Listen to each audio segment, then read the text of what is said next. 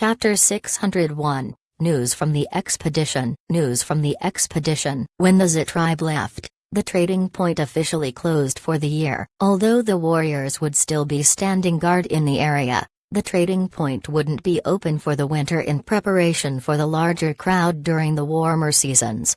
The snow started to fall from the sky. It was different from the violent storms they experienced previously. The weather now was rather normal. Maybe the weather changed too with the environment after the disaster. The normal winter was welcomed by the people on the mainland after the two bizarre winters. It could be warmer in some areas further in the forests, where the birds migrated to, but the people were happy enough with this normal winter. After he finished planning for the trading point, Shashwan brought some items back to the tribe and started polishing the lens. Shashwan planned to construct a telescope from the lenses he polished. He made something like this in the other world, but it had been many years since he last attempted something like this, so his memory of it was quite hazy, though he knew he would be able to get it right after a few tries. The optical tube had three components: the front tube, center tube and end tube, and they were made from bamboo of different sizes. However, the most troublesome part was making the lens. Since it was made manually, there were quite a lot of defects, and an inexperienced hand may even accidentally ruin the lens. Luckily, there were quite a few of them here that knew how to polish lenses here. Shashwan wouldn't know the focal points of the lenses, so he had to roughly guess it by the focused light. Once all the components were done, he assembled all of them together to get a telescope. After some tweaks, he was able to see the other side of the river clearly using the telescope. Many of the flaming tribe warriors were able to see that already, but with the help of the telescope, they would be able to see clearer. Shashwan was able to get multiple versions of telescopes with the same set of lenses he had, as long as he adjusted the length of the center tube. However, for the telescope to be even more powerful, Shashwan had to test around some more. He might even attempt a telescope with a larger diameter later on. During this time, Oldk was highly interested in what Shashwan was doing. He practiced the polishing method on some stones, then moved on to actual crystals. Shashwan told him about the simple mechanics of how the telescope worked, but Oldk couldn't understand most of it anyway. He just knew what were the important factors for making a good telescope, and that was enough. Oldk was much more meticulous than Shashwan in making lenses. As both of them were discussing lenses, the outbound team had just reached the tribe. The team didn't rush their journey back because of the cold weather. Although it had started snowing, it still wasn't too cold. Other than some area near the banks of the river was still mostly flowing, and one could see the occasional fish jump up from the water. Other than their main mission of trading, they were out to spread the word about the Flaming River trading point. They were also out to look into any activity on the mainland. This time, they brought back some special news. Soon after they reached back home, someone came over to invite Shashwan up the mountain for a meeting. When Shashwan arrived, Ta from the outbound team was already seated and talking to Shashwan. "We were all waiting for you. What are you holding?" asked the shaman. Shashwan passed the telescope to the shaman, a new toy. Ta couldn't help but look over when he heard Shashwan. The shaman took the simple telescope and inspected it. "What is its function?" "You can look at faraway objects, but this is my first prototype, so it's not complete," explained Shashwan as he taught the shaman how to use the telescope. As soon as Shashwan was done speaking, the shaman excitedly went to the window to look outside. The hall was located on top of a mountain. After the disaster, the mountain increased in height, so they were able to see things in faraway places. The shaman could see the opposite side of the river then. "Huh? This is amazing!" exclaimed the shaman. The others got up from the seats to have a go with the telescope. However, the shaman stopped them and kept the telescope. "There's no rush. Let's proceed with the meeting first." The shaman put down the animal skin curtains and sat back down. As he sat, the old lady beside him took the telescope from him. The lady didn't move from her seat. Instead, she just examined the telescope sitting down. Then, she held it in her hand, resting on top of her lap. The others focused on the object in her hands. trying to suppress their curiosity as they began their discussion. The meeting was mainly about Ta sharing the gains from his expedition. The team did as Zhazhuan instructed and told everyone they could about the trading point. The most shocking discovery from the trip was the state of the desert. Just as Zhazhuan mentioned, the two mainlands were now closer to each other and the desert was the closest point. Zhazhuan had always wondered why the slave masters decided to settle in the desert. Maybe today he would finally get his answer. This is something I heard in the other trading zones. I'm sure you remember the slave masters and slaves that appeared when we started the war with Wanshai? Ta had a solemn expression. His eyes carried some surprise in it too. Other than the king of the desert, Rock Hill City, the desert was occupied by the banished slave masters and slaves. The masters brought their slaves to wander around and from what Zhazhuan heard, things weren't good for them. With their power, they could only bully the smaller tribes. The mid-tier tribes rarely interfered with battles between tribes, but as soon as an outsider came into the picture, they got involved immediately. As for the slave masters that survived, they didn't have much of a life to live for anyway. Currently, as the two lands are closer, the suffering slave masters wanted to head back to the desert. They held on to the hope that life on the other side would be better than what they had now. With that goal in mind, the wandering slave masters brought their slaves back to the desert quietly. Soon after, a few heavily wounded people came from the desert, each with a full face of terror. They shouted nonsense. It was obvious they experienced something traumatic. The expedition team got some information from them as they passed by the desert. Someone said that there were some monsters in the desert. Human-like monsters? Said Ta. Human-like monsters? Zhazhuan was confused. That's right. The few that escaped died soon after. Out of all the slave masters and slaves that went into the desert, none of them survived. Nobody knows what really happened there. Ta told them about his experience in the desert. These human-like monsters, where were they spotted outside of the desert? Asked Zhazhuan. Ta shook his head. Haven't heard so. The house quieted down, thinking about the authenticity of the story they just heard. Then should we prepare? What if these monsters come out? Asked Duo Kang. Could it be the doings of Rock Hill City? Guessed Ao. There could be a chance. If the monsters really exist, there's a high chance Rock Hill City is involved. But their main focus is the people on the shore, not us, so we still have some time. Zhazhuan continued. Instead of worrying, we should take this opportunity to change the Flaming River region. Chapter 602, Shaman from the Drumming Tribe. Shaman from the Drumming Tribe. That's right.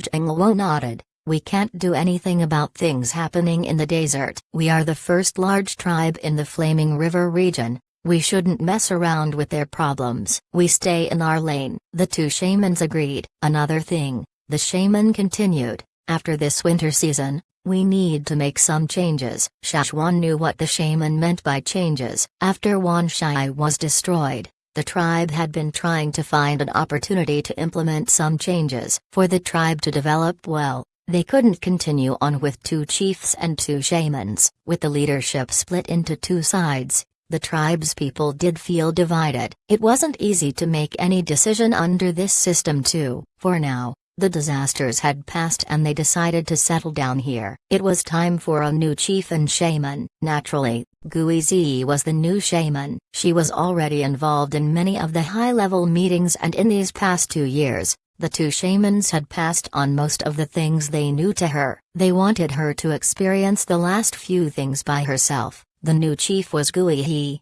This was settled quite early on too. The two hunt leaders, shamans and chiefs, would step back from their positions and become elders, but Zhazhuan would remain as the Grand Elder. As they were all prepared for this, no one was surprised when the shaman spoke. When winter ends and the trading point is open again, I will invite the tribes in the Flaming River region here for them to get to know our new leaders, said Ao.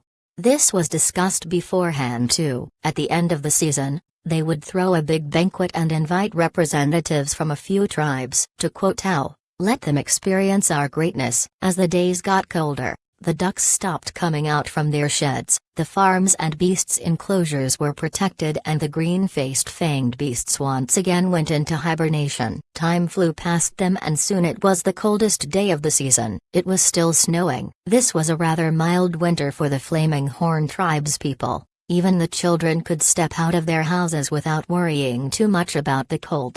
In most parts of the river, a layer of ice had formed. The snow piled up on the ice, making it seem like the whole mainland was covered in the same white snow. On the upstream, some distance away from the Flaming Horn tribe, a large beast walked through the snow. It shook its fur, letting the snow on its body fall to the ground, and lifted its head up to look forward. Although it was quite far, the beast could smell food. Its red tongue licked its fangs. It moved forward again. Large prints marked the white ground. The beast let out a huff of white air that blended perfectly into the background. Other than the sounds of the beast stepping through the snow, the only thing that could be heard was its low breathing. Closer. There's a lot of food in front. It could even hear the word food. Just as it was about to rush forward, it stopped suddenly. There was a noise coming from below its feet. Its fur stood up in surprise. Moving forward wasn't its plan anymore. It turned and ran. However,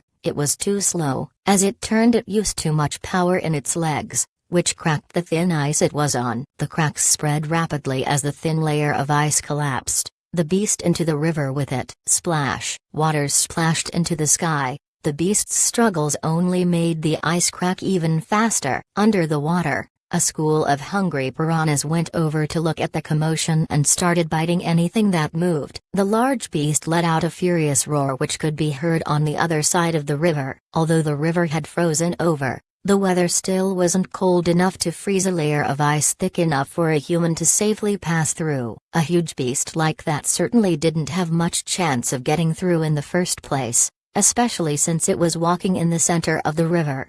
The beast struggled, clawing up in the air to no avail as it watched the man-eating fish bite away. This was quite a common scene in the winter. The large river was no more, but the thin ice still prevented large beasts from crossing over to the Rain tribe and Drumming tribe. However, there were still some areas further upstream or downstream that were much lower in temperature. The tribespeople wasn't sure if the ice there was thick enough to support large beasts. The Flaming Horn tribe rarely hunted during the winter. At most, they would send a team to check on the trading point. With the river frozen, the ships couldn't be used, so they let Chaka send their goods over. Since the two banks weren't that far apart, he could easily send over the goods within a few rounds. Shashwan had thought about making some tools for air shipments such as hot air balloons or gliders, but the strong winds during winter didn't permit that. Chaka was still the safest option. That day, just as Shashwan was polishing, someone came to report something to him. The shaman from the Drumming tribe is here. Shashwan placed down the thing he was holding and went up to the messenger. Did you inform the chief and shaman? Yes. But the shaman is here for you, said the messenger. Shashwan wasn't sure what the shaman wanted, so he went down the hill to find out. Other than the hall up the hill, there was another one at the foot of the hill. Most of the time, it was used to carry out discussions or trades with people from other tribes. Right before he entered that stone building, Shashwan sensed something and looked up. The shaman came here on a crocodile as there was too much ice on the river for boats to flow through. Shashwan had thought all the crocodiles had found a place to hibernate. He hadn't spotted them during this period of time. Most crawling animals didn't like cold weather. He was surprised to see a crocodile's large head peeking out through some ice in the river. The crocodile opened its closed eyes as it felt Shashwan's gaze on it. Although there was some distance, Shashwan could see its reddish-brown irises. Shashwan averted his gaze and went into the stone building. There was the shaman from the Drumming tribe seated beside the fire, holding a glowing gemstone. It wasn't a water moonstone, but something similar to it that Shashwan once collected on the other side of the sea. Chapter 603, A Different Path. Looking at the stone the shaman held, Shashwan knew why he was here. On the other side of the ocean, Shashwan noticed traces of crocodiles in the forest. He also found many stones left by the crocodiles. He was able to produce the water sunstone from it. The water sunstones needed to be placed under the sun to be functional, Unlike the water moonstones that could glow for a long time, the tribe brought over some stones from the other side, but they soon realized the water moonstones were much more convenient and inexpensive. Hence, the water moonstones replaced the water sunstones. The drumming tribe people probably found out about it after noticing some flaming horn warriors using the water sunstones. As Shashwan walked in, the drumming tribe shaman shifted his focus from the stone in his hands to him. The shaman was agitated. "I'm sorry for bothering you, but Grand Elder Shashwan, how did you get this stone?" Shashwan thought and replied, "These are from the other side of the sea." The shaman nodded. This he had already known. "Can you tell me more about the stones, Grand Elder?" "Sure." Shashwan told the shaman about how he found the stones but vaguely mentioned how he made them. "I was just tinkering with the stones, I didn't expect it to work." The shaman had curiosity written all over his face. He knew that there were crocodiles in many places, so Shashwan was able to find the stones, but how did a flaming horn tribesman like him make something like this from the stone? Wasn't this the drumming tribe's speciality? Shashwan didn't spill any of his secrets. This was all he said. Hence, after staring at the stone in his hands and thinking hard, he said, "Do you still have any more of these stones?" After a slight pause, he added, "The ones from young treasurefish?" "Yes." "Can we borrow?" Cough.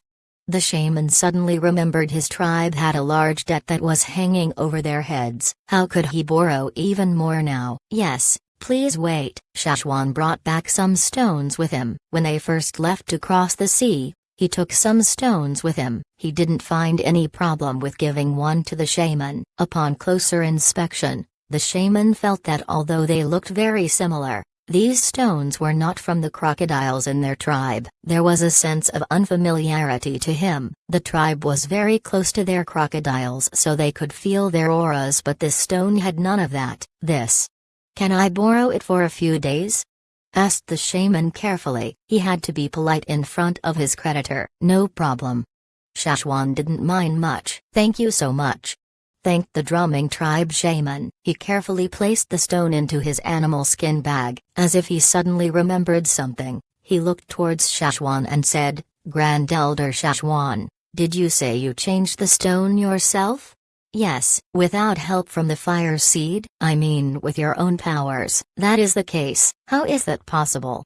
The shaman was utterly confused. The drumming tribe could only produce the water moonstones on the day of the full moon with the help of the fire seed. How could Shashwan do it himself? If they hadn't seen the stone themselves, the people from the drumming tribe would have never believed it. Before he left, the shaman asked one last question. Even if he didn't get his answer, he just had to get it off his mind. "I didn't feel the presence of your fire seed. Did something happen to it?" Ever since the Flaming Horn tribes moved here, the drumming tribespeople hadn't felt any sense of pressure or repulsion. They didn't notice it at first. The disaster took up much of their thoughts then. When things started to settle down, they soon noticed they didn't feel the presence of a fire seed. In addition to that, these Flaming Horn tribespeople seemed to have undergone some changes. They didn't feel like the people they first met. Tribes without a fire seed would cause their people to become wanderers. This was acknowledged throughout the lands. However, not only did the Flaming Horn people not lose their powers, they seemed to have gotten stronger. The choices they made were much bolder too, such as claiming land apart from their tribe. "We are fine," said Shashwan. "As for the fire seed, it is true that it isn't in the fire pond anymore." The shaman's eyes were filled with confusion. "Not in the fire pond?" He couldn't understand. If the fire seed isn't in the fire pond, where could it be?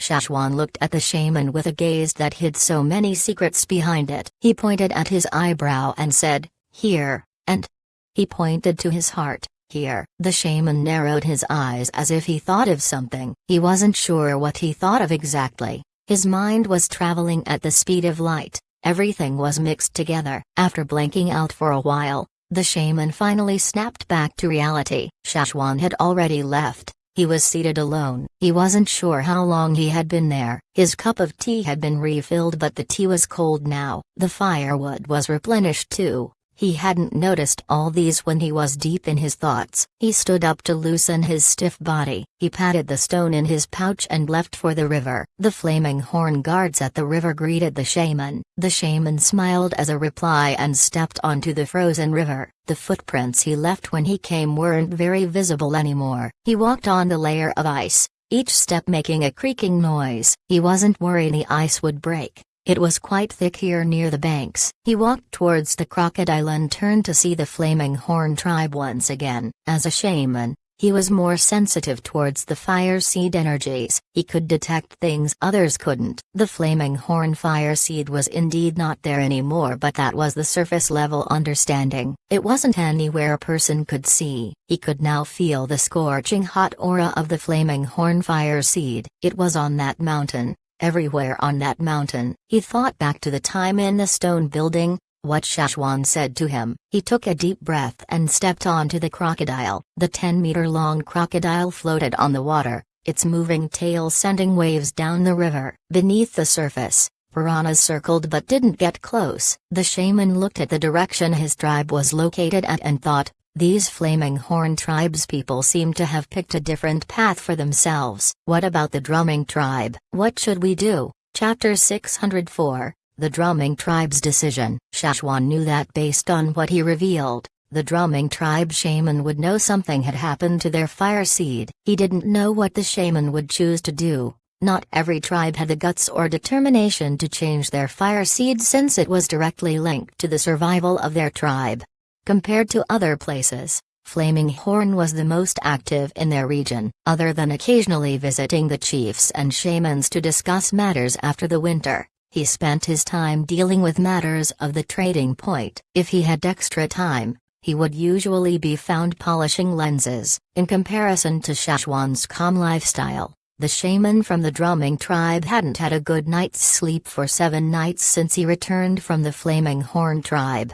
The shaman was not old, but he had similarities to the shaman in the Flaming Horn tribe. He looked fine, but he had many thoughts running around his mind at any given moment. Every time he closed his eyes he would think about many things, things that happened or things that hadn't happened. Many times he would scare himself into a puddle of sweat. The shaman called for the chief to come talk about matters of their fire seed and business deals. After a few days, the people lived like hibernating crocodiles. The tribe was quiet and everyone huddled in the warmth of their own homes. Creek. The shaman, the chief and a few elders of the drumming tribe came out from the house together. They each carried a face of solemnity. The rare sunshine felt cooler at that moment. Since we have made a decision, Fan Mu and I will go visit Flaming Horn again.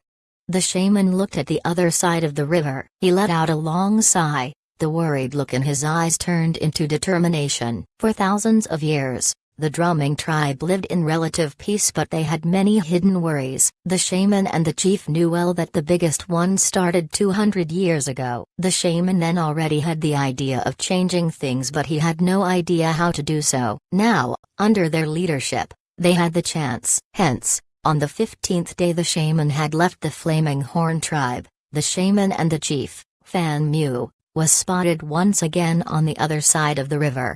Shashwan had given it much thought too. He wondered what the drumming tribe would decide to do, but no matter what choice they made, they would need time to think about it. He didn't expect them to be back within 15 days. Ever since Yang Sui of the Rain tribe found out about the fire seed, he had been thinking about it until now. He still had no conclusion or course of action planned out. After sitting down, the shaman from the drumming tribe started to speak about the matter of the fire seed. Could the Grand Elder tell us about it in more detail? Shashwan stared at the two for 2 seconds. The drumming tribe people always preferred getting straight to the point, which was quite similar to the Flaming Horn tribe. However, Shashwan didn't directly tell them about the changes in the fire seed. He gave them a little context and stated some things that the two would sooner or later need to know. On the other side of the sea, there are some slave masters. No, there are many slave masters. I believe you already heard this from the Flaming Horn warriors. The two nodded. Ever since the arrival of Flaming Horn,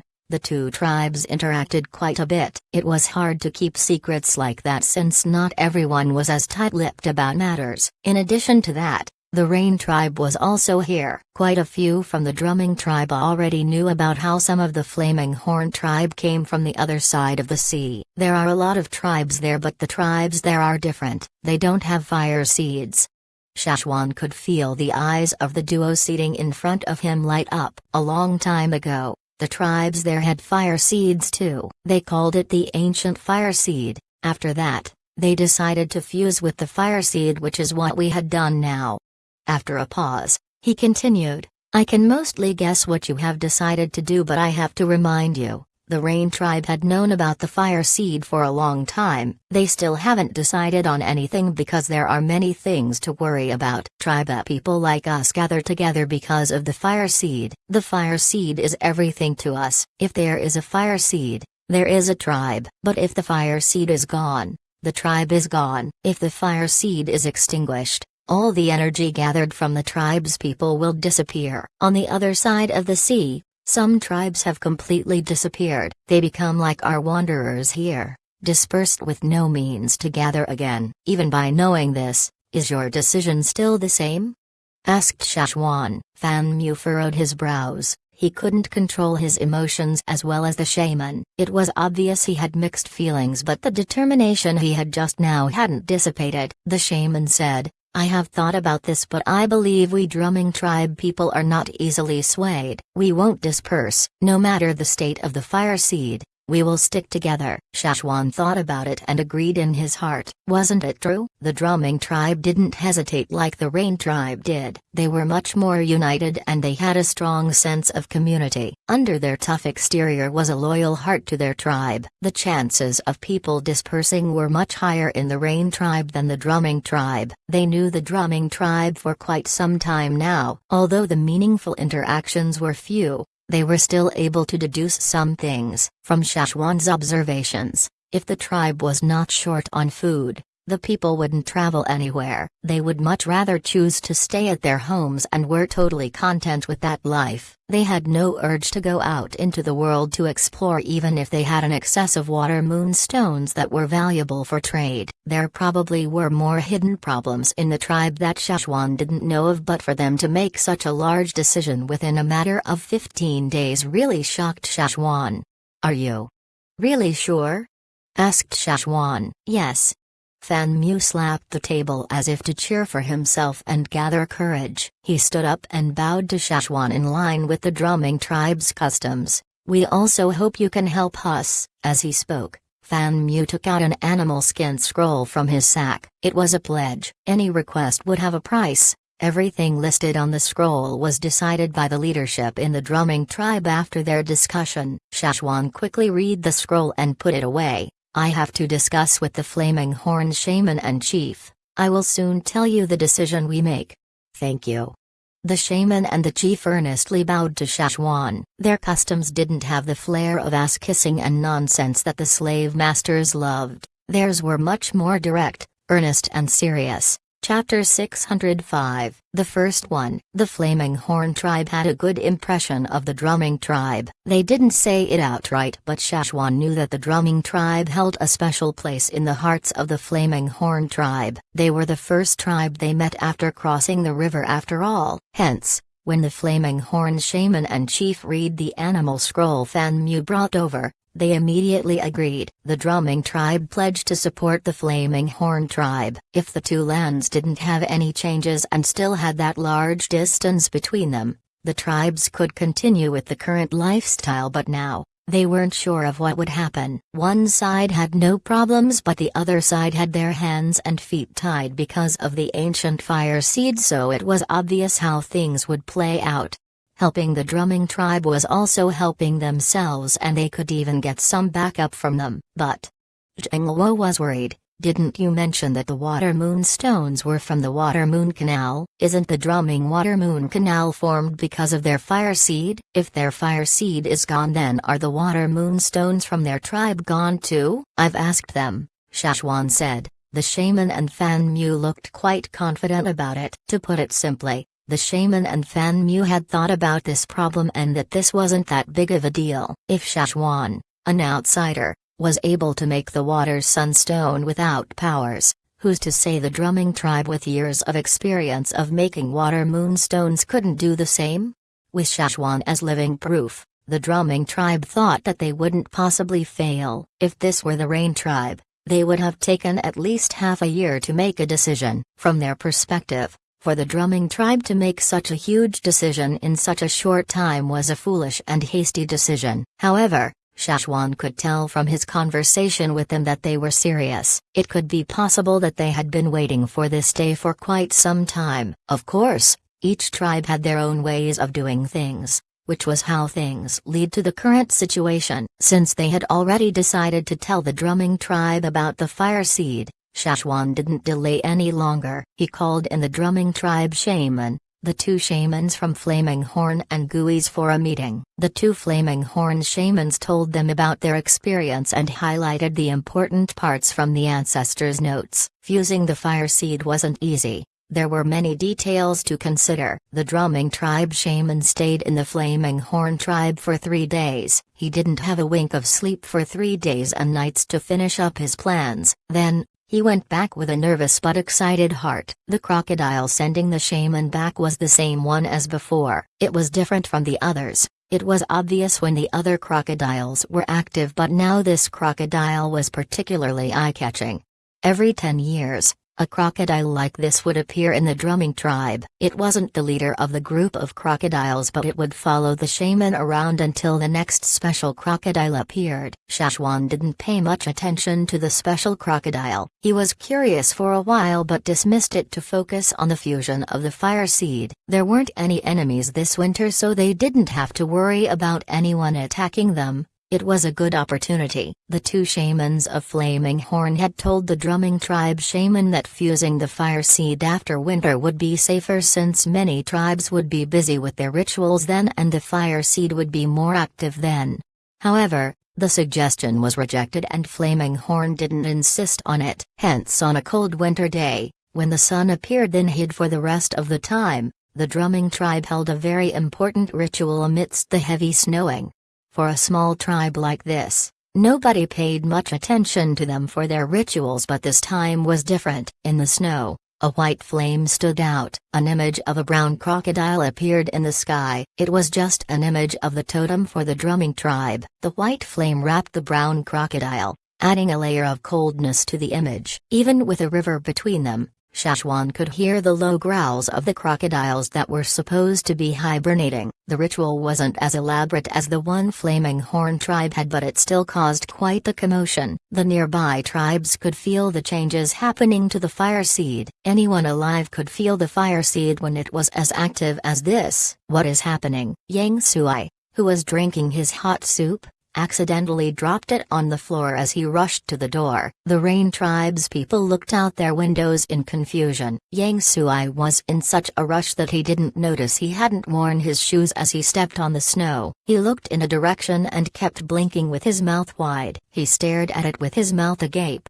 unable to form any words. Many moments later, he could only mutter 2 words: crazy bastards. As the shaman, Yang Sui could feel the changes very clearly. The scene that had been playing in his mind endlessly was playing out now right in front of him, but instead of his tribe, it was the drumming tribe.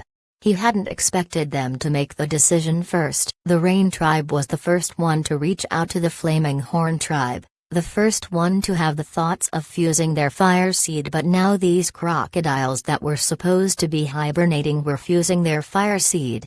How long has it been? Aren't they crazy for making a decision that quick? Yang Sui was greeted with the chilling wind. His feet were covered with snow now, but he didn't seem cold. He just stared at the direction of the drumming tribe, looking at what seemed like white flames dancing in the sky. After quite some time, the white flames disappeared and the aura of the fire seed subdued. He called over the chief and the few that kept rejecting his idea. I don't care what they're doing. Call them over now. Yang Sui wanted to head back home, but instead he collapsed straight on the ground. His 2 legs were numb from the cold, so someone had to carry him back. He couldn't help but think, how could we let the drumming tribe do it first? Chapter 606, to dream of a banquet, to dream of a banquet. The actions of the drumming tribe shook Yang Sui to the core, although he didn't know that they would have made the decision so quickly, but as soon as he felt the movements of their fire seed he knew that it was worth a try.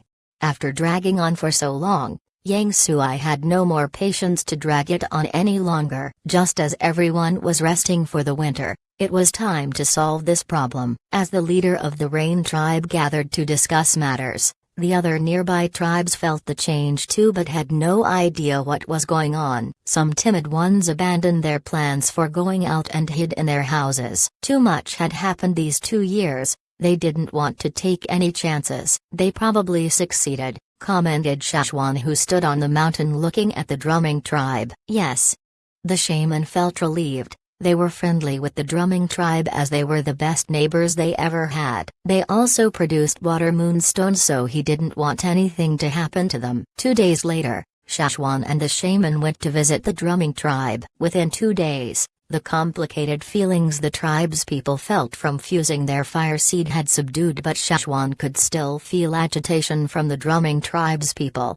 With the fire seed gone, the fire pond wasn't up in flames like it was usually. There was no more protection given by the fire seed. All the energy was now inside the tribe's people. They were on their own now. All their customs in the tribe were built around the ancient fire seed, so most of them were not used to this change. Only the children were much more accepting of this new normal. How do you feel?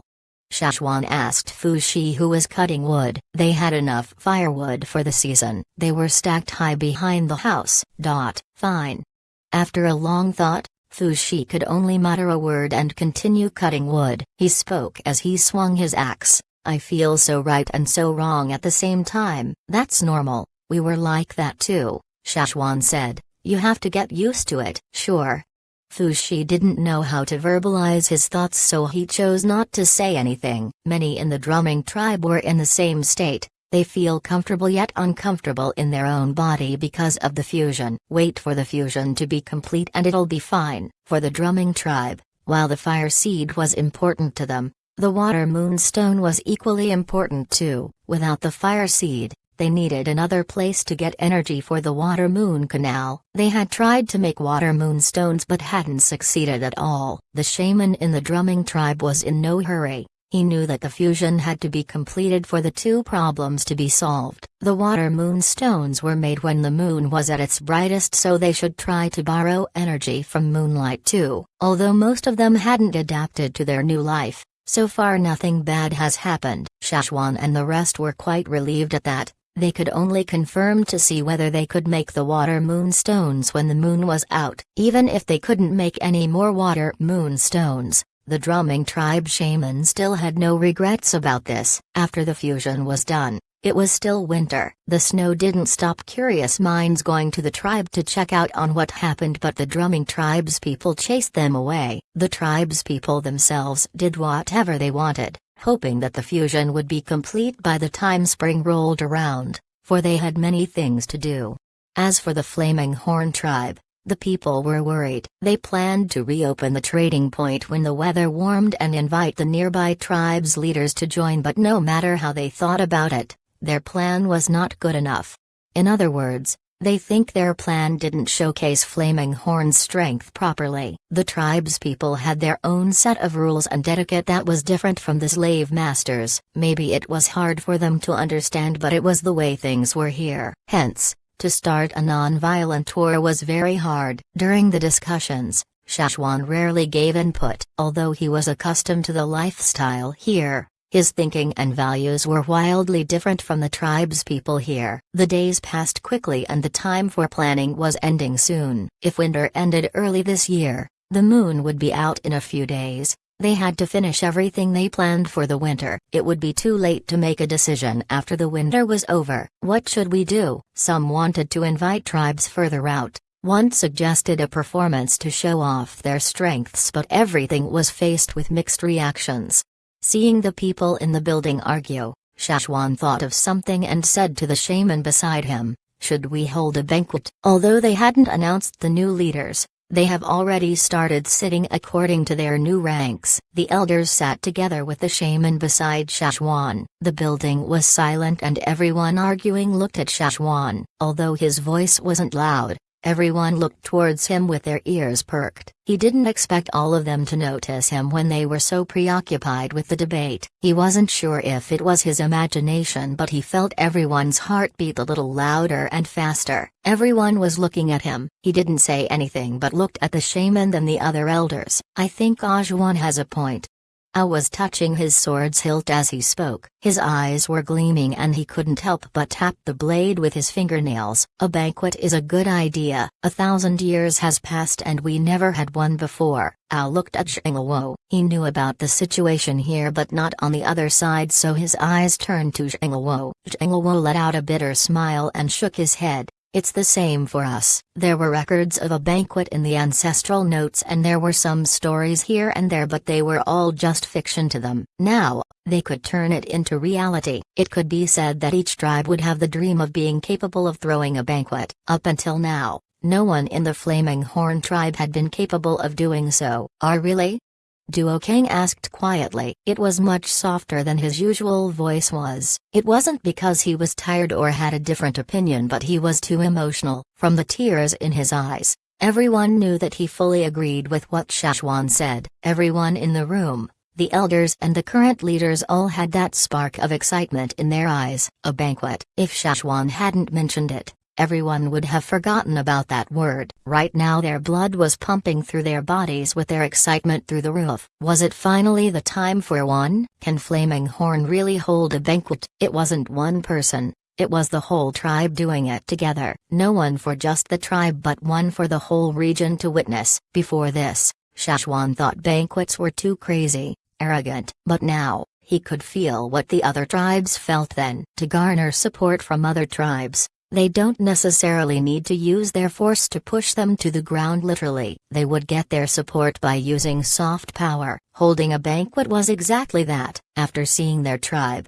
it was sure that the other tribes would support them. On this winter day, their blood didn't seem to want to slow down. It coursed through them, making them feel alive. What was the point of inviting others to the trading point? It was to spread the name of the Flaming Horn tribe. It was to gain the respect of all the tribes around them. No, this would solidify Flaming Horn's status as a powerhouse. In many people's twisted values, during these turbulent times, people that had the power to control other people were the true rulers of the world. Shashwan remembered that night in the cave. Langa and the others sat around the fire pit and said to him, "You wouldn't understand." Then, he wanted to slap the brains out of those idiots, but now he was doing the exact same thing. Not only that, but he was leading the other tribes' people to do the same. What do you think of Grand Elder's suggestion? The old lady saw that nobody was speaking and made the first move. She stomped her cane on the ground as she spoke. The thud snapped everyone back to reality. What did they think about the suggestion? It was the best thing ever. Duo King jumped up from his seat out of joy. Is there anyone that disagrees?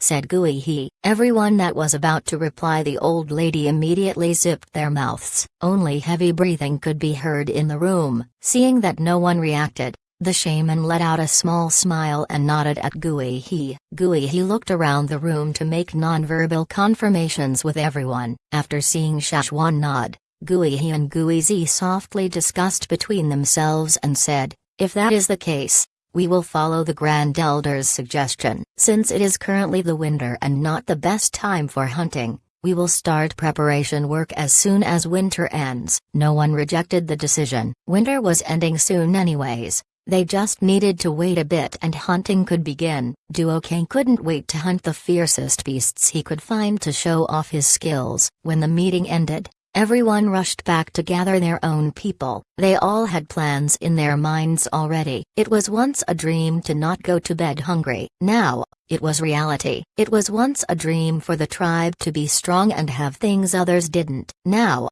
it was reality. Once it was a dream to hold this huge banquet they only heard stories about. Now, it would become a reality. Chapter 607. It's starting. It was still winter, but there was a warmth flowing through the tribe. Every Flaming Horn tribesperson had a smile on their faces they couldn't wipe off. With news of the banquet spreading, everyone was preparing to get to work as soon as winter ended. No one thought this was wasteful behavior. They were all excited for it, especially since it wasn't held by one person but the whole tribe. Many didn't get a single good night's sleep for a while from too much excitement. The chief and shaman said this was the time for them to shine. The new bronze tools were limited, so although everyone already had one, it wasn't enough since one wouldn't be sufficient to hunt. The rest had to use stone tools, so sounds of stone grinding could be heard from the top to the bottom of the mountain. Even deep into the night, light and noises escaped from some houses as they worked hard, but not too hard to be a nuisance to their neighbors.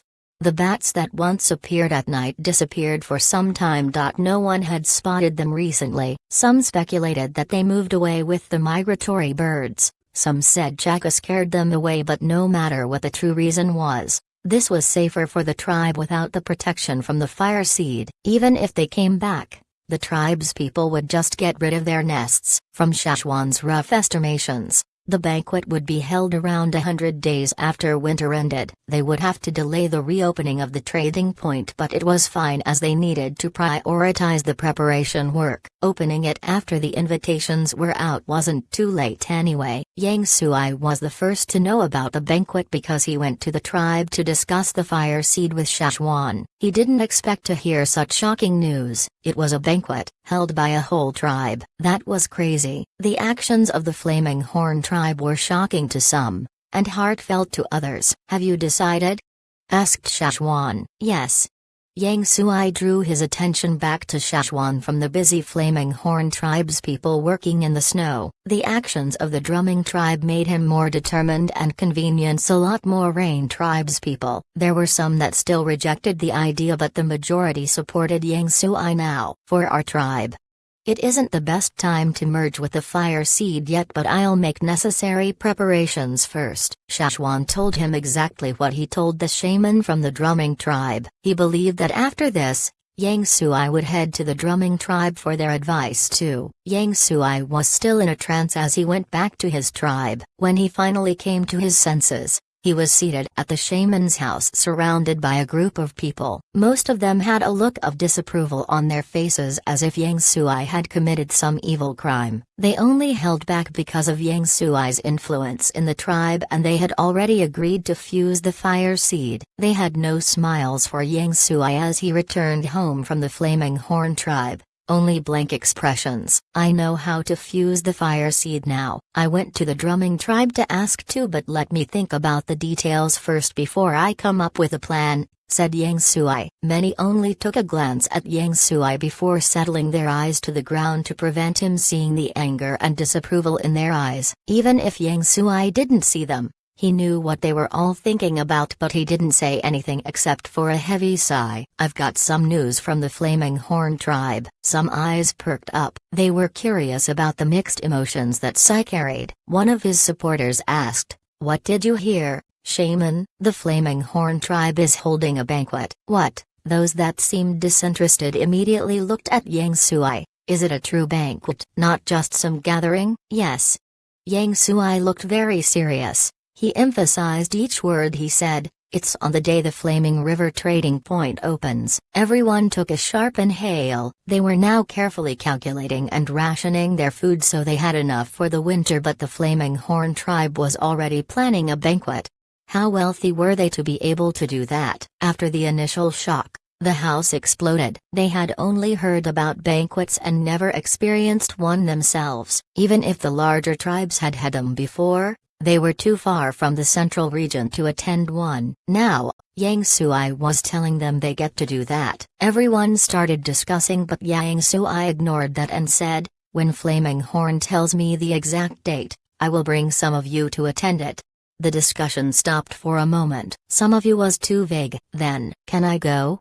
a person asked Yang Sui. "What about me?" "Me too." Yang Sui didn't give a direct answer but said, "I'll decide then. I don't know how many people I can bring over." "There's a limit to a banquet." "What does that mean?" "There's not even that many of us." complained one of the elders. "This can't be helped. They are inviting a lot of other tribes too, so they have to limit the number of people that each tribe can bring." The Grand Elder was kind enough to inform me a little earlier. "You have to bring me, shaman. I always supported you." Me too, shaman. "I think fusing the fire seed is not bad at all. They did it quite early on and they can hold banquets now." Yang Sui looked at the people before him. Just a few days ago, they were all strongly rejecting the idea of the fusion. Who knew they would change their mind just because of a banquet? Even those that were still opposed to it knew they wouldn't stand a chance anymore, so they took their chances by pledging their loyalty to the shaman.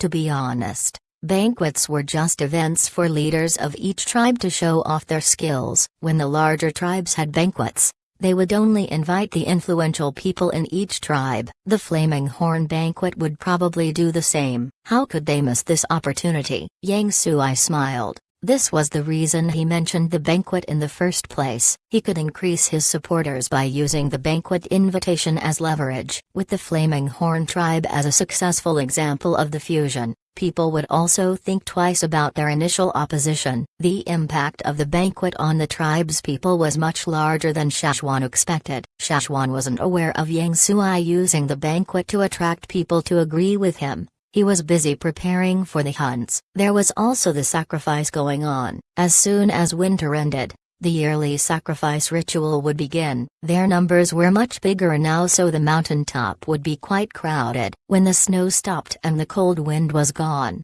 the pitch-dark sky was greeted with the thin lines of the moons. A warrior standing guard sent out a signal when he saw the moons. The whistle rang through the quiet night to each corner of the tribe. Even some part of the drumming tribe could hear the sound. The Flaming Horn warriors rushed out from the houses to look at the moons and let out weird animal-like howls. They were not able to control their warrior instinct then. Soon they would enter the forest to hunt as part of the steps to fulfill the dream they held on for so long. Duo King roared, "Are you all ready?" "Yes, we can leave any time. My sword is ready." Replies were shouted throughout the mountain. Duo King let out a hearty laugh as he walked out his house. He was too agitated to sleep now. He went to the hut beside his home to carve stone weapons. Across the river, the drumming tribe heard the noises from the Flaming Horn tribe. They were envious of the banquet that the other tribe was holding, but that also calmed many of the tribe's people. Seeing that the first tribe to fuse their fire seed was so successful lessened their worries a lot. Fushi looked across the river. He couldn't see what they were doing with the trees blocking, but he could guess what they were cheering about. "We will be even better next time." In the drumming tribe, those that were awakened only listened to the sound but didn't walk out. In the center of the tribe a few walked to the shaman with nervous expressions. Fan Mu went into the shaman's house and saw a few people were already standing there surrounding the owner. The shaman had a water moonstone in his hands. The rock didn't glow and was still very rough. It looked like a normal rock found in the river. An untrained eye could easily mistake it for one. Everyone in the house had their eyes on the small stone in the shaman's hand. After the fusion, they couldn't produce any water moonstones, but they blamed the lack of moons in the sky for it. Now, the moons were out. It should be able to happen. They were only crescents now, but they could already feel the difference. The shaman took a deep breath and opened the door to go to the empty field. Without the trees blocking, he could see the two dim moons. With a deep breath, the shaman focused his totemic energy flowing through every inch of his body. The energy went from his neck to his arms, then flowed into the stone in his palms. The shaman could feel that this attempt was different from the ones in the winter. He could feel the stone becoming alive. The sound of tiny beads dropping to the ground echoed through the room. This was a sound every tribe member here was familiar with. They would hear it at the river every full moon. Although it was much slower than what they were used to,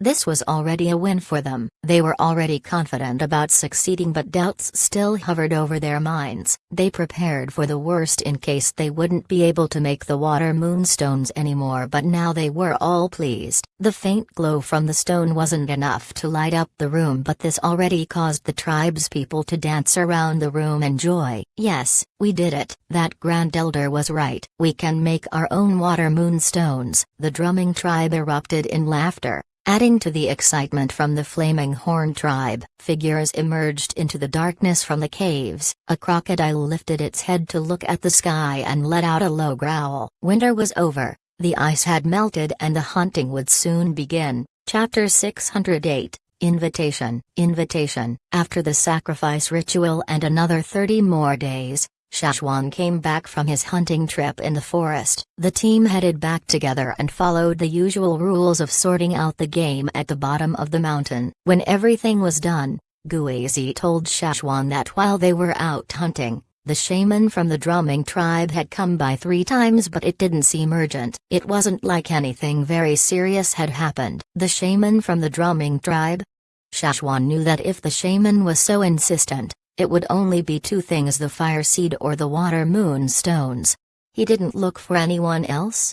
Asked Shashwan. If it was about the fire seed, the shaman would have looked for the 2 previous shamans. No, every time he came by he only looked for you then left. I think I know why.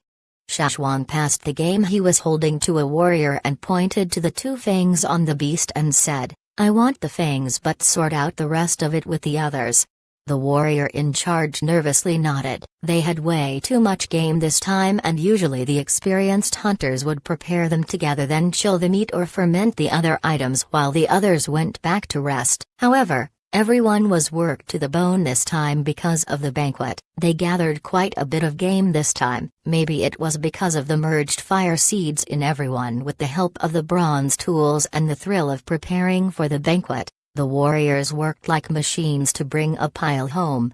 This time, a portion of the team went to the part of the forest that was mostly filled with plants. It was much more dangerous there, and Shashwan didn't bring Caesar along with him. Although he was as active as before, despite losing one of his eyes, it was still much too dangerous to bring him to a place like that. Hence, Shashwan only brought Chaka. Shashwan actually found Chaka in that area. Then, Chaka was only an egg that was stolen by some other birds. He had almost cooked the egg for food. During this expedition, Chaka had fought with a few birds in the area, but since they weren't natives and they outnumbered him, Chaka lost to them. Chaka was very dejected long after they returned to the tribe. After Shashwan went back, he planned to take a nap before going to meet people again. Shashwan barely got any shut-eye before the shaman from the drumming tribe came by. It wasn't shocking that the shaman knew they were back. The warriors were rather loud when they returned. This was the first time the shaman saw the warriors coming back from a hunt. Now it made sense that the other tribe's people told him that he would notice them when they were back. Shashwan yawned as he looked at a water moonstone as large as a chicken egg peeking out from the shaman's leather bag. However,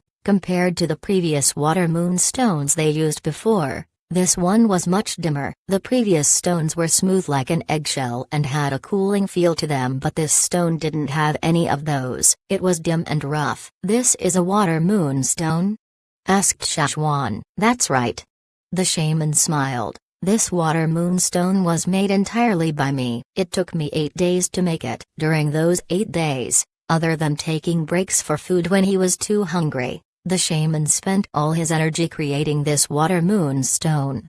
When Shashwan made his first water sunstone, he had already felt faint. It was even more painful for the shaman. He wasn't able to finish it in one go, so he had to take nearly 10 attempts to complete it. That was one of the reasons why it wasn't smooth. The surface had scars of when the shaman took a break. In addition to that, the moon had just appeared, so it wasn't as bright. That made the process much harder and the stone did not glow as much. However, this still proved that they were able to make the water moonstones without the fire seed. Now, each of them had a tiny version of the fire seed inside of them, so this meant that each of the tribesmen would be able to do this. "Take it easy, I think you'll perfect it after a few more tries."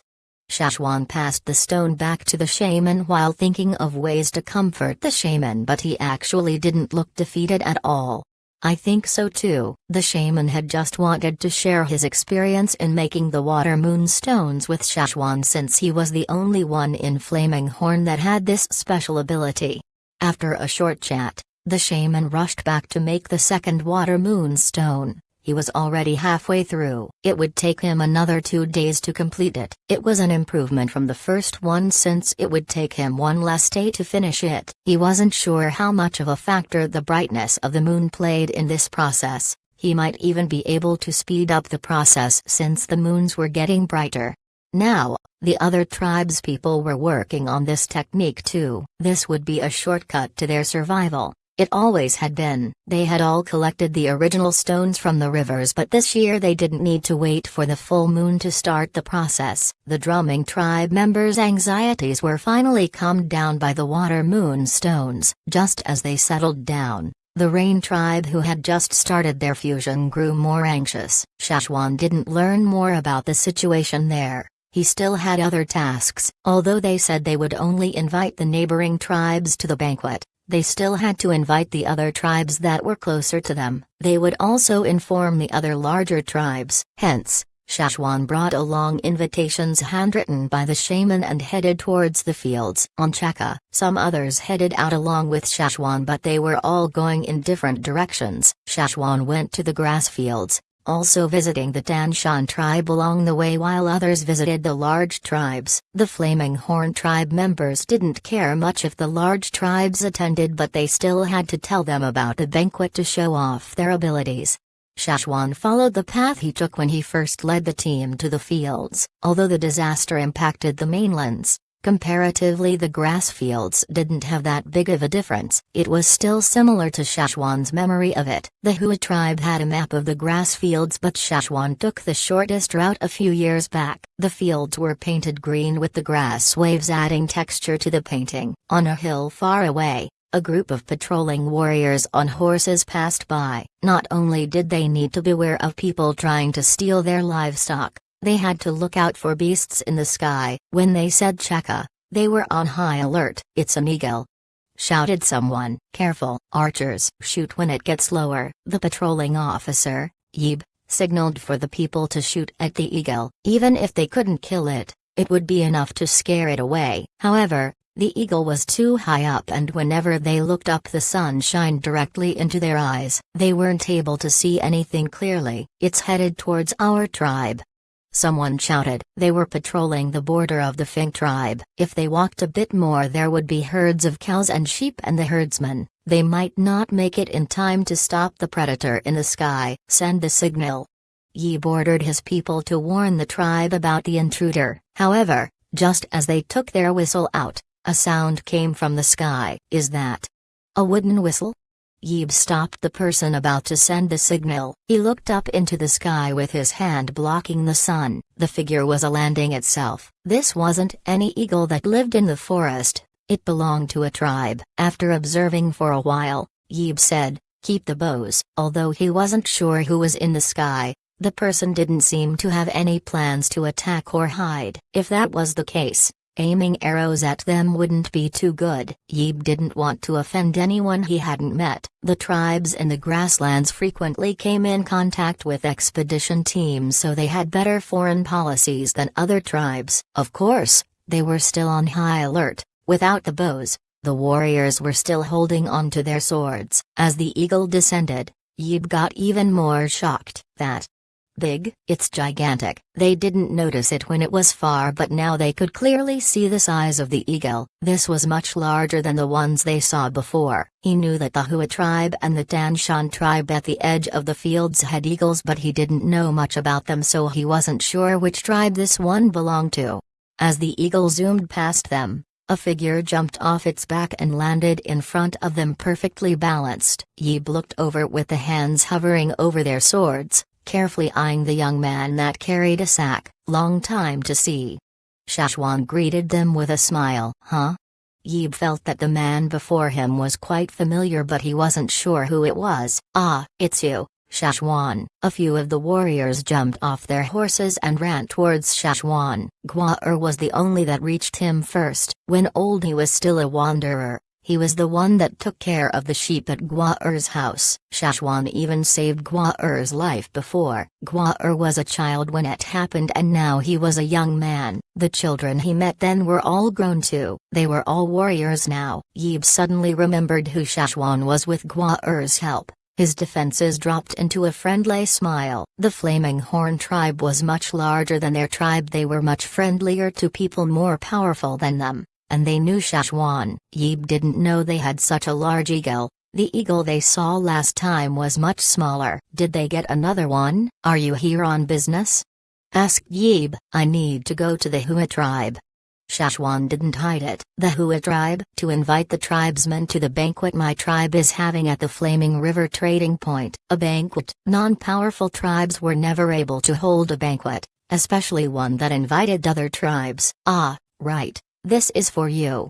Shashwan took out something from his sack and tossed two large fangs to them. One was caught by Yeeb, but he started shaking as he grabbed the fang. He had never seen such a large fang before. Chapter 609. Two Fangs. Shashwan had already planned to drop by the Fang tribe to check upon them. The tribe also met many travelers, so he hoped that they could help him spread the word about the trading point. Even though there wasn't a formal invitation, Shashwan still told Yeeb that they should visit the trading point someday, and if they made it in time for the banquet it would be great, but if not, they could still buy some animal skin.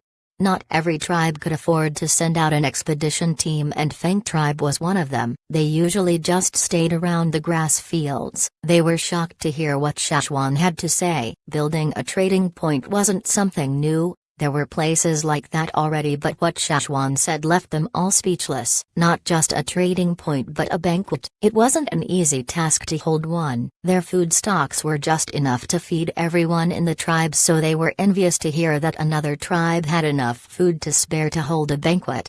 Holding a banquet was the sign of a successful tribe. Yeeb took a deep breath. Shashwan was not in front of him anymore, and the eagle in the sky was going further away from them by the moment. It was barely a dot now. Sir, that person, was everything he said true? A warrior asked as he wasn't too familiar with Shashwan. Yeeb wanted to reply, how would I know, but he bit his tongue back as he looked at the huge fang he was holding. Yeeb had to hold on to the fang in case the fang fell off the horse. Such a huge fang would cause the horse to be not able to walk properly if he directly hung it onto the horse, as it weighed so much. With a fang that huge, he wondered how big the actual beast was. He hadn't seen a beast like this in his years of experience. There were still some blood stains on the fang, which meant it hadn't been too long since it was extracted. When he caught the fang, his horse almost fell over. If he had been riding any other horse than this one, it would have run away already. He thought back to how casually Shashwan stood and threw the fangs to them. There were many people like him in the Flaming Horn tribe. It would make sense for them to be able to hold a banquet. In the eyes of the Fang tribe, the Flaming Horn tribe was still the new kids on the block. They had their time to shine, such as when they destroyed the Wanchai tribe, but they were still far from the larger tribes. However, it seemed that they needed to reevaluate now. Maybe they really had greatly underestimated that tribe. Out of the two fangs, Yeeb caught one fang while the other dropped to the ground. The horses immediately stepped back when they could smell the fangs. It was their natural instinct. See, sir, what should we do with that? After Shashwan left, the rest quickly got off their horses to touch the fang and closely feel the aura radiating from it. Bring it back, said Yeeb. The two fangs from Shashwan were considered a gift from one tribe to another. A fig from Shashwan of Flaming Horn to the Fang tribe was carved on it, plus the Flaming Horn totem too. The fang was rock solid, so it was hard to even carve anything on it. The characters were carved out flawlessly. Yeeb wasn't sure how Shashwan carved it, but he wasn't too concerned about that. He ran his hand across the smooth and shiny fang. It showed that these two fangs were in actual use and not decorative. It belonged to a true beast. Flaming Horn tribe. Flaming River Trading Point. Yeeb wanted someone to bring the two fangs back to the tribe. Since it was a gift, they wouldn't be able to sell it out for a high price. Yeeb and the warriors were not willing to do so anyway. When they brought the fangs back, the chief could guess Shashwan's motive. This was beneficial to the both of them. At the same time, he liked the fangs so much that he placed the pair at the door of his house. One on the left, one on the right. The chief even personally polished the fangs every day. The fangs gleamed and were sharp enough to be used by the beast at any given moment. The two fangs brought a wave of excitement to the tribe. Every expedition team that passed by were attracted to the fangs but always felt disappointed when they found out the Fang tribe didn't plan to sell them.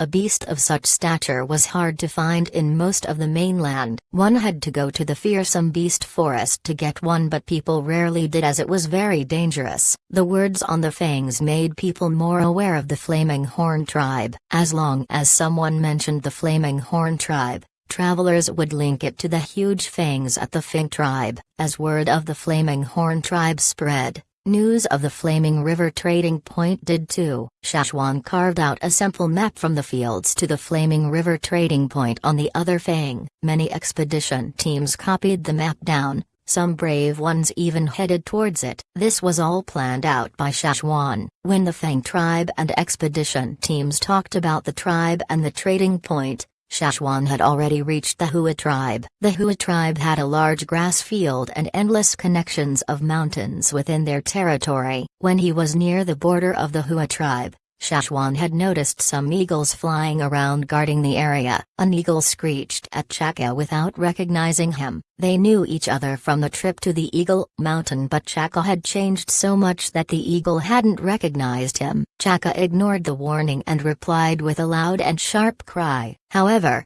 Shashwan knew this wasn't a place where he could just fly in, so he took out a stone badge to show to the guard. He got it as a gift from a Hua tribe eagle when he went to the Eagle Mountain. Please help inform them that Shashwan from the Flaming Horn tribe is here for a visit, shouted Shashwan. The warrior standing guard was rather young. He thought that Shashwan was an enemy, but upon seeing the stone badge, he was confused. If Shashwan had walked or rode any other kind of animal here, the guard wouldn't have believed the badge was real. Flaming Horn tribe? The guard knew that his tribe had worked together with Flaming Horn before, but he always thought that the latter tribe was unqualified to work with them. However, seeing this huge eagle before him made him question himself. That eagle was much larger than Shandao, who went to the Eagle Mountain once. Wait a moment. The warrior didn't reach for a whistle but shook his head twice and a white bone whistle appeared in his mouth. The produced a sound not unlike an eagle's screech with a certain rhythm to it. The previous screech by the eagle had attracted some other guards in the area, but they couldn't make any decisions because they couldn't verify Shashwan's identity. As they waited for orders, the rift between the guards and Shashwan was obvious as they hovered in the sky. "You're Shashwan?"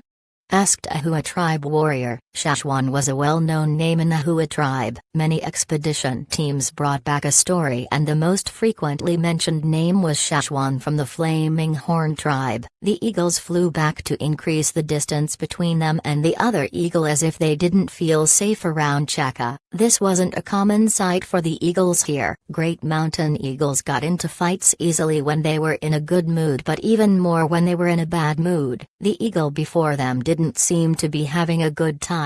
No wonder the eagles kept their distance. The few here hadn't been to the Eagle Mountain, and it was obvious the one in front of them was out of their league. Even though they had the advantage in numbers, the one eagle might still beat them all. Luckily, the eagle didn't seem interested in picking a fight. It was just in a bad mood. The warriors didn't know that the reason why Chaka hadn't picked a fight was because Shashwan had tapped Chaka with his feet to tell him that this wasn't the time to pick a fight, especially since the eagles here were rather young.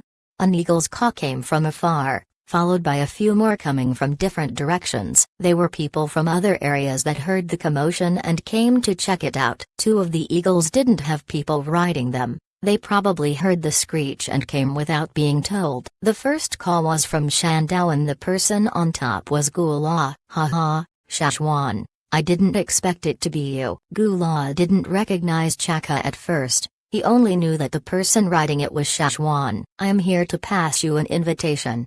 Shashwan let Chaka fly closer and passed the scroll to Gula. Gula dragged his attention to the scroll instead of Chaka and quickly skimmed through it. The smile on his face stiffened as if he didn't understand. He reread it a few times to make sure he didn't get it wrong. Didn't the Flaming Horn tribe move away because of the disaster? Shouldn't a tribe that was chased away from their land be having a hard time now? How did they build a trading point and plan to hold a banquet? If this didn't mean that they were doing good, what else could it mean? It didn't matter how things ended up like this. Now wasn't the time to get into details. You must be tired from your journey. Do you want to take a rest first?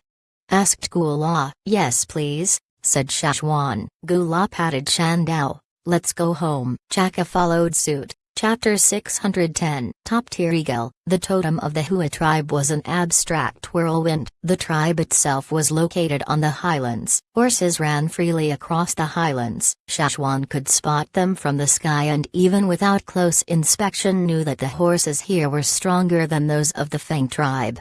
Gula didn't slow down. Instead, he flew up the mountain. The majority of Hua tribe lived up the mountain and just like their totem, was surrounded by clouds. The part that was Hua tribe's territory had the highest altitude in the whole mountain range. The mountain that was the main site of the tribe was the tallest one of them all. The top snowed all year round and clouds surrounded the body of the mountain, which was where the Hua tribe's people lived. There were eagles flying around the mountains, but they were mostly the younglings. Some flew towards them out of curiosity but quickly retreated when they saw that Chaka was in a bad mood. Gula brought Shashwan to the middle part of the mountain, which had many stone houses erected there. He saw that some of the people lived in the natural caves too. The tribe's people here were highly skilled climbers. He could see some children practicing with adult supervision. Eagles hovered around them. As soon as an eagle saw a child slip, the eagle would catch them and place them back on the stone platform. The platform was purposely placed there for children to rest while they were practicing their climbing. Shashwan could feel Chaka was slightly confused as the rhythm of his flying was disrupted just now. Nothing odd happened in the surroundings. Some eagles flew by, but they were the eagles from before, so Chaka didn't have any reaction towards them. Shashwan looked up to see the higher parts of the mountains. He noticed that to the top of the main mountain,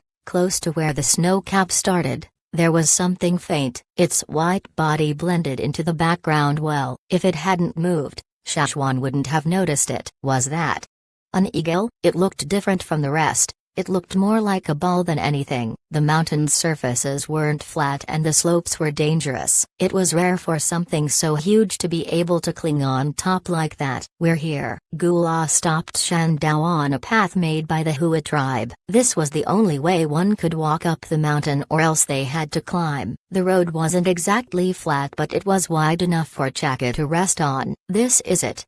Gula pointed at a cave not far from where they were. The cave entrance was huge. It had a height of 10 meters and the width of 8 meters. The word Hua Kama was carved on the wall in a spiral-looking font which resembled their totem. Our shaman and chief are here, said Gula. That cave was only used by the shaman and chief of the Hua tribe. Only the leaders of the tribe had the right to live in it. The people inside probably had known about his arrival. At the entrance, Shashwan was greeted by the elder, she that he recognized. Welcome to our tribe, the shaman and chief are inside.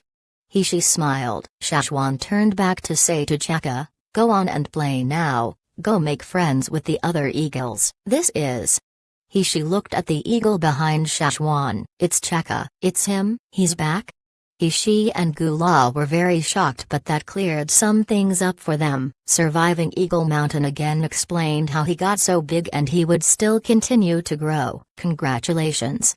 She said with admiration. The eagles rarely went back to the Eagle Mountain willingly like Chaka. Even fewer came out alive. The whole time the tribe's people were looking at Chaka, he didn't spare them a look at all. He looked at the top of the mountain as if he was guarding something. Shashwan followed his gaze. Small stones and pebbles fell from the cave ceiling with light crackles. It sounded like it came from an eagle younger than Chaka, but not to the point it wasn't a fully grown eagle yet. Everyone immediately moved away. A black figure dropped from above along with stones and pebbles. Chaka and Daoshan used their wings to protect them from the falling gravel. She and Gula plucked away the fluff in front of them and turned to look in that direction. Their faces turned pale. Shashwan, are you okay? Gula ran over. The figure from the mountaintop had landed right where Shashwan was standing. The people surrounding the area had horrified looks on their faces. She rushed over nervously. There didn't seem to be any smell of blood.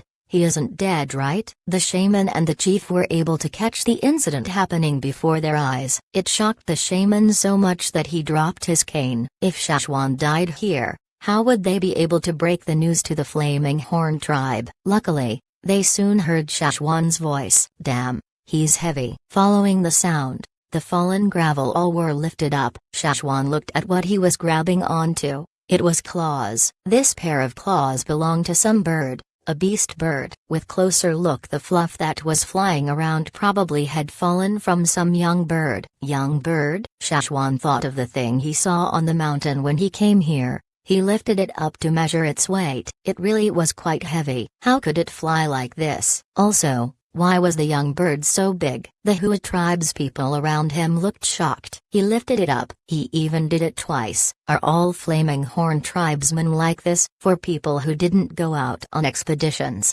this was the memory connected to a Flaming Horn tribes person that would stick with them for the rest of their lives. They were really strong. Very strong. Nobody else in the tribe was hit. Once an eagle as large as Daoshan broke his bone and couldn't fly for a long time because of this, so from that moment on the eagles moved away as soon as they heard movement.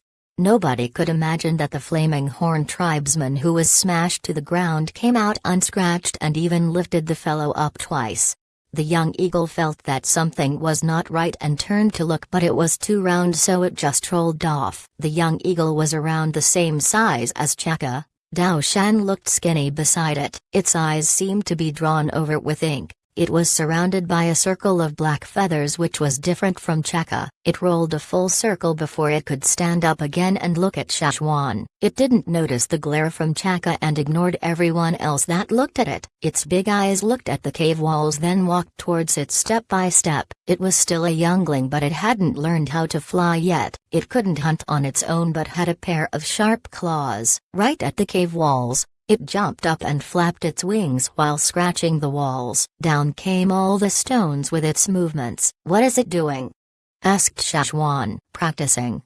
She looked at it with warmth and respect. The younglings of great mountain eagles start practicing soon after they're born. They practice climbing, flying and using their wings, beak and claws. Every bird goes through thousands of tries. The unskilled or timid will perish. Life is cruel for them, but that's how the great mountain eagles are. She told Shashwan that the young birds may break their wings while practicing, but the tribe's people know better than to interfere. It wasn't because they were cold-hearted, but this was for the betterment of the great mountain eagle. If they wanted to be a qualified adult, they had to put in the effort, or when they faced their first threat, they might die. This journey of blood, sweat and tears make them the great birds they were. Their life is full of challenges. No matter how many times they fail, they must get up again. This was why the Hua tribe greatly admired the eagles. That ball of a bird looked as if it would fall at any given moment, but it held on to the cave wall and slowly climbed up. Small stones would fall from time to time, but the Hua people were already used to it. They had people that were in charge of clearing away the stones on the road. Every Hua tribe's person looked at the bird with admiration, despite its oblivion. "I have a question," said Shashwan. "Yes, it hasn't been long since it was born, right?" "That's right." The shaman walked over and continued. "It broke through the shell on the coldest day of winter." "No wonder, its feathers were so thick," thought Shashwan. "It is still a baby now, so I assume it was large when it came out of the shell." "Yes, huge," the shaman said with pride. "Then how big was the bird that laid this egg?" "The parent?" The shaman looked at Shashwan with a smile. "Haven't you met it already?" "I did." Shashwan reached for the stone badge. "It's this one?" "Yes." "Wow." "How big was Chaka when he was born?" "He wasn't much bigger than a chicken egg. This one could easily flatten a cow to death." Shashwan remembered what Gula had told him before. The better the great mountain eagle, the bigger it was during birth. No wonder Chaka was upset. He was like a poor child meeting a kid with a trust fund. Chapter 611, Monster. The Hua tribe was probably the place closest to the great mountain eagles. Nowhere else in the world one could find so many of them in a place. Shashwan's knowledge of the eagles was just limited to what he had heard from others and his experience raising Chaka, but Chaka had a different childhood from them. Over here, he would be able to understand them a bit more. Shashwan followed the shaman and chief back into the cave. The cave was lit up by glowing gemstones and water moonstones. There was no need for torches. Gula explained why Shashwan was here, and the two had the same reaction as him. They thought Shashwan was here to seek help. They didn't expect him to be passing out invitations. Before the winter season, our expedition team heard about the Flaming Horn boat and the trading point, recalled the chief. They didn't think that the Flaming Horn tribe were doing well then. Setting up a trading point was a rather easy task. Now they have reason to believe that this trading point was different from what they expected. During that time, the Hua people had thought about visiting the Flaming Horn tribe to send some resources. They had just moved, so the winter would be tough for them. However, their messenger met the boat from the Flaming Horn tribe, which rejected their offer and even invited them to the trading point, saying they were doing well and didn't need their help. They even gave the messenger a map. As winter approached, the Hua tribe didn't head back. "We were talking about Flaming Horn this morning. We wanted to send a team to follow the map you gave. Who knew you would come here?" said the shaman. Shashwan scanned the room. Other than the shaman and the chief, he knew a few others here, but there were some he had never seen before. From the way they spoke and acted, they were probably highly ranked leaders here. There was no way they expected his arrival here, yet all of them were gathered in this meeting room here. "What happened?" asked Shashwan. The shaman didn't expect Shashwan to catch on so quickly. He turned to look at Ishi. Ishi nodded and stayed behind to stop people from entering. "Follow me." The shaman brought Shashwan deep into the cave. There were smaller rooms throughout the place. Some were storage areas. Others were meeting rooms. Many of the doors were wooden here, unlike the stone door back in his tribe. Would normal people be able to push the stone doors open? They stopped at one of the doors. The shaman untied the knot and pushed open the door. Before the chief even opened the door, Shashwan had a weird feeling. There wasn't anyone inside, but there was something like the fire seed. It felt foreign, as if it was different from normal fire seeds. The fused fire seeds of the Drumming and Rain tribe didn't feel like this too. The robbers and the people from the other side of the sea had this aura. Different tribes had different fire seeds, which radiated different auras. Some had a burning sensation like the Flaming Horn one, while others gave a cooling sensation like the Rain or Drumming tribe fire seeds. But this aura inside was different. It wasn't burning hot like Flaming Horn or as cool as the Rain tribes. It felt darker and gloomier. With a fire seed aura like that, Shashwan was sure he hadn't met any tribesman like that. It was so cold and dark. The door was pushed open. Without the thick wooden door, the aura felt even stronger. Other than the weird feeling it gave, there was an unpleasant odor to it too. Shashwan could see the insides of the room now. On the floor, there was a wooden plank that was about 3 meters long and 2 meters wide. On top of it was a person lying down. No, to be accurate, it was the shape of a human. There were some obvious differences between a human and whatever that was there, and Shashwan couldn't hear its breathing. A dead body? Shashwan walked up to the plank to get a closer look. The person looked shriveled up, like a raisin. Its face was deformed from the lack of water. The features were less defined now, with the eyes taken out. "This is..." Shashwan looked at the Hua tribe members. "This is something we brought back from the desert," explained the chief. They had eagles all year round, so it was convenient for them to go to a lot of places. They heard that something was happening in the desert last year, so they sent some people there and found these peculiar people. "We lost many of our own men and could only bring back this one." The chief's chest tightened when he thought about how difficult it was to capture this one. "They don't feel pain or fear. We don't know if they are dead or alive. And they are very violent," said the chief. Shashwan remembered what Yang Sui said about the desert. Maybe this was what he was referring to. "It was like this when you brought it back?" asked Shashwan. "There were some changes, but it was mostly like this. It started rotting when we brought it back. Putting it in the freezer didn't help. Now it's decaying faster and faster," said the chief. If any other Flaming Horn warrior came instead of Shashwan, they probably wouldn't have said so much. "We tried everything, but we still can't stop it."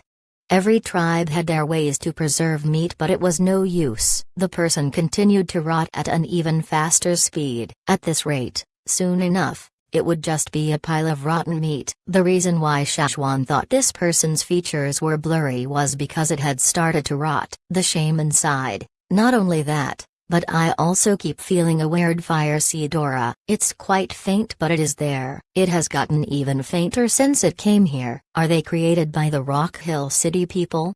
Asked Shashwan. Should be. I can't think of anyone else that would make this. Let's hope that they made this without the intention of using it on tribespeople, said the shaman. The tribespeople always treated the slave masters as enemies. However, the slave masters had or owned many things the tribespeople wanted, such as golden weapons and skills. Maybe they had the tribes on the other side of the sea in mind, said Shashwan. Rock Hill City and them have a grudge against each other. I think the Rock Hill City people prepared for the disaster that struck us. Everything they did was to prepare for the disaster. Since the Hua tribe didn't hide anything from Shashwan, he was also willing to share information with them. Half of the Flaming Horn population came from the other side of the sea, so they had a complicated relationship with the slave masters. Shashwan told them everything he knew and added in his guesses. There were a lot more slave masters on the other side. With the two lands closer to each other now, their first instinct was to be alert of them. Shashwan had heard before that the slave masters on both sides hated each other. That would be the best for the tribespeople. They wouldn't need to participate in this war. With such a thought, the Hua tribe people felt comforted. Shashwan stayed in the Hua tribe for 2 days before moving on to the Tanshan tribe. He didn't face such a warm welcome as he did in the Hua tribe, but it was fine. He was only there to pass the invitation to them. After his tasks in the grass fields were done, Shashwan headed back home. He met some of those that were coming back from the bigger tribes on his way back. As Shashwan thought about the weird monsters in the desert and the upcoming banquet, the invitations that were sent out into the world. Many tribes heard about the banquet the Flaming Horn tribe was holding. To get an actual seat they would need to receive an invitation from them. Without an invitation, they would technically still be able to attend the banquet, but they would be too embarrassing, so the tribes spent the past few days hoping that they'll get invited by the tribe.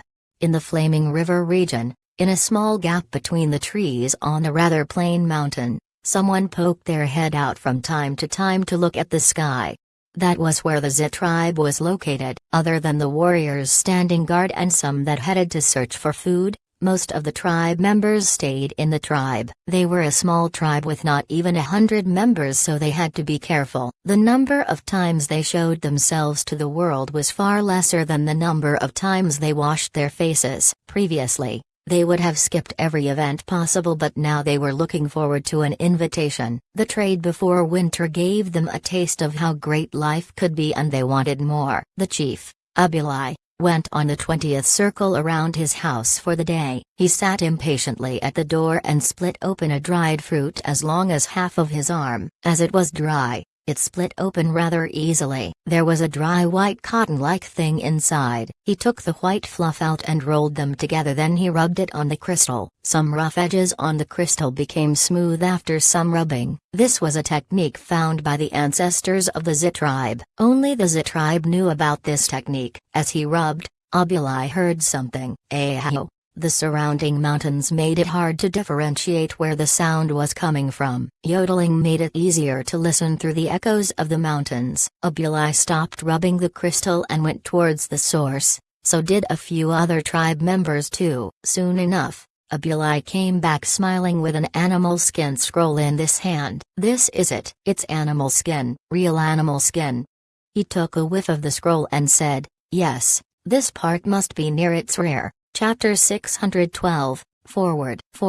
Other than being very good at finding crystals, the people of the Zit tribe were really good at knowing which part of the animal the processed animal skin was from by smelling it. Other people had to use other skills, but they could just take a sniff and guess what was usually right 70% of the time. Abulai didn't use this method at the trading point because the skin was large enough to see where it was from. Most tribes people liked the skin from the back of the animal as it had more elasticity. The one near the animal rear was a bit tougher. Tribes that hunted a lot could differentiate the skin but tugging on it to check its elasticity. I'm not sure if the Flaming Horn people purposely picked this. muttered Abulai. If the Flaming Horn craftsmen knew about it, they would just say that they cut all the skin up into equally large pieces without much thought.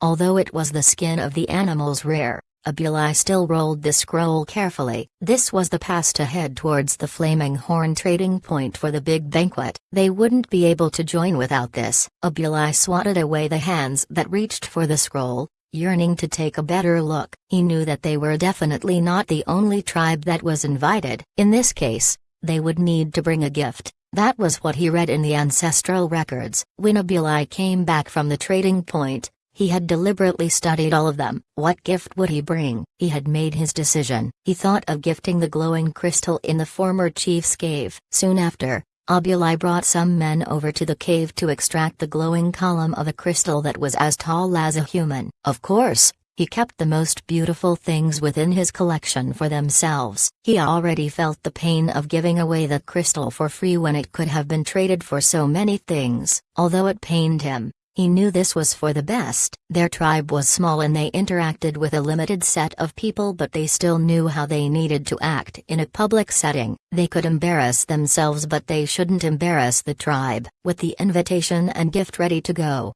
there was still one more thing left. Okay, so who wants to go with me? Abulai looked to his surroundings. The crowd erupted with volunteers. Me. Look at me, chief. Me too. My foot is the biggest. I'll go. Bullshit. The chief's feet are the biggest. He's trying to challenge you. Beat him up, chief. When did I say that? I just said my feet are the biggest excluding the chief's. Chief, he wants to challenge you. The Zit tribe were much bigger than the other tribes' people. Their feet were highly dexterous, as if they were their second pair of hands. Those with bigger feet were generally much faster in climbing than those with smaller feet, so they liked to compare feet sizes since they were young.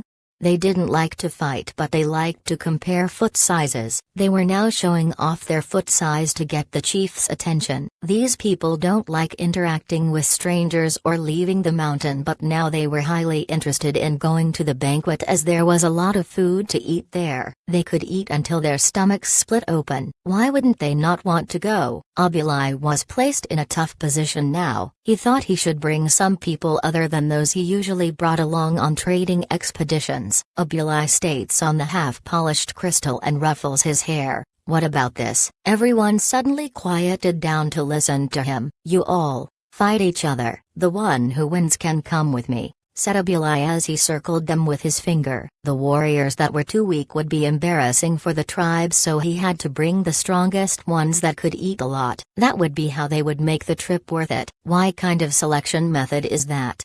Someone complained as he kicked the person next to him a moment later. Abulai squatted beside the crystal and observed them solemnly. As the Zit tribe prepared to go to the banquet, the other tribes in the region received their invitations too. All the tribes that visited the trading point before winter got an invitation. Rain tribe, Drumming tribe, Pooh tribe had all long gotten their invites, and some other tribes that hid too well needed some extra time to be found. The days passed them as Shashwan went to further places to send out the invites. Back at the tribe, Shashwan had mentioned the desert monster to the other leaders of the tribe, but they decided that the most important thing they had to focus on now was the banquet that they were going to organize. The alcohol was already brewed, but it wasn't quite up to Shashwan's standard. It couldn't be helped since it was made in a large batch. It was not bad for what it was. Quite many Flaming Horn tribes people enjoyed it. They had stockpiled on meat too. Since they couldn't keep meat for long, they just hung them together as they did on the other side of the sea. They kept the smaller animals alive until it was time for them to cook. Are we ready? Shashwan asked Zhengluo. When he was gone, the two retired chiefs, Zhengluo and Dao, were in charge of managing the preparations. The four elders basically lived at the trading point now to save time from traveling back and forth. They found the golden dishes they found after they destroyed the Wanchai tribe. They had planned to melt these useless toys before this, but that plan was delayed after the banquet. Even though it wasn't very useful, it still had its use for showing off. Gold was still very rare over here because there wasn't a core seed here. Before the desert wars, Most of the people on this side of the sea hadn't seen a gold tool before. Their first exposure of it was from the slave masters that brought it along while they were fleeing the area. For many tribes that liked to keep themselves, this would be their first time seeing these metal items. Other than the rare, shiny fancy items, the whole banquet was filled with Flaming Horn's character. Shashwan, that had made the mental preparation, wasn't shocked when he walked in the trading point. The banquet would be held at the middle of the trading point. The trading point was shaped like a U, so two tall stone buildings surrounded the square. Two large fangs hung on the wall. Bones from beasts were boiled clean and polished, but most of the beasts were kept in their original state. The blood stains were still on each of them. If the boiling process cleaned them of the blood, they would paint back on. The blood painted on was so natural looking that one wouldn't be able to tell that it was painted on. In one look, it looked as if beasts were trying to bite you in the middle of a battle. Other hanging decorations included their recent game. They proceeded and their fur was kept, but their eyeballs were replaced with one made of rubber that was made by the Rain tribe. The Rain tribe had recently picked up a lot of their ancestral skills out of necessity. The fur on display here was sturdier than the usual kind because they were boiled by Ao beforehand. This was to preserve the fur so that the head of the beast would be used as a decoration. After sorting out the beast's head, the warrior in charge mentioned that he accidentally pierced himself with a whisker he placed back onto the head. If the Flaming Horn skin wasn't as thick, he would have bled. Skeletons were also up for display on the walls. They were all personally arranged by Zhengluo, as the beasts were slain by him too. The skeleton structures all gave off a chilling vibe that showed how great the hunters of the Flaming Horn tribe were. The beast's aura was still in the bones, so one could still feel the lingering aura from them. If someone from the current era stepped into the square, they would be scared shitless. Shashwan helped with the remaining decorating details. As the Flaming Horn tribe prepared, each tribe that was invited also got a team ready to head towards the Flaming Horn trading point using the simple yet useful map they were given. Chief, how capable are the Flaming Horns? They just experienced a disaster not too long ago, but they started a trading point already. Why haven't we heard of it?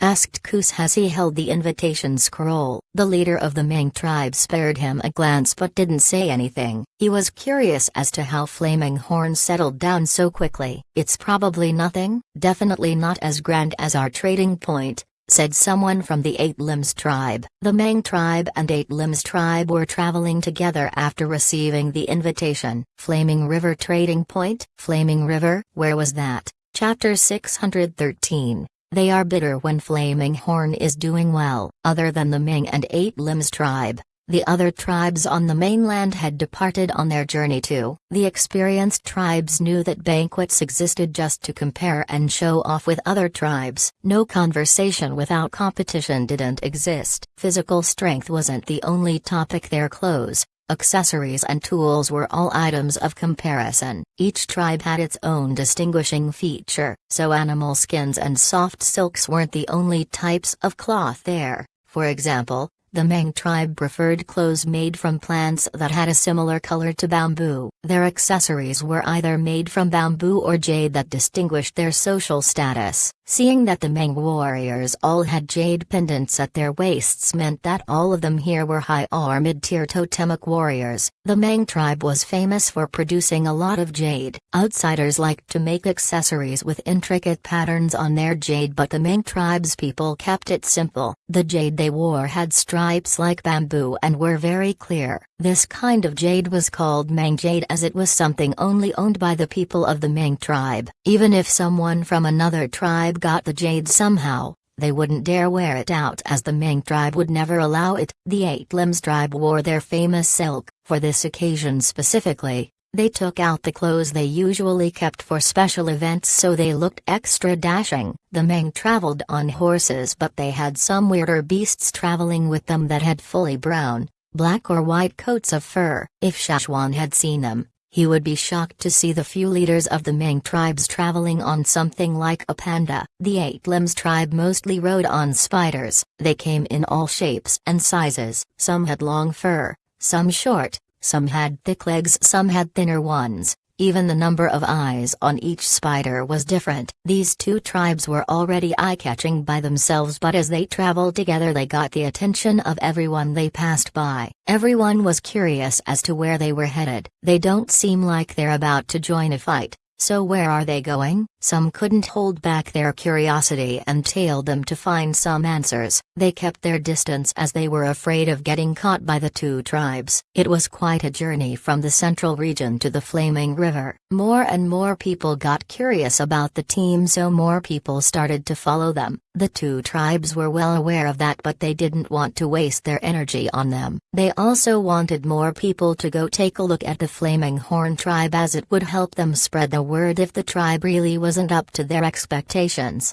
In most people's opinion, the central region was the most glamorous one. The trading points there were the busiest with the most goods. Many traveled thousands of kilometers to trade there. If they could prove that the Flaming River trading point was nothing but a scrappy marketplace, no matter how hard they marketed it later on, nobody would want to go there. The two tribes met the Longboat tribe on their way there. However, they were traveling on their boats, so the two teams only traveled together for a short while. Can the Flaming Horn trading point be accessed by boat? Someone from the Ming tribe asked. Isn't it called Flaming River Trading Point? It would be weird if they didn't allow boats, said Huang Yi with a raised eyebrow. He didn't believe that the Flaming Horn tribe's people were able to pick themselves up so quickly. Even if they had a trading point, it would not be anywhere near the trading points they had in the central region. Could they have emptied their houses for this? Mocked someone. We don't need to bother about that. That's their problem. We just need to eat, drink and enjoy, replied someone. As they walked further from the central region, the fewer people they saw. The land here was infertile as they were far from the river, so it wasn't ideal to farm here. It was even hard to come by a tree that was thick and strong. That was probably why no tribes were located here. Desolate. This was the word echoing in everyone's minds as they walked through the area. At that moment, the Mang tribe and Eight Limbs tribe were so glad their ancestors were able to snatch up the best land in the region. However, soon enough, the terrain didn't have much difference, but the landform did. The forest started to get denser. Even with some distance from the river, the trees here looked green and luscious. There were some traces of human activities here that probably belonged to some small tribe that hid in the mountains. This area actually doesn't seem that bad. Kus plucked a leaf from the tree and saw that it was moist. The soil here may not be fertile, but it was much better than the soil they saw before. They could plant crops here. The others didn't agree. In their eyes, this was far from the farmlands in their tribes. Chief, there are people up the mountain. They've followed us for some time already. Should I check them out? Huang Yi asked the chief of the Ming tribe. No need for that. The chief lazily lifted his arm. He didn't care about the smaller tribes here. They pose no threat to them. In the same forest, Abulai and his team were shocked to see the team crossing through the valley. Who are they? Asked someone. How would I know?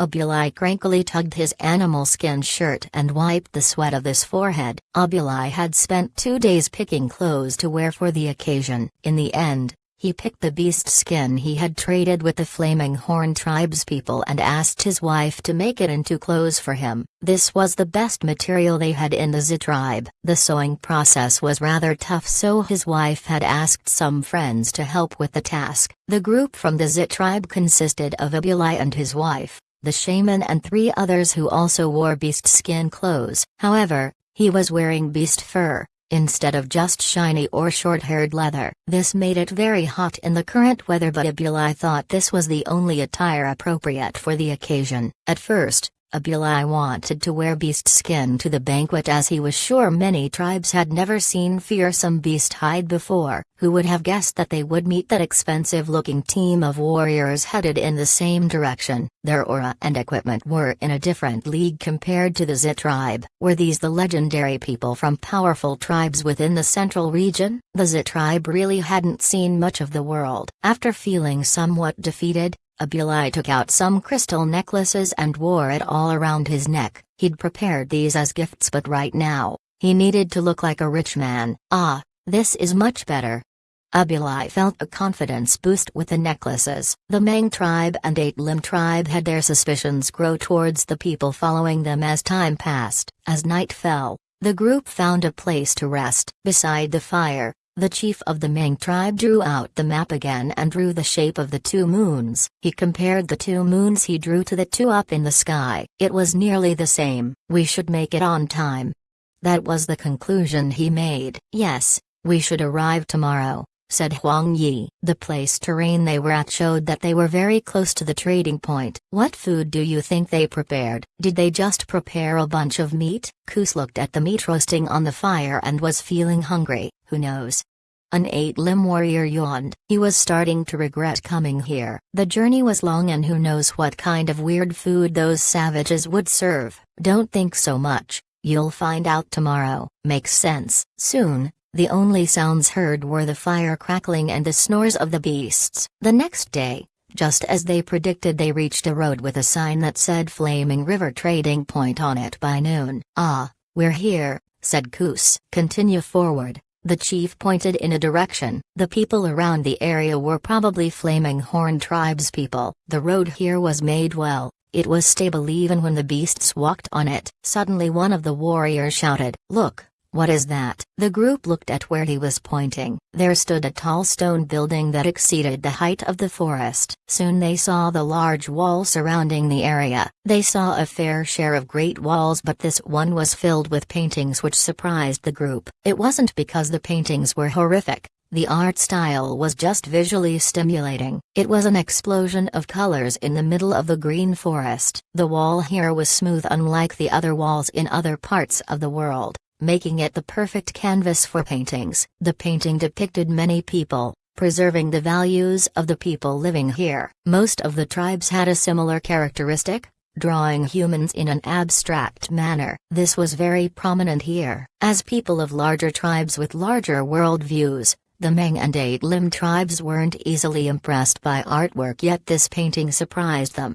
The people held all sorts of tools, many they could recognize but some they had never seen before. The patterns added a certain flavor to the painting which made the flat painting come to life. The lines had obvious differences in their thickness which added character to every single detail. There were a lot of gold accessories in the painting and the plants were painted in gold and purple. The roughness of the painting may not be up to the taste of some tribes, but here it showcased the wild character of the people in the tribe. There was wildness and beauty in the dots, lines and colors. There were quite a few paintings there. A few showed the fire seed undergoing some sort of transformation. There were paintings of the beasts too, many of which the two tribes didn't recognize. This had a different art style as the Flaming Horn tribe's people used their ancient way of drawing for this painting. These paintings were mostly done by Shashwan. Of course, Shashwan could have done more to each of the paintings, but the deadline didn't allow it. The people here liked the ancient way of drawing here, so he mostly stuck to that way and added some of his flair to the paintings. Anything more would be too much of a difference for the people to appreciate. Just as Shashwan expected,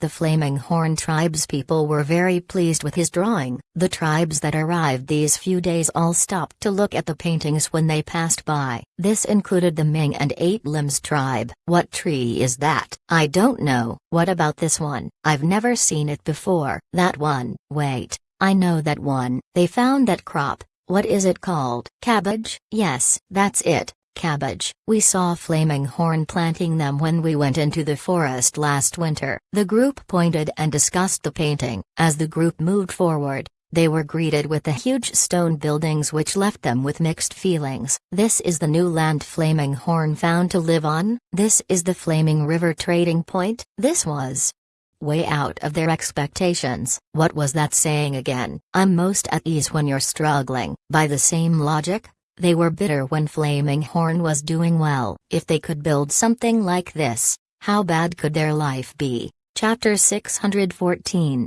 Flaming River Castle. Inside the Flaming River Trading Point, the Flaming Horn warriors who were assigned to the task of welcoming the other tribes checked their invitation cards first before leading them to their assigned spots where they would first rest. Shashwan had already told them about the location each tribe was assigned to in the trading point. Even if they could not remember it, they were at least able to tell roughly which direction each tribe should go. When they reached the location, the tribes would see a sign that would lead them to their assigned location. Today was Copw's turn to perform this task. When the Mang tribe and Eight Limbs tribe arrived, Copw made a rough estimate on how many people there were and led them into the trading area. Recently, due to the increase in the number of tribes that came, the number of guards also increased. If people who weren't invited or led into the trading area tried to barge in, they would immediately be attacked by the guards in the area. The Flaming Horn tribe would not show mercy under such circumstances. Even before the people from the Mang tribe and Eight Limbs tribe entered the trading area, they could clearly hear the sounds made by the people inside and smell the food that they were cooking inside. Before this group arrived, many others who were invited had already arrived. If they walked further in from the gate of the trading point, they could see 2 stone trays on the side of the road full of roasted food. When the people from the Mang tribe and Eight Limbs tribe passed by here, there were people moving food onto the stone trays. The freshly roasted food was steaming hot and the smell drifted towards the teams that came by. Anything served on trays in the trading point is free to be enjoyed. You can take as much as you like. Copw introduced them. The people from the Mang and Eight Limbs tribe hesitated. After they spent so much time rushing here, they didn't get to enjoy any meals on the way. Now that they smelled the delicious food, they were hungry. The food they had in the morning before they had departed was already long digested. They could even hear their stomachs growling with hunger. If the food on the trays were something different, they would have eaten it. But now, the food that was displayed on the trays were all insects. This was not because they never ate these, but rather, they had considered themselves broken away from their primitive barbaric state. Unless they were on long-distance expeditions or under circumstances where they had no other choice, they were very particular about their food, so they rarely encountered bugs on their dining table, especially those in higher ranks. Their food would always go through a lot of processing before it arrived at their plate. They couldn't believe the first thing they saw here was a large plate of grilled insects. Even though they were mentally prepared before they arrived, when they actually encountered such a situation, they felt extremely disturbed. If this was really the main dish of the feast, then they would only say ha-ha to the Flaming Horn tribe's people and leave right away, not even staying for another moment because it was not worth their time. We didn't come here from miles away to just eat bugs with you. Those bugs were grilled to a toasty red color. Some mysterious fragrant substance was sprinkled on top of those bugs. Those were bugs too. They were even longer than half an arm's length. Koos looked at the pile of grilled insects on the tray and thought that he should grab one to taste if he passed by. After all, they came all the way here to the Flaming Horn tribe. They should try something new or else it would be a waste to have come all the way here. A few young men who followed Koos also grabbed a few insects from the tray. Only the person who was leading their team hesitated and didn't touch it at all. His face was stern and he seemed unmoved by the food in front of him. Not long after the Mang tribe and Eight Limbs tribe arrived, the people from the Zit tribe came over slowly. Although they remained as vigilant as before, they appeared much calmer. The guard at the gate also recognized Abulai and the others, but he still checked his invitation card before leading him into the trading area.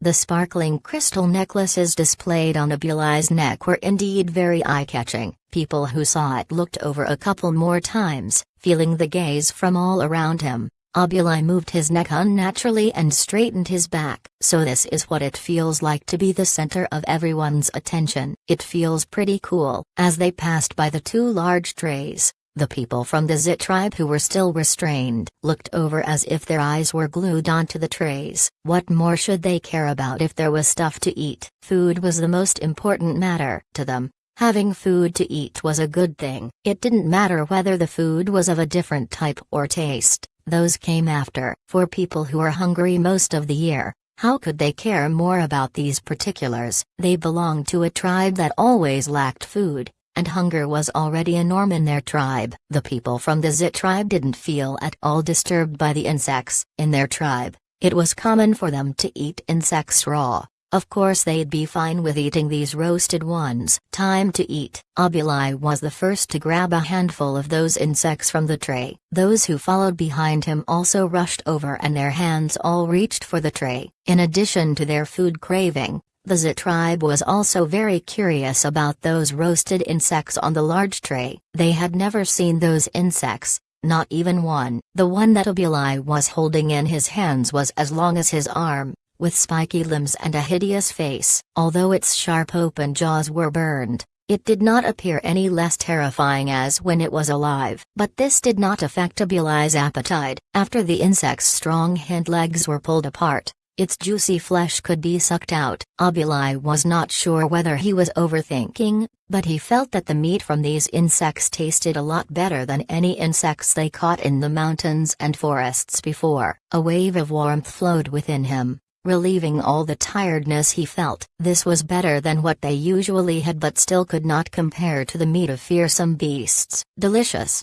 It even smelled good. After their first bite, the people from the Zit tribe went over for seconds. After filling both their hands with these insects, they filled more into the spaces between their elbows. Abulai continued to chew on the insects as the flaming horn warrior led the way. In his heart, he calculated how much insects he could trade for with the flaming horn tribe after the feast was over. Insects were cheaper than fierce beasts. He could probably trade a crystal the same size for a lot of insects. The flaming horn tribe's people were not stingy with these insects. They were all over their farms, so the insects were swatted down by the guards with giant fly swatters. The warm spring and blooming flowers was a symbol of nature's recovery, and the growing crops in the farms attracted more flying insects than before, especially recently because the better the crops grew, the more flies they attracted. Every day, the insects swatted by the warriors were arranged into piles. The green ducks had also grown fatter because of them. Recently the ducks had even begun to lay eggs. The flaming horn tribe's people had also eaten these insects,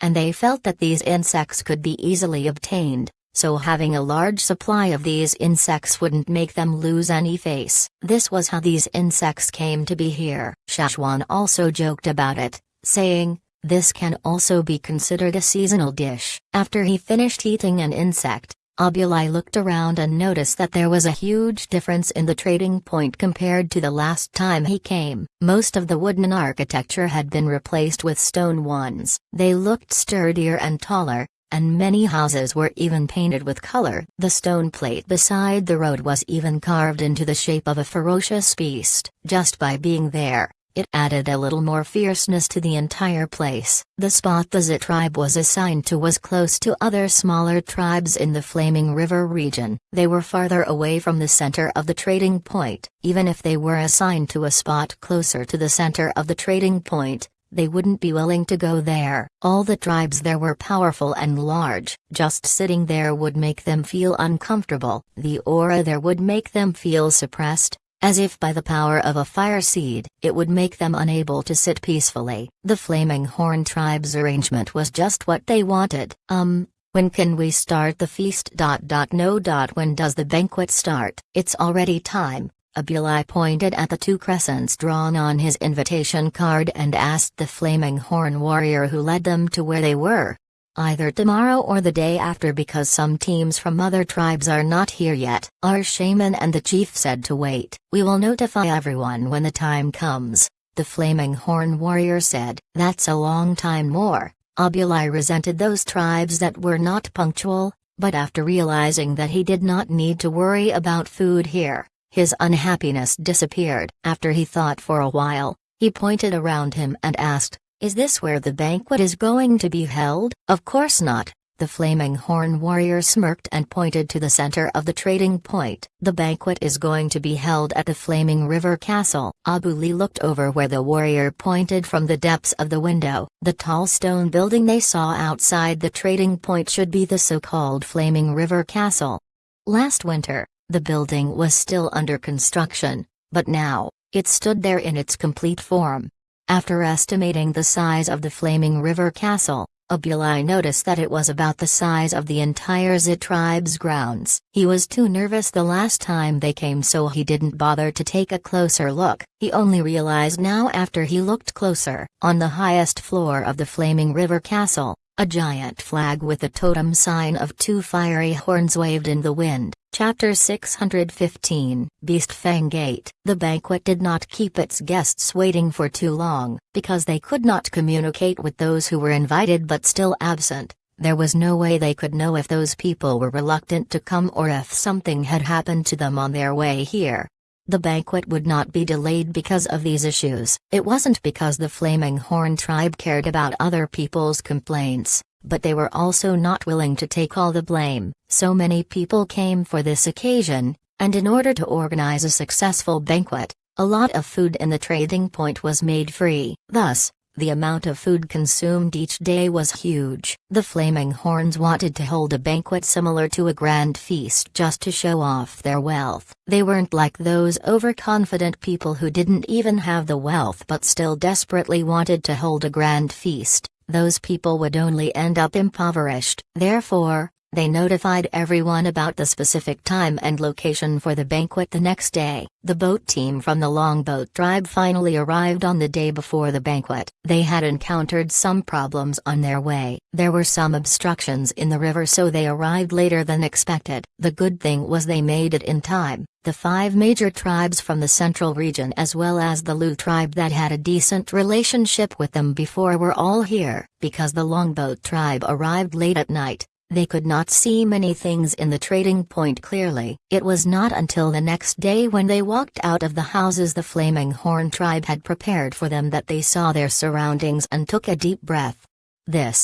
This is a trading point? Aren't trading points just set in designated places where people could just display what they wanted to trade? Why were there so many buildings? And this was not even the Flaming Horn headquarters? The people from the Longboat tribe had already seen the Flaming River Castle the previous night. It was the one building that was located in the center of the trading point, towering over all the other buildings. They just didn't see the castle in its entirety because they didn't get close enough the night before. When they thought about the things their tribe did to the Flaming Horn tribe during the migration from the previous disaster, some of them felt regretful. Back then, they should have taken the initiative to help the Flaming Horn tribe instead of taking advantage of the situation and urging for negotiations. They never thought that the Flaming Horn tribe could develop so fast after enduring such a disaster and migration. It hadn't even been long since that time. Stop looking. Let's get ready to leave. A member of the Longboat tribe called the others who were standing outside back into the house. The banquet the Flaming Horn tribe was holding was today. They should be getting ready to leave. In the custom of most tribes,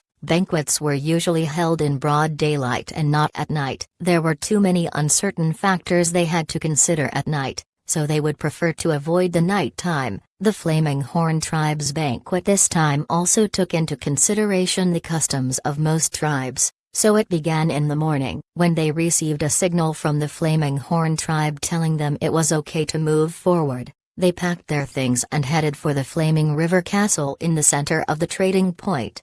Many people came from each tribe, but not all of them would enter the Flaming River Castle. Even if the Flaming Horn tribe wanted it to be arranged that way, the other tribes might not necessarily agree. After all, they didn't fully trust the Flaming Horn tribe. It was always safer to keep their guards up. They sent a group of people in, and kept another group outside to keep watch. Actually, there were also people outside the trading area waiting for signals. If there were any changes outside the trading area, they would send out a signal. Teams came out from their houses one after another. Even if they met any familiar faces on the way, or anyone who had bad history with them, no one cared enough to talk at this time. Rather, all of them looked thoughtfully at the direction of the Flaming River Castle, wondering what might happen next. There were a few entrances into the trading point, but only one gate into the Flaming River Castle. All the tribes that were invited had to enter through the same gate into the castle. The gate of the Flaming River Castle was a large rectangular space that was wider horizontally and about 20 meters high. Even Chaka could easily enter from this gate. Above the entrance was a giant stone carving of two horns similar to the totem of the Flaming Horn tribe. At each of the four corners of the entrance was a giant cone-shaped fang,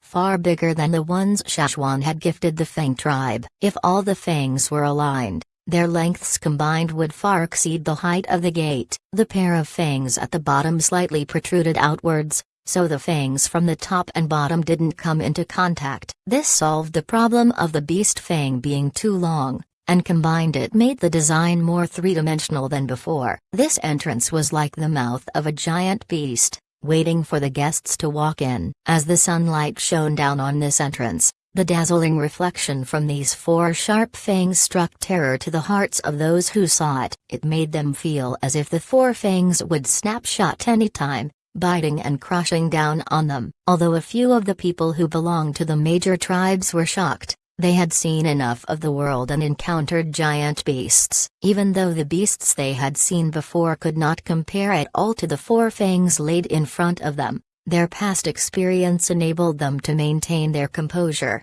so they seemed calm at least on the surface. But those people from smaller tribes who had never even encountered giant beasts trembled and gave out cowering cries. Goodness, are those fangs real fangs? Yes, they're real. I just went over to touch it. I swear on my totem, that is definitely real, the person who spoke mumbled on, his body shivering from the peculiar chill around him. It was as if the murderous intent from the beast fang was still stuck on his hands and couldn't be shaken off. How did they get such a huge fang? If I came across such a giant beast, I would have run away instantly. Well, you'll have to see if you could even run. You might already be crushed or scared to death by the beast before you tried running. When Abilai walked in with his tribespeople and saw these fangs, his craving for food suddenly disappeared and his two giant feet bumped into each other. He almost fell over, but luckily he covered quickly and didn't lose his dignity here. The tribes who lived by the Flaming River region had probably seen those giant river beasts from the past, but they were far away so they couldn't be seen clearly, and these tribes didn't have a deep impression of these beasts. Plus, those beasts had never interfered with their lives. However, these beasts that the Flaming Horn tribe took out were real behemoths that lived on land. They stalked the mountains and forests for real prey. If these giant beasts indeed existed here, what should they do? Well, luckily they had the Flaming Horn tribe. If they were able to get these four fangs, they could probably defeat those giant beasts, right? At this moment, those who disliked the Flaming Horn tribe's existence rejoiced and felt fortunate for their existence. They could not stop the river from disappearing. They could not change anything about the riverbank encroachment,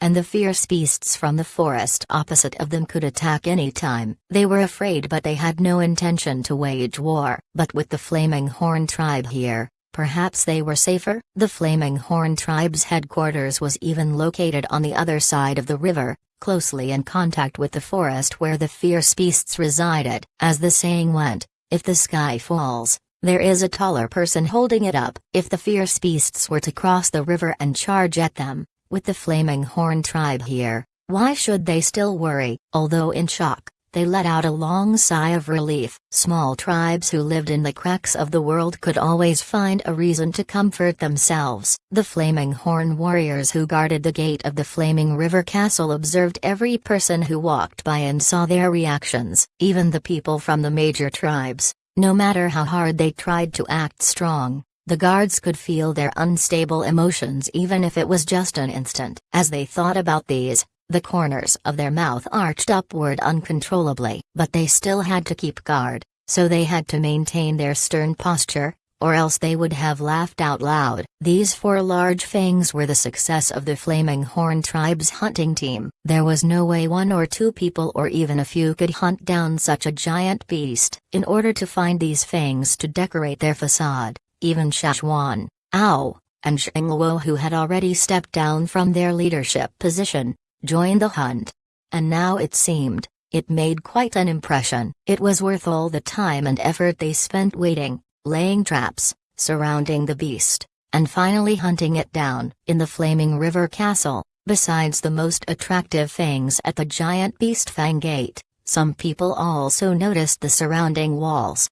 Here, the giant stones used to build these gates and walls all underwent an intricate process of carving and polishing. Even if other tribes wanted to make these, they would need to spend a lot more time compared to the Flaming Horns. How they wished to have the Flaming Horn's strength. Too bad it wasn't the case. In fact, in many people's eyes, the impression they had about the Flaming Horn tribe was that they were strong wild barbarians, but now, after observing the layout and architecture of the trading point, they realized that perhaps the Flaming Horn tribe were not just strong. They couldn't have achieved this with mere strength. The Beast Fang Gate had already left a deep first impression in those who came. In the future, if these people ever encountered any other fierce beasts, they would probably not consider their fangs huge anymore because they had seen these fangs. After these people entered the gate, they were shocked once again even before the shock from the beast fangs from before had dissipated. After they entered the huge gate, a straight path led them to the meeting place where the banquet was held. And atop the walls that lined both sides of the path were rows of complete skeletons of giant beasts. Above the whitish gray stone walls, the forms of giant beasts were reconstructed from individual bones. Even without their skin, the beasts' bones could still maintain their original structure with an unyielding strength. The complete skeletons perfectly portrayed the giant beasts as they were when they were alive in the forest. The life force that was still lingering onto the bones of the beasts gave out a murderous intent that chilled those who passed by. Abulai felt his legs trembling uncontrollably again. Although he was wearing a thick fur coat on a warm day like this and was sweating a lot from his head, he suddenly felt that no matter how thick the fur, it could not protect him from the dead cold energy of the beast bones. Even his hairs stood on their ends when he saw them. Many of these people heard about the dangers of the ferocious giant beasts on the other side of the river, but had never come across one themselves. Now, the decorations in the Flaming River Castle was their first encounter with these beasts and gave them an initial understanding. The beast meat and hides that they traded before had all been chopped and cut up. They were not good representations of the beast's original magnificence. Now, they finally had a first-hand experience walking amongst the giant beasts. The remains of an animal, like the teeth, bones, and horns were common things tribes would come into contact with. Animals provided the tribal people with food, while the remains of their body were made into tools or decorations. Then, they would be sold, traded for other goods, and used to maximize the utility of resources. But now, as they compared the meat they had and the horns, fangs, and bones left over from the animals they hunted before to what was laid out in front of them now, these seemed to belong to two different worlds. They had never seen a tribe with such huge and fierce decorations. Although they were both horns,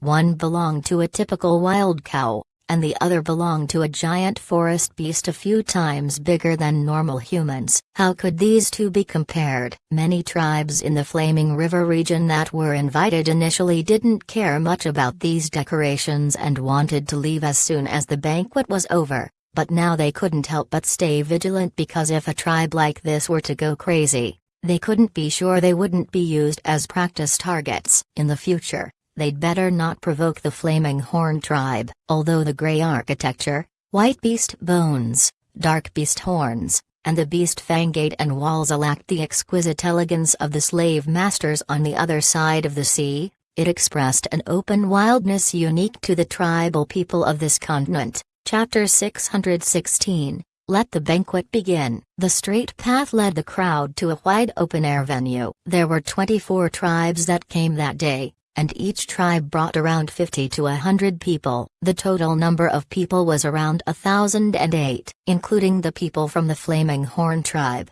There were over 2,000 people in the arena. There would still be many seats left empty even after everyone had taken their seat. And even if the entire Flaming Horn tribe were to come over, they would still have space to move freely.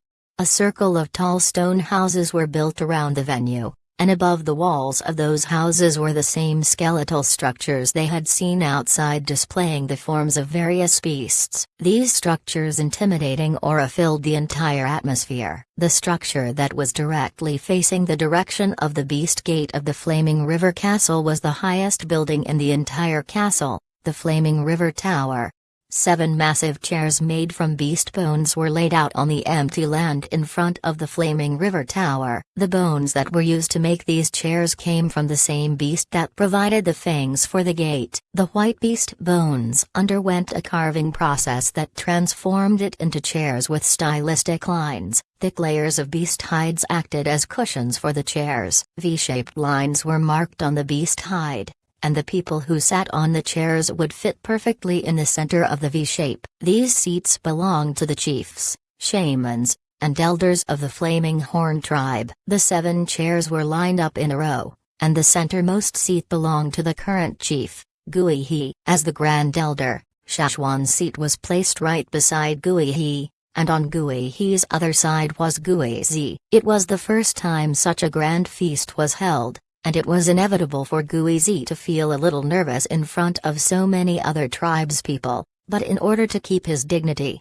Guizi maintained a calm expression with a slight smile and looked as light-hearted as the clouds in the wind. His composure was similar to the shaman back in the old days. No matter what he was on his mind, he had to act as strong as he could so others wouldn't notice his flaws. He had to be more careful, especially in front of all the other tribes. When all the people arrived and entered the arena, He stood up and took 2 steps forward. His sturdy muscular arms were exposed and he took a few firm steps. With each step he took, he displayed an apparent fierceness. As the current chief of the Flaming Horn tribe, he had to show the necessary attributes of a leader. Today is the first grand banquet hosted in the Flaming River Trading Point by us, the Flaming Horn tribe, and it is the mark of a new beginning. After today, the Flaming River Trading Point will officially open, so all tribes in the Flaming River region, as well as the expedition teams from other tribes, are welcome to trade here. Our trading point has the best beast hide, the best fearsome beast meat, and sometimes we might even have some precious herbs. If any of you would like to come here and trade for the long term, feel free to talk with us after the banquet. Elder Zhengluo will be the one in charge of the trading point. Zhengluo, who was sitting on his elder's seat, stood up and his eyes scanned through the crowd as he spoke. My name is Zhengluo, and I'm the one in charge of any matters related to the Flaming River Trading Point. Those who frequently came into contact with the Flaming Horn tribe wondered, when did the Flaming Horn tribe appoint a new chief?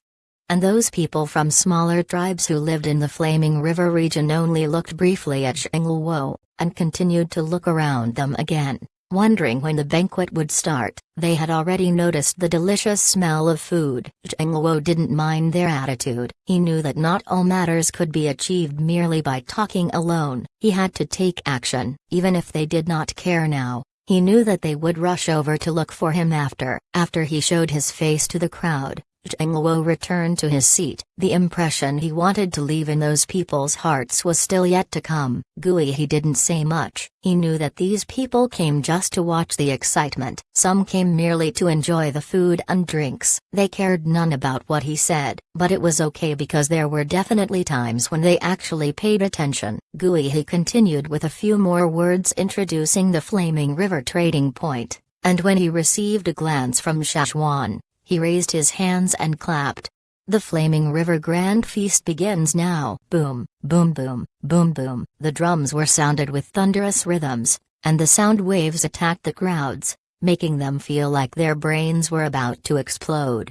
Some weaker ones displayed uncomfortable expressions. Their eardrums were hurting, and the stone cups laid out on the table vibrated to the sound of the drums. The friction between the cups and the stone tables gave out screeching sounds. Pop! 2 exquisitely painted cups on He's table shattered into several pieces. The cups and bowls on the tables of other people were all made from stone. None of them was pottery. They had already noticed the instant they walked in, and some even thought the Flaming Horn tribe were cheap. Some people believed that besides some specific cases, Exquisite pottery was far more valuable than stone utensils. They could show off the tribe's talents in arts. Some even thought, how stingy. Can't believe the Flaming Horn tribe is this cheap. But now, when they saw the cup on Guihi's table break, they realized why the Flaming Horns decided to use stone utensils rather than pottery. Pottery was too fragile and couldn't stand the vibrations made by the drums. Now that they thought about it,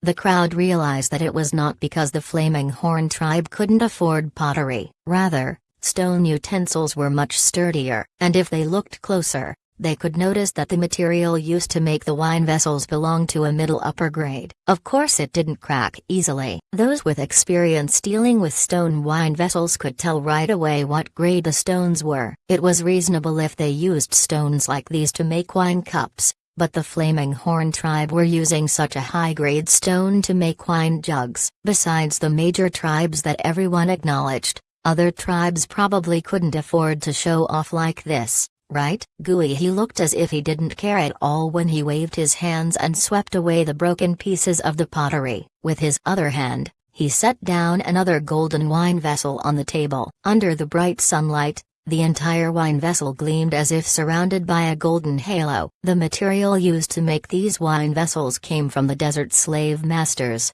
but after remolding, it gained a new appearance. There was even a hideous head of a beast printed on it. The crowd's eyes had not yet moved away from the golden wine vessel on Guihi's table, but another aroma already floated through the air and made most of them stop caring about anything else. Eating was their priority. To them, if survival was summarized into one word, that was eat. Dance? They couldn't appreciate it. Talk about life? They had no interest. If the Flaming Horn tribe were to hold other shows before serving their main dish, the crowd would probably hold a deep grudge. The good thing was that the Flaming Horn tribe was direct and straightforward. Abulai and others from the Z tribe rubbed their fists and said, "It's coming, it's coming." Cauldrons that were over 3 meters tall were carried one after another into the arena. Each cauldron was carried by 3 Flaming Horn warriors, each at 1 foot of the cauldron. The cauldron was not empty. There was a lot of soup inside. The aroma that floated through the air came directly from the soup. Even though the cauldron was full of soup and was heavy, they were carried steadily and not even a drop was spilt. There were 24 tribes, and in each section of the arena where a tribe was located, a cauldron was carried over and set atop firewood. To the slave masters on the other side of the sea, cauldrons had a special symbolic meaning, but to the Flaming Horn tribe, they chose to use cauldrons because it was more convenient and looked nicer. Not long after, the already hot soup began to boil inside the cauldron, giving out bubbling sounds. The soup's aroma spread faster than before and never stopped arousing the desires of those who smelled it. It was as if they could already taste it already just by smelling. But no one in the 24 tribes touched the soup in front of them, even though some were already staring to the point that their eyes almost dropped out and some were continuously gulping down saliva. None of them moved. They were waiting for their respective leaders to speak for their tribe on their behalf. To be able to come here representing their tribe, the people who were present were all considered elites. They wouldn't act inconsiderately even if they wanted to. Until a few Flaming Horn warriors brought out large spoons with long handles and poured a portion into a bowl. Abulai gulped down his saliva and his eyes stared unmovingly at the Flaming Horn warrior who was holding the bowl. The other person lifted up the bowl to his mouth and drank a few sips, smacked his lips, and smiled at the group. "The flavor is great. Perfect. You can enjoy it now." Abulai didn't even need to say anything. The other members of the Z tribe had already rushed over to the cauldron and fetched the spoon from the warrior's hands. They quickly served 2 bowls of soup to Abulai and his wife. After all, if their chief didn't eat, none of them would dare to taste it. Although it seemed like the Flaming Horn warriors were tasting the flavor, they were also proving to the other people that there was no poison in the soup and they could drink it without any worries. The soup in the stone cauldron was cooked with beast meat, and there was even a layer of oil on the surface. They didn't know what the Flaming Horn warriors put in the soup, but not only did it smell good, it was delicious. But Abulai didn't care about the heat. After he finished a bowl, he came to his senses. There was no meat in the soup. With a spoon in hand, He looked desperately in the cauldron for a piece of meat, but there wasn't even one. "Where's the meat?" "They didn't come here to drink soup." Even if the insects tasted good, it could not satisfy their desire for fierce beast meat. Abulai looked doubtfully towards the Flaming Horn tribe. The long toes on his giant feet tapped furiously on the ground. Where was the meat? He wanted to eat meat. At that moment, Ow, the previous chief and the hunt leader, Ta, walked out from their seats in the Flaming Horn tribe's higher-level seating area. Ow moved his arms, and said to Ta, "It's time to serve the meat." Chapter 617, Cutting Up Meat with a Green Blade. The floating oil bubbles on the surface of the boiling soup drifted as air bubbles rose to the surface. The captivating aroma of the meat soup no longer caught the attention of all these people. On purpose, Ow did not lower his voice when he said, "It's time to serve the meat." Who here wasn't powerful? With their hearing ability, they could naturally hear every word Ow said just now. As long as there's meat, everything will be fine. Those people who were mad at the Flaming Horn tribe for serving the soup without meat immediately sat back down and waited while they excitedly rubbed their hands. Abulai even told the others to sit farther apart from him and his wife. There was so much space here. Why sit so close? With more space around them, it was much more convenient for them to enjoy the meat in whatever posture they liked. When they were full, perhaps they could even try to stand up and eat more to ensure they had eaten to their full capacity. An even more concentrated smell of meat spread across the arena as Alantar turned. The Flaming Horn warriors who walked in each were carrying a giant stone plate, and on each plate was an entire cooked beast. These fearsome beasts were taller than humans, even if they laid flat on their bellies. Now that they were cooked and set on these plates, they still looked like a giant lump of meat. To those tribespeople who were already used to eating cooked food, the smell of raw meat did not attract them at all. It only had a raw bloody smell and a slightly salty taste. As for those who were familiar with metal weapons, they would notice another smell. That was the smell of metal. Don't ask how they knew. Who wouldn't be overly curious when they first held a metal weapon? Their keen sense of smell was now completely focused on the cooked meat. The meat that was now served really made people hungry. That was the meat of fearsome beasts, and they could eat however much they wanted. But these plates of fearsome beast meat were not directly served to each tribe's seating area, but instead followed behind Ow. At this moment, Mao came in with a stone plate 2 meters wide in diameter on his head. On the clean plate was a spear with a green spearhead. Tonight Mao was only an errand runner. Even his father was merely a side character. The lead who was performing tonight was his grandfather, the previous chief, the current elder Rao. Al spun the spear in his hands and moved it around, and then he set the spearhead on top of the burning firewood located at the head of the Flaming Horn VIP seating area. Tribespeople had commonly acknowledged fire to have the ability to dispel diseases. This knowledge could be traced to the ancient days when their ancestors first mastered the art of starting a fire. Since then, this knowledge was passed from one generation to the next. Many times, unless they were using their bare hands to handle food, they would heat up the blade they used to cut their food on fire. After he heated the blade, Ao gently held the shaft and swung it in a wide circle. The spear suddenly stopped and faced upwards. Ao held the long spear and walked towards the left side of the Flaming Horn seating area. He stopped right in front of where the Longboat tribe sat, which was all the way in front. The seating of these major tribes were actually randomly drawn by the leaders of each team. The chief of the Longboat tribe, Mufa, was lucky enough to pick a seat all the way in front. At the time the Longboat tribe was also quite satisfied with their seat, and upon seeing that other tribes were sitting behind them, they even said proudly, "So what if you guys came earlier? All of you still had to squeeze behind us." And so, at the moment, the Longboat tribe was Ao's first target. When Ao was standing in front of the Longboat tribe's seating area, the chief of the Longboat tribe Mufa, who sat in the frontmost row, looked over at him. One was the ex-chief of the Flaming Horn tribe, the other was the current chief of the Longboat tribe, and the two tribes also had a little bad history to begin with. With just an instant look, The two finished exchanging glances of confrontation. It was like invisible lightning. Those who sat closer to them could even hear the terrifying sound of air splitting. Mufa considered himself superior and would not act as barbaric and violent as the Flaming Horn tribe. So, on the surface, although he continued to smile indifferently, it was clear that he didn't want to dispute with the rude Flaming Horn warriors at all.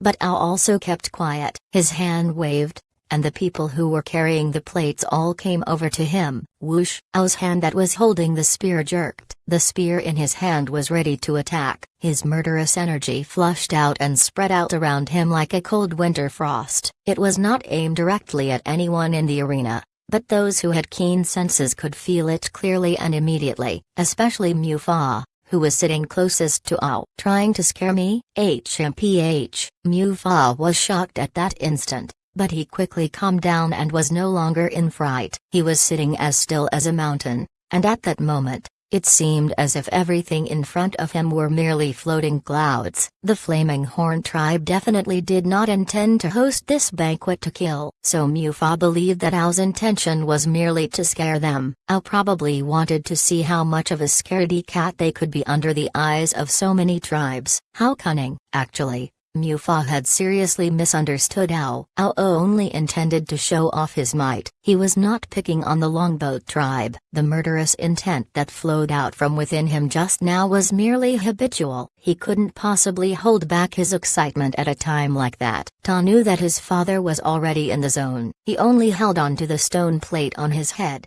tilting it from time to time to adjust its inclination, and this simple action synergized perfectly with his father's performance.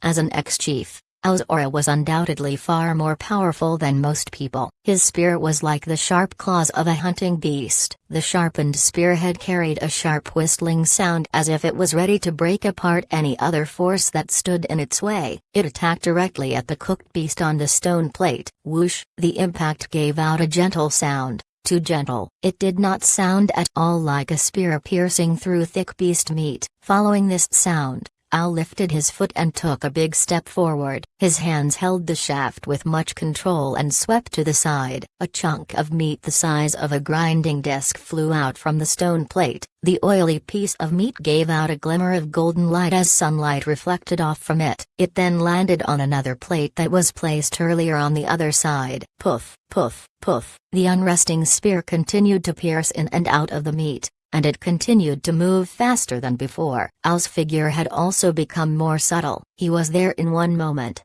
but there was only a shadow left in the next. As the spear continued to pierce into the meat, chunks of unevenly sized meat fell from the original plate and landed on the new stone plate. The meat chunks piled up neatly on the new plate. Seeing this scene, the people who were present all took in a deep breath, wondering if they were hallucinating. They felt like he was not even cutting the meat at all. All they saw was a hunter attacking his prey with a spear. It was merely cutting meat. Was it even necessary to unleash such a strong murderous energy? The good thing was, this murderous energy was completely focused on the cooked meat on the stone plates, and it was also lucky that the Flaming Horn tribe chose to cut up a cooked beast instead of killing one alive on the spot. Although some people enjoyed seeing the beast slaughtered on the spot, not all tribes preferred it. In fact, when the Flaming Horn tribe was discussing this matter, they had also considered slaughtering the animal on the spot, but later they thought,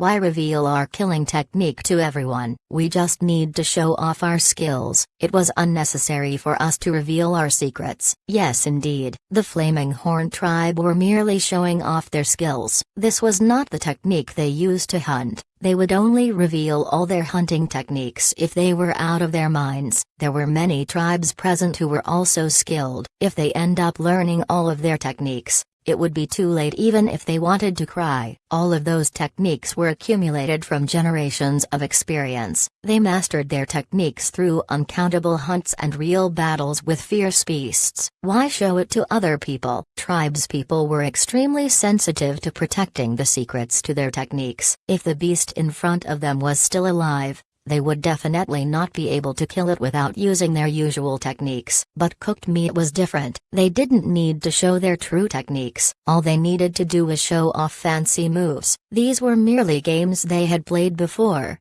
and this time was just another round of the same game. In front of the Longboat tribe seating area, Ao's skillful performance continued to grow fancier, his movements swifter, and his momentum grew much stronger than before.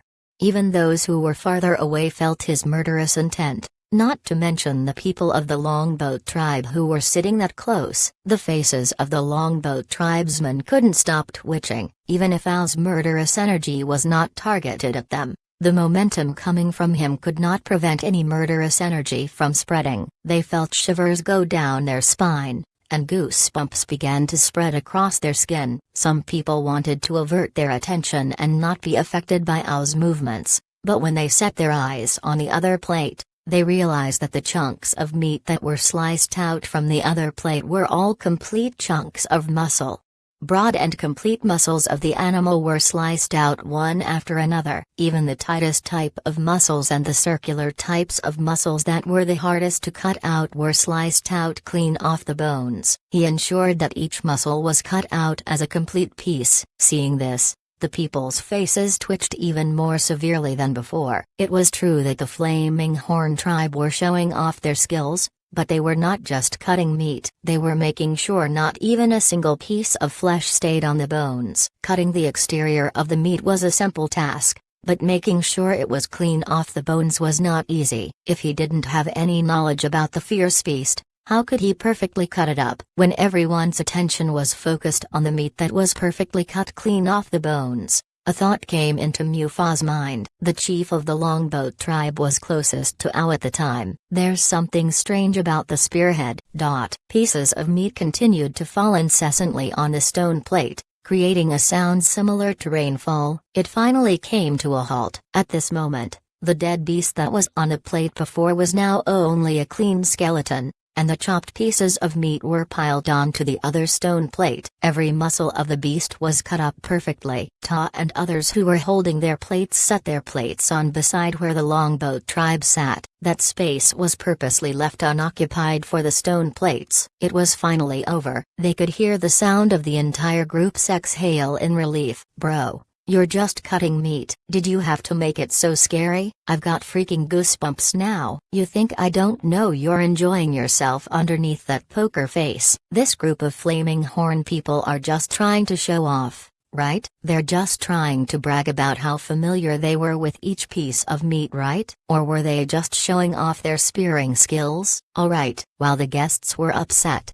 they were still quite shocked, especially the momentum they felt from Ao when he was piercing the meat. Some of them even held their breath. It was like an enactment of a hunt. The precision and mastery in cutting. If they didn't eat beast meat often, how could they have done such a proficient job? They even eat fearsome beast meat often. Wish we had that too. Perhaps this was the right way to enjoy the meat of fearsome beasts. Ao looked over at the people from the Longboat tribe whose facial expressions were changing by the second. He waved his hand behind him and said, "Next." Ao was quite proud that he could perform at a feast of this scale. His stern face began to relax and the sides of his mouth curved upwards irresistibly. To show off during the Flaming River banquet was Ao's idea. Didn't they need to provide meat on the banquet? Well, I'll give you meat, and I'll be generous too. This was a banquet to show off our wealth and social status. Stinginess could only make us lose face. We have to be generous. Though Ao could have been a little too violent with his performance. And as to how Ao learned a skill like this, well, who didn't have a little story? Back in the years when Ao was still a kid, the Flaming Horn tribe were still stuck on this side of the Great River. They lived apart from the rest of the world, and because there wasn't much entertainment in the tribe, he would either practice basic hunting techniques, learn how to polish and create stone tools, or chit-chat with a group of younger boys. Ao had no interest in these matters. Every day, the activity he looked forward to doing was cutting up the large pieces of cooked beast meat into smaller pieces after it was taken out of the meat soup. If the prey was a smaller one, they would just put the entire thing in and he would be in charge of dissecting the meat. After Ao awakened his totemic power, he participated in more of these activities. This was because he became stronger after his awakening, and this task became much easier than before. Whenever he felt tired, he would increase the difficulty of his task and he would start practicing different cutting styles. These ranged from cutting it into thin slices, small chunks, and later to complete pieces of muscles. Skills were trained in the most boring of times when people were looking for something fun to do. Fearsome beasts that were active in the forest often didn't have too much fat, especially the ones that were fast and fierce. Their muscles were so tight that after their meat was cooked, their flesh could be pulled off one after another. Ow loved to carve pieces in their complete form, and the only tool he needed to make that was a normal spear. This was Ow's personal entertainment. He also liked to show off his skill in front of other people. In the Flaming Horn tribe, even if there were others with the same hobby, no one could win him in slicing up meat. This was why every time when many people had meat together, Ow would show off his skill, and it was no different today. On the Flaming River Grand Feast, he loved it most when people really wanted him to stop but still had to watch him perform till the end with a forced expression. He could even show off 23 times. How exciting! Those people from smaller tribes who were seated all the way in the back began to worry. Seeing Ow's movements, they wondered what it would feel like when Ow came over to cut the meat in front of them. How would they feel? Would they be frightened? When they thought about it, even their appetite was lost. They knew that they had to pay a price to eat the Flaming Horn tribe's meat. But, compared to those medium-small tribes that had their eyes on Ow's cutting technique, the chiefs of the few major tribes all focused their attention on the spear in Ow's hands. A green spearhead. Was it metal? Why were there metal weapons with such an unusual color? They had also taken a lot of different metal weapons from the hands of the slave masters who escaped from the desert. They found dark golden ones, light golden ones, white ones, red ones, but none were green. Wasn't gold the most typical color out of all for metal weapons? Because metal had always been regarded as a treasure, they took great care of it and ensured there were no rust. And they had never come across any metal weapons that were painted, so when they saw the green spearhead on Ow's spear, many of them in the crowd began to have different thoughts. Especially the one who was closest to Ow at the time, the chief of the Longboat tribe, Mufa. Even though Ow had already left with Ta, but in his ear he could still remember clearly the sound made by the spear when Ow swung it across the air. The spearhead cut through the air with a clear and crisp sound. It was shocking and brought fear to people's hearts. It was the sound of metal, yet it was different from the metal weapons they had. Were the Flaming Horns really just showing off their strength in hunting fierce beasts? Chapter 618. Remember this. Ow walked in a circle. This was the first round of meat, but this time, not all of the tribes present ate without any worry or contemplation in their minds. The bigger their tribe, the more they contemplated. As for those whose eyes were completely affixed on the food, they snapped out from their state of shock right away, then grabbed pieces of oily meat and took huge bites out of them. Some who ate too fast choked and immediately served themselves another bowl of soup and gulped it down. When they finished the soup,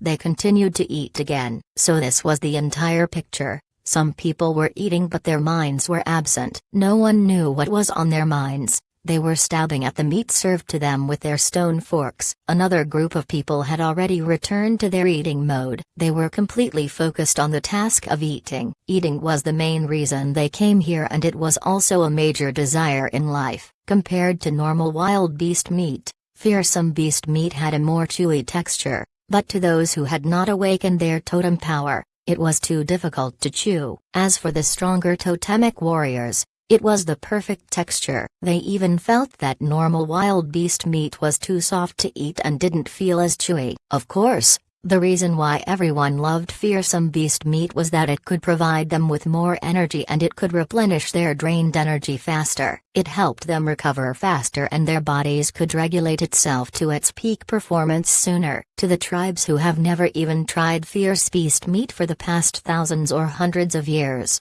this was undoubtedly a delicacy. The first round of meat obviously could not fill these people up. All who were present were true totemic warriors and they ate a lot more than normal people. After Rao walked back to his seat cheerfully, Zheng Luo stood up, moving his arms and rotating his neck. He lifted his arm and gestured at the people who were already waiting on the side. "It's time for the second round of meat." Zheng Luo's words made the people who were hesitating about whether they should begin to eat suddenly lose their appetite. Again, a team of flaming horn warriors carried plates of meat into the arena. But these were unlike the ones from before. These were cut up nicely and not at all similar to the ones Zhao had cut. The fierce beasts that were served before were not even considered large. If they were too big they could not be cooked in a pot, and if they were cut before cooking it wouldn't be convenient for Zhao to show off his skills, so the beasts were selected according to size before they were cooked.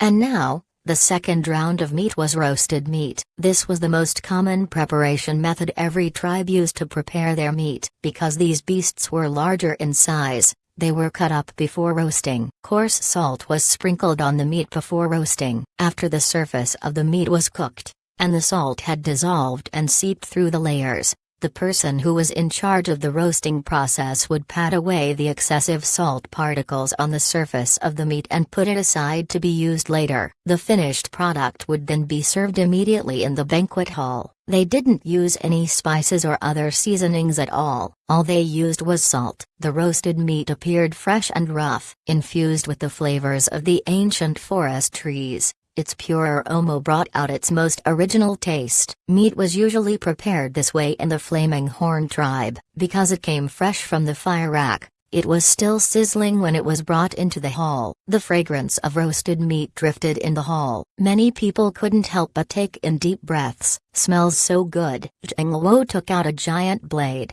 and in front of all the people, he washed it with water, wiped it clean, and washed it again. Next, he disinfected it on fire for a while. He was trying to prove to everyone that they washed the blade and disinfected it with fire before using it to cut up the meat. With the giant blade in his hand, Zheng Luo led a team of people who were holding stone skewers used to hold the pieces of meat together and walked to the left side of the Flaming Horn seating area. He stopped in front of the Longboat tribe, who were sitting in the first row, and gave them a friendly smile. All the members of the Longboat tribe thought, "Why do they always do it in front of us?" The banquet had just begun. They were not sure how many more rounds of meat they were going to serve. The chief of the Longboat tribe turned his head and looked toward the chief of the Ming tribe who was sitting on the row behind them. "Should we switch places?"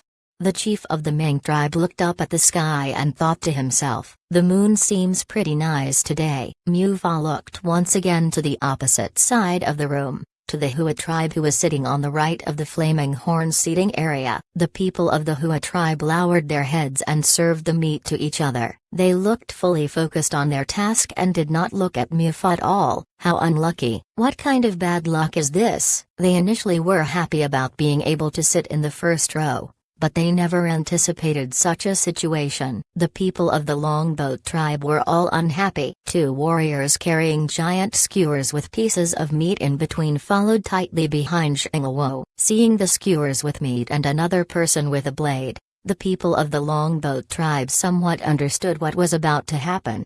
"Wait." Mu Fa was just about to speak, but Zheng Luo had already begun. A green light reflected off the blade as it sliced through the air. Its momentum suddenly changed and the blade transformed into a number of phantom shadows. It was like a pack of wolves hunting after a prey. The blade's fierce pressuring force attacked the meat on the skewers from all directions. The seemingly powerful force of the sword stopped in time when it cut through the meat. They did not hear the sound of the blade coming into contact with the skewer or the bones, and as the swift phantoms of the blade sliced across the meat, individual slices of meat flew onto the stone plate in front of the Longboat tribe and piled up neatly. The same stone plate that held the meat that Ao had cut up was now empty. The meat from the first round had already been distributed and the plate was ready to receive a second round of meat. The perfectly sized slices of meat with their natural marble patterns lined up tightly on the plate. The green blade in Zheng Luo's hand even drew out patterns on the meat. If they did not agree on being humble before this all began, Duo King who was sitting on the side would have already stood up to cheer and applauded with his followers. The details about when to cut straight, when to cut at an angle, and when to cut in a horizontal fashion, where to cut, where to slice, and where to chop the meat off, Zheng Luo clearly thought everything through. Although he was not better than Ao at cutting the meat off cleanly from the bones, back in the days when they were still on the other side of the sea, if he said he was second in slicing meat, no one would have dared to claim the first place. Before Zheng Luo was even a chief, he was already in charge of distributing the meat in the hunting team. With a wave of his broad knife, slices of meat continuously piled onto the plates. His evenly sized slices of shredded meat seemed exactly the same in both thickness and length. The neatly arranged slices of meat on the stone plates even looked aesthetic. The wind currents created by the swinging of the blade rushed in all directions, causing the hairs of the Longboat tribespeople who were seated closest to fly up. They had braids on the sides of their head. Braids. They were not even individual strands of hair, but even braids were flying up so high. The air current even brought along the chills of the sharp blade, causing the tiny hairs on their faces to stand up on ends. They couldn't even help but imagine what would happen if the blade was to cut on their bodies instead. Just the thought made them shiver. They wanted to shout out at Zheng Luo, "You don't have to do this, just let us cut the meat ourselves." But they had to save face, so they held their tongues. In these times, if they spoke first, then the Flaming Horn tribe would have gotten what they wanted and they would become the laughingstock of the other tribes.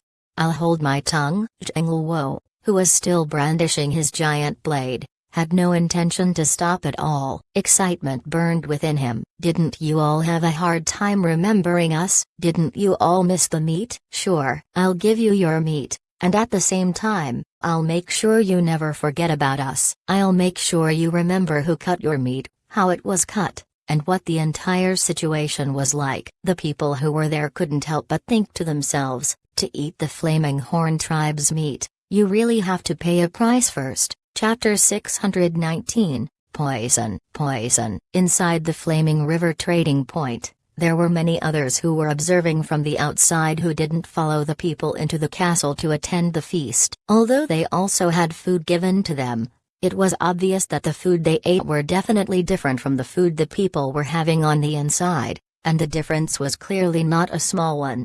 Here, the meat was all raw and they had to roast it by themselves, and amongst these people, some were roasting the meat while others observed what was happening on the inside. After observing for such a long time, they began to hear thunder-like sounds coming from within the Flaming River Castle. Besides that, they heard no other suspicious sounds from the inside. They also didn't hear the whistles from their chiefs, so there was clearly nothing unusual happening inside. "Say, what do you guys reckon is happening inside the castle? What are they eating in there?" The person on patrol who was bored asked his companion. "Who knows, we're so unlucky to be left out here. I would have followed them in if I could." "Did you smell the food from there? It's clearly not the same as what we're having." The person who spoke gulped and looked in the direction of the Flaming River Castle with envious eyes. "Hey, look, the Flaming Horn tribe is sending food in again." The people who were patrolling from different places all looked toward the only wide path in the trading point that led to the Flaming River Castle. Carts pulled by fierce beasts were sent in one after another, but this time, they did not smell any meat from the carts. It was completely covered so they couldn't tell what was inside. Only when the carts shook that they heard the gentle clanging sounds from the objects inside. It sounded like pottery. The fearsome beasts of the Flaming Horn tribe were all given a task today. Each was in charge of pulling a cart and transporting the goods to the back door of the Flaming River Castle for a final process. Even Copw was assigned a task: to transport things by air. It seemed like the entire Flaming Horn tribe was busy working today. Meanwhile, inside the Flaming River Castle, Zheng Luo had already arrived at the seating area of the last tribe. Brandishing the giant green blade in his hand, he chopped up the thick meat into thicker pieces and cut the tender parts into thinner slices. After cleaning the meat off the bones, only a plate of beast bones were left. On the other hand, the other plate that was placed beside this one was already stacked neatly with pieces of beast meat in all different sizes. Whoosh! The giant green blade cut through the air one last time, like a rewinded playback of fireworks, and returned to its sheath. The blade returned to its scabbard and they walked away. Zheng Luo returned to his seat and just like Al from before, He had a cheerful and proud smile on his face, full of satisfaction from his performance. They had 2 ex-chiefs of the Flaming Horn tribe serve them meat. Wasn't this a splendid show of hospitality? If the others knew what the 2 ex-chiefs of the Flaming Horn tribe were thinking at the moment, they would have screamed, "This is too much. We can't accept it." The newly appointed Chief Gui he looked over at Xingluo, who just returned to his seat, and then turned his head to glance over at Ao. He moved his fingers. His hands itched with the same urge to show off. He also had skills to show. Ao could cut the meat clean off the bones, Xingluo could slice up the meat, and as for him, he could break apart every joint on those beasts that they so often ate. With just 1 swing of the sword, at most, he needed 3 swings. Seeing his father's urge to perform, Guizi, who was sitting on the side, coughed softly, reminding his own dad to be cautious about his image. He was the chief now, in front of all the other tribes. His every movement represented the entire Flaming Horn tribe. But in truth, who didn't feel the urge to show off in the Flaming Horn seating area? Gui he was not the only one who felt that way. As for the others in the hall, seeing the people of the Flaming Horn tribe shifting in their seats, they began to worry again and their facial expressions changed. "Don't tell me they're going to do another round? Can't you just let us enjoy our food for once? This was just a distraction, right?" It didn't matter. The Flaming Horn tribe had already achieved what they wanted. They knew that they could not have too many shocking performances like these. Once or twice was enough to leave an impression. If they overdid it, the effect wouldn't be as strong anymore. It wouldn't be as surprising as the impact of the first performance. This the Flaming Horn tribe understood. So, after Rao and Xingluo showed off their skills, the hall finally returned to a normal state. By normal, they meant that the people had to cut up the meat by themselves. Giant uncut roasted beasts would be served and no one would cut it up for them. No one would be there to cut it into chunks, pieces, or shreds. This also satisfied the wishes the people had when the first 2 rounds of meat were served. "Didn't you want to cut the meat yourself?" "Sure, go ahead." Needless to say, when the people in the hall started to cut the meat, they realized how difficult it was. Even if it was already roasted, cutting fierce beast meat was not easy. If they did not understand the inner structure of the fierce beast, they would end up striking on its rigid bones. There would be no damage made to the meat, but they cared a lot about their blades. The bones of fierce beasts were a few times harder than the bones of normal wild beasts. Some beasts with tougher outer bones could even make a crack in the medium upper grade stone blades. Not everyone was that rich and willing to damage their own blade. They would certainly feel distressed if their blades were damaged. The people who cared a lot about their blades were extremely careful while cutting the meat. They cut it up piece by piece. The experience was not at all fancy and cool like the performances put on by Ao and Xingluo before. Many people couldn't help but think in their minds, if I knew this was going to happen, I would have let the Flaming Horns continue doing their thing. Oh well, I'll just cut it myself. When they thought about how Ao and Xingluo cut up the meat from before, the feeling of intensity that made their hearts skip a beat, they decided to cut it their own way, slowly and steadily. The 3 rounds of meat had already been served, and the people who were hungry were now all feeling refreshed. After all, the portion of meat from every round was quite a lot. Plus, fearsome beast meat filled people up much more efficiently than wild beast meat. Sometimes, the meat of an entire wild beast was not even close to what a handful of fearsome beast meat could provide. Right when everyone was thinking about the 4th round of meat, a team of warriors marched in with the 4th round of meat in their hands. At a glance, they noticed that the meat had already been sliced up and was not much different from the 3rd round of meat. But if they took a closer look, besides the fact that the 4th round of meat was not an entire roasted beast and was sliced up, it was done slightly rarer than the previous rounds. Beast blood still flowed where cuts were made. And beside the meat, there were also 3 stone bowls full of different colored powders. What is this? They could recognize what was in the first bowl. It was salt. But they could not determine what was in the second and third bowl. They had not seen these before. A person smelled the powder and suddenly sneezed. It was a little spiced and made their noses itch when they got closer. What is this?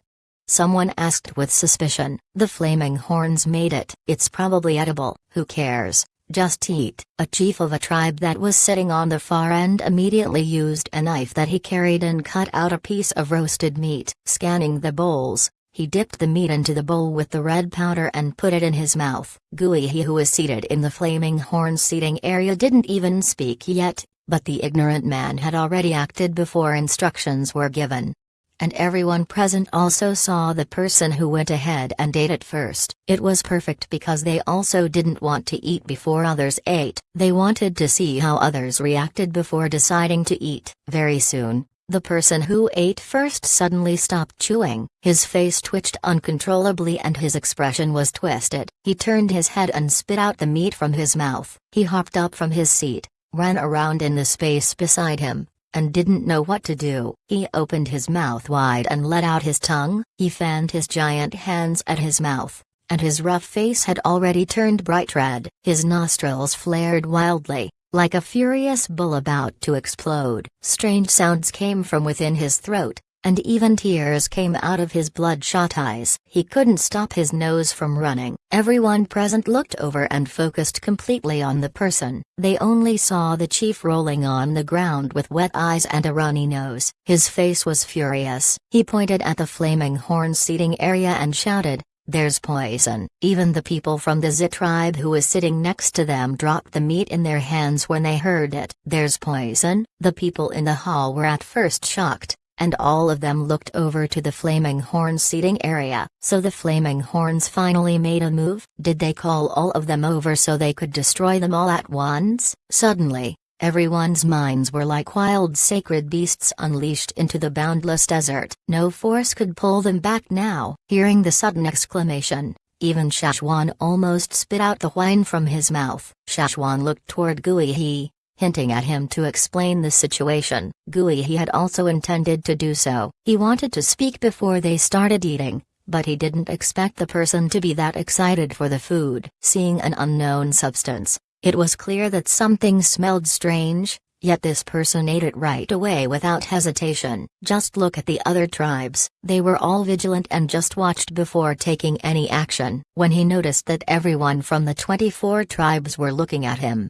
Guihi did not rush to explain. Words meant nothing now. He had to take action. Guihi calmly grabbed a pinch of the red powder and sprinkled it over the meat on the plate. He forked the meat with a finger-sized skewer and put it in his mouth. After chewing, he swallowed it down. From his eyes, they could tell he was enjoying the food. After finishing, Guihi said, "Actually, this is a condiment that we use to flavor our food. It's not poison. This one is called the flaming horn chili powder. These were made from a few spicy plants and some other plants with complementary flavors. They were first heated up in pots until they were dry and then they were ground into powder and stored." Not all members of the flaming horn tribe liked this flavor. Some disliked the taste and refused it whenever they could, but Guihi loved its flavor. After he got used to it, eating it even felt refreshing. This chili powder was actually something Shashwan concocted. A long time ago, when Shashwan didn't even have a high status in the tribe,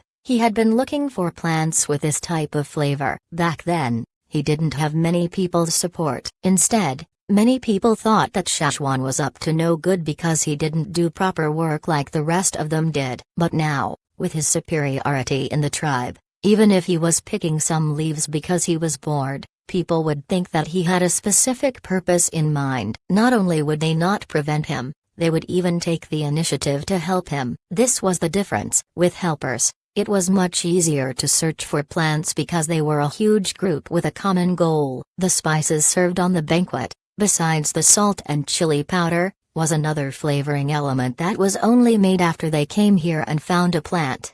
There were many goods to be discovered in this forest. Although these spices and condiments were not poisonous, animals rarely went to eat them, so it was very easy to find. Now, the Flaming Horn tribe had already collected enough stock to last them a year even after the banquet was over. After Guihi explained the way to eat the meat, everyone in the hall calmed down from their previous tension. Even the chief of the Flaming Horn tribe had eaten it, so they reckoned this was probably the truth. Chapter 620. The 3 Flaming River delicacies. The misunderstanding had already been cleared. The person who jumped out was thick-skinned enough to respond with a no, then calmly returned to his seat to continue eating. He did not think his behavior before was shameful. Although his actions were a little reckless and rude, he knew the importance of being alert more than anyone else. To be a chief who led his tribe to survive up till now, could he really be that stupid? The only reason he ate so much chili powder so thoughtlessly was merely because he was too focused on eating. It was rare for him to encounter a chance to eat as much as he wanted,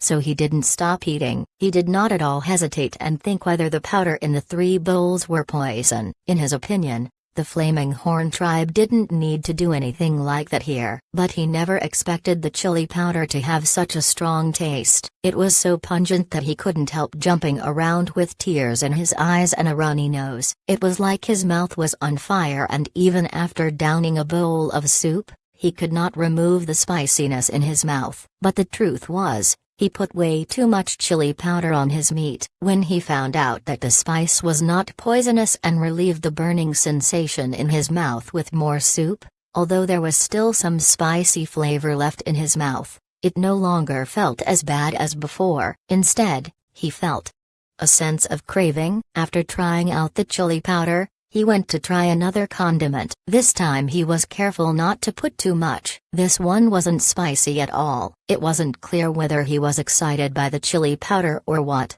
but the chief turned once again toward the chili powder. He hissed and gasped and irresistibly took deep breaths. His face was burning red with sweat. After he got used to the flavor, it was actually quite intense. He was already addicted to the taste. He was so deeply focused on the flavors that even if a bunch of hot girls came by, he wouldn't notice them at all. Someone even wanted to warn him from the side, "Chief, stop eating the chili already. You've got to look after your reputation." No, no, no. Don't hold me back. I want more. In the hall, many people also tried the other condiments besides the salt. Some preferred the spicy one and others preferred the one that was not as spicy. The served meat was not fully done, and it was up to the individual to decide how cooked they preferred their meat done. They could cut out whatever piece they liked from the giant chunk, sprinkle some of the seasoning powder, and continue roasting it if they liked. All the effort the Flaming Horn tribe put into the food, besides showing off, was also to promote their goods. They wanted to tell these people that if they had any interest in these condiments, they could come by often to trade in the Flaming River trading point in the future.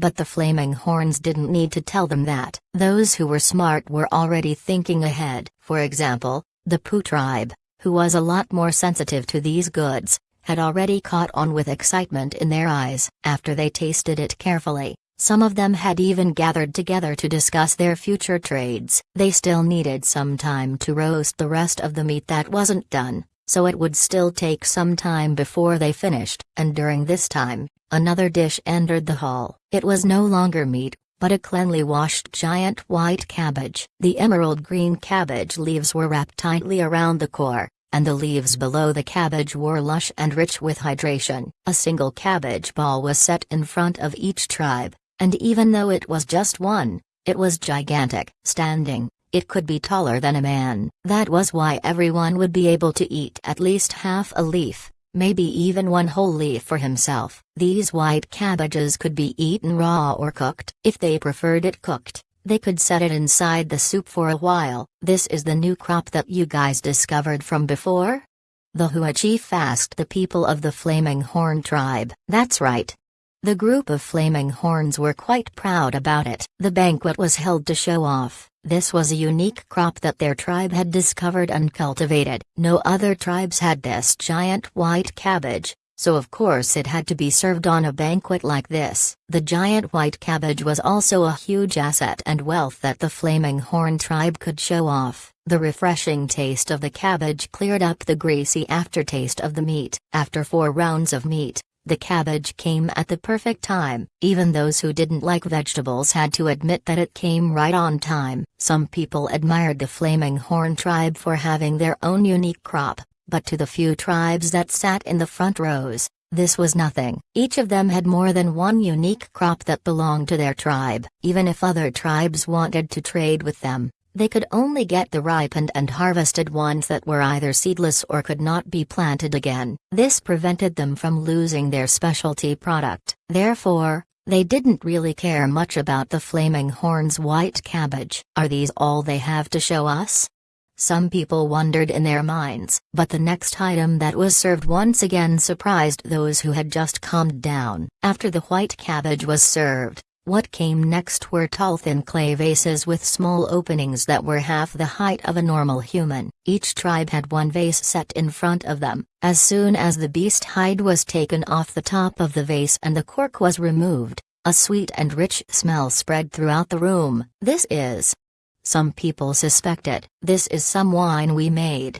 Gooey, he smiled as he poured the liquor from the vase into his golden cup. The wine containers were all repackaged before they were served. They were not the original vessels the wine was made in. The liquor did not seem clear enough, but the taste was perfect and the smell was thick and rich. The wine tasted sweet and mellow, and constantly stimulated the salivary glands in their mouths and their stomachs. With just one sip, they regained their appetite and felt like they could eat more meat again. Although the wine still had many shortcomings, they were already very fortunate to have this wine here. Even though it could not be compared to the wine made by those tribes with thousands of years of experience in winemaking, it was enough to make a good impression. The tribes that lived in the Flaming River region had never even tried alcohol before. To them, this was indeed an eye-opening and unforgettable experience. Even if they knew alcohol existed, it was too expensive and they did not have enough goods to trade for it. But now, the Flaming Horn tribe even served wine. Drink it all. They made the right decision by coming to the Flaming Horn's grand feast. Some people had chosen not to come because they thought that the Flaming Horn tribe had other intentions, but if they knew what was happening now, they would have regretted so much that they would bang their heads on trees. What a nice chance it was to drink and eat for free. Why didn't they come? A bunch of fools. A bunch of losers who don't even know when to take advantage. The Flaming Horn tribe could even make their own wine? This shocked many people. The keen business-minded people of the Poo tribe had already begun to talk about their trades again. The chief of the Poo tribe, Guang Hu, who looked like a bullfrog, had an unusual glimmer in his eyes today. His mouth was already big, but because he was feeling especially happy that day, the sides of his mouth curved upwards even more, so his mouth seemed even bigger than usual. He ate a piece of meat that had just been roasted and took a sip of wine. He laughed happily and exclaimed, "Nice." It wasn't clear whether he was praising the dishes or the alcohol or if he was just too happy. Perhaps it was both. The people were all immersed in their thoughts, but the next dish was already being served, and this time, huge pots of porridge came one after the next. Actually, not many tribes ate porridge because they didn't have their own crops, so usually, they would just put all the wild vegetables and fruits in the same pot and cooked it until it was ready to eat. The Z tribe was like this. As for those who grew their own crops, the porridge served in front of them was very different from what they usually would have. Often, their porridge would be made by one single crop, and occasionally they would mix up a few different types, but they never used too many types. However, the porridge that was served to them from the pots had many different colors and sizes. From that they could tell that there was a variety of different grains in the porridge. And this is. The crowd looked in the direction where the Flaming Horn tribe sat and waited for them to introduce the dish. This is. Gooey, he shifted his body and looked toward Shashwan. He already forgot what this thing was called. 8 treasures porridge. Shashwan said. Yes, this is called the 8 treasures porridge. It is made from 8 types of precious grains. Everyone should give it a try. You won't be able to find it anywhere outside the Flaming River trading point, Gooey, he said with a clear and loud voice. Mufa, the chief of the Longboat tribe, picked at his eyebrows. His subordinate had already poured him a bowl. Slowly, he brought a spoonful of the porridge in his bowl up to his mouth and tasted it. The porridge had the mixed aroma of the different grains, but although they were all different in texture and taste, they did not taste weird at all together. Rather, it had a unique flavor and gave people a sense of peace. Some of the grains were soft, some were sticky, and some were rather chewy. After every bite, There were still some left to chew even after they swallowed twice. With just one sip, Mufa could determine many things. Before, a few of the major tribes would exchange gifts, and occasionally some tribes would bring their unique crops as gifts. They had tasted the different types of unique grains from the other tribes more than a few times, but they had never tasted any of the ones in the 8 treasures porridge in front of them. Not one, not two, but all 8. Where did the flaming horns get these 8 types of grains? Tribespeople had always valued grains. Grains were wealth. But this surprise in front of them made them all confused. The white cabbage, self-made wine, and now the 8 treasures porridge? How much are the flaming horns hiding? Seeing the suspicious looks from all corners of the room, the flaming horns laughed without a word and continued to drink their porridge silently. The 8 types of grains in the porridge were all brought over from the other side of the sea. The people who were skilled in agriculture in the Flaming Horn tribe put in a lot of effort into cultivating these. Not only were these the ones they produced the most, these 8 grains also had the highest adaptability. There was an ample supply of these grains, so even after saving some for their tribe, they had enough to show off at the Flaming River Grand Feast. The other crops that were rarer were more precious, so of course they kept it for their own consumption. If Jiju picked it, it was definitely better than normal grains. The Ji family had focused on agriculture for many generations and were specialized in this, not to mention the newly discovered fine grains, even those that they had planted for thousands of years in their farms and underwent many modifications were still fine products. If it wasn't for the special occasion, the Flaming Horns would never bring out these things, unless there were special guests, a showing-off feast to let them brag about their wealth. This term can be understood as both derogatory or complimentary, but different tribes understood it differently. Some people didn't even consider their own ability before they went to show off, so they amassed piles of debt. Showing off once cost them 3 years of debt. Many of them even faced big problems, so they actually had to pay the consequences for being pretentious. But some others actually had the ability and wealth to show off. They were actually using all their extra wealth and surpluses to show off. The reason the Flaming Horn tribe dared to bring out all these was that they were not afraid of other people's envy. If they didn't even have the courage to show off and stayed vigilant and careful all the time, how could they prepare a showing-off feast? That was why the Flaming Horn tribe set up such a banquet. Their attitude was, if we have the money to do this and the ability to host such a grand showing-off feast, we naturally should not be afraid of others coming to rob us. If we take thousands of steps back to look at our situation, even if we were to lose our territory, we would still be able to reconquer it. The Flaming Horns had no fire seed. They were not afraid of people extinguishing them. If people dared to attack, they had to be ready for the Flaming Horn tribe's wild revenge. Chapter 621, You guys leave first, we have a sacrifice. They had to admit that they were indeed surprised when the Flaming Horns brought out all these goods. They thought that the Flaming Horn tribe would still be living a tough life after being driven away from their home by the disaster. But they never thought that it was actually quite the contrary. Not only were they living a good life in their new environment, but they could also even host such a grand show-off feast. They were curious. How much were the Flaming Horns actually hiding? As a matter of fact, the Flaming Horn tribe was indeed hiding a lot. These grains that they brought out were harvested in the fearsome beast forest, even before the previous disaster. Now, besides the fact that they had a larger piece of land cultivating a new variety of seeds that had stronger adaptability, and besides these 8 types of grains in the 8 treasures porridge, there were also other newly planted grains with high adaptability, but they were not yet ripe, so they could not be harvested and served to these people.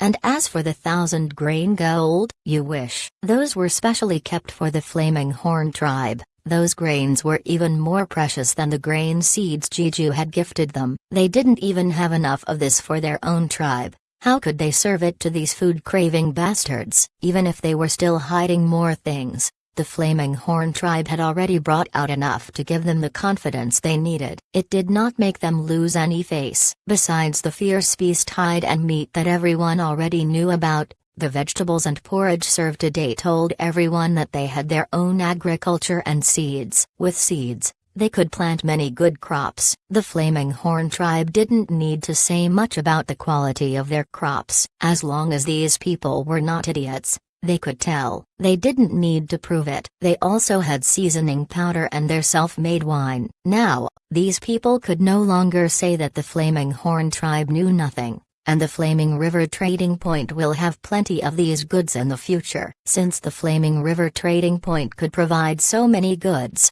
and if the Flaming Horn tribe could guarantee their safety inside the trading point, it was not impossible for this place to become more crowded in the future. Especially those tribes that lived in the Flaming River region. These tribes were constantly living in hunger and didn't always have enough to eat. The existence of the trading point could ensure that they could get the most out of every future trade. Many of them wanted to learn more about the trading point, especially the people from the Zit tribe. They had already enjoyed enough of the service provided here. Now, seeing this situation, they saw a lot of potential in their future partnership together. At least the Flaming Horn tribe didn't lack meat. As long as the Flaming Horn tribe still had a rich supply of meat, they could continue to trade for more food from them. Those grains that they just had were also not bad, but they would still choose the fierce beast meat over these grains. A crystal the same size could probably be exchanged for more meat than grains. The Flaming Horns didn't say it directly, but judging by how gooey he labeled these grains as precious, they could tell. 8 treasures porridge. 8 treasures. These were 8 precious grains. They must have been extremely difficult to plant. The people of the Zit tribe had no experience in agriculture. Once, they wanted to transplant a fruit tree with a strong vitality back from the mountains, but they couldn't even manage to keep it alive after bringing it back. So this was why they always considered agriculture to be a lot harder than hunting. Because it was so difficult and challenging to grow, it was obviously more expensive. They understood this fact from this reasoning. These grains were even more expensive than fierce beast meat. Tribes who were still striving to live a relatively more comfortable life and had always been living in poverty would only trade for normal grains, not these.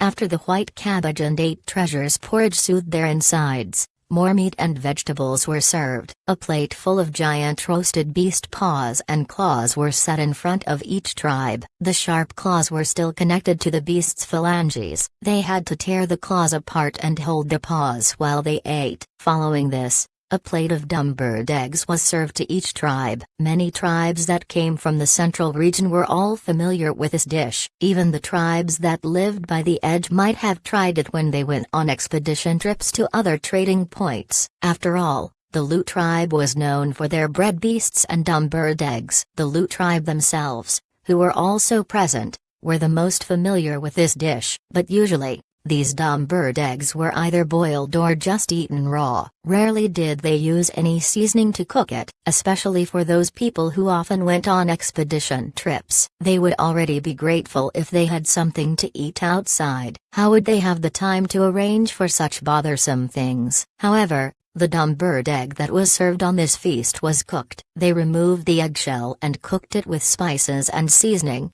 so it carried a light brownish-red color. On the steaming stone plate, the brownish-red dumb bird egg was cut into 8 small petal-like slices and arranged on the stone plate. Layers of egg broth were poured on top. The cooking method was recommended by Shashwan. Back when they were preparing for the feast, the dish was prepared under strict supervision throughout the entire making process. In the middle of the dish, there was even an eye-catching bright yellow flower set on the brownish-red egg, and in the center of the 4 petals of the flower was yet another bud carrying sharp thorns.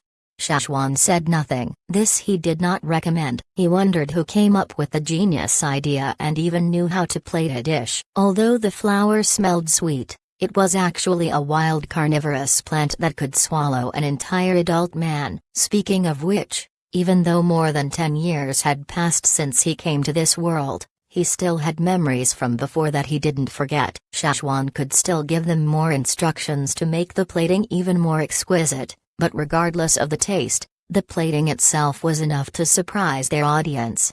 However, the tribe's people had their habits. Even if they were the few major tribes from the central region, They did not know how to appreciate exquisitely prepared dishes and professionally sliced meat, so if the Flaming Horn tribe overdid the plating, it might even have a rather negative effect. No matter what they did, they should always do it in moderation and have interchanging phases of excitement and relaxation. This dish that the Flaming Horn tribe brought out today was perfect. It did not require any more fancy decorations. And as to why they only had dumb bird eggs and not green duck eggs, this was the same reason why they didn't bring out the 1,000-grain gold. The more precious something was, the more they had to keep it to themselves. Although the purpose of this showing-off feast was to brag about their wealth, they should never show everything they had to the other tribes. The Flaming Horns were actually hiding a lot more. Even the veins of the sky was a secret. They never wanted to make it public. The egg,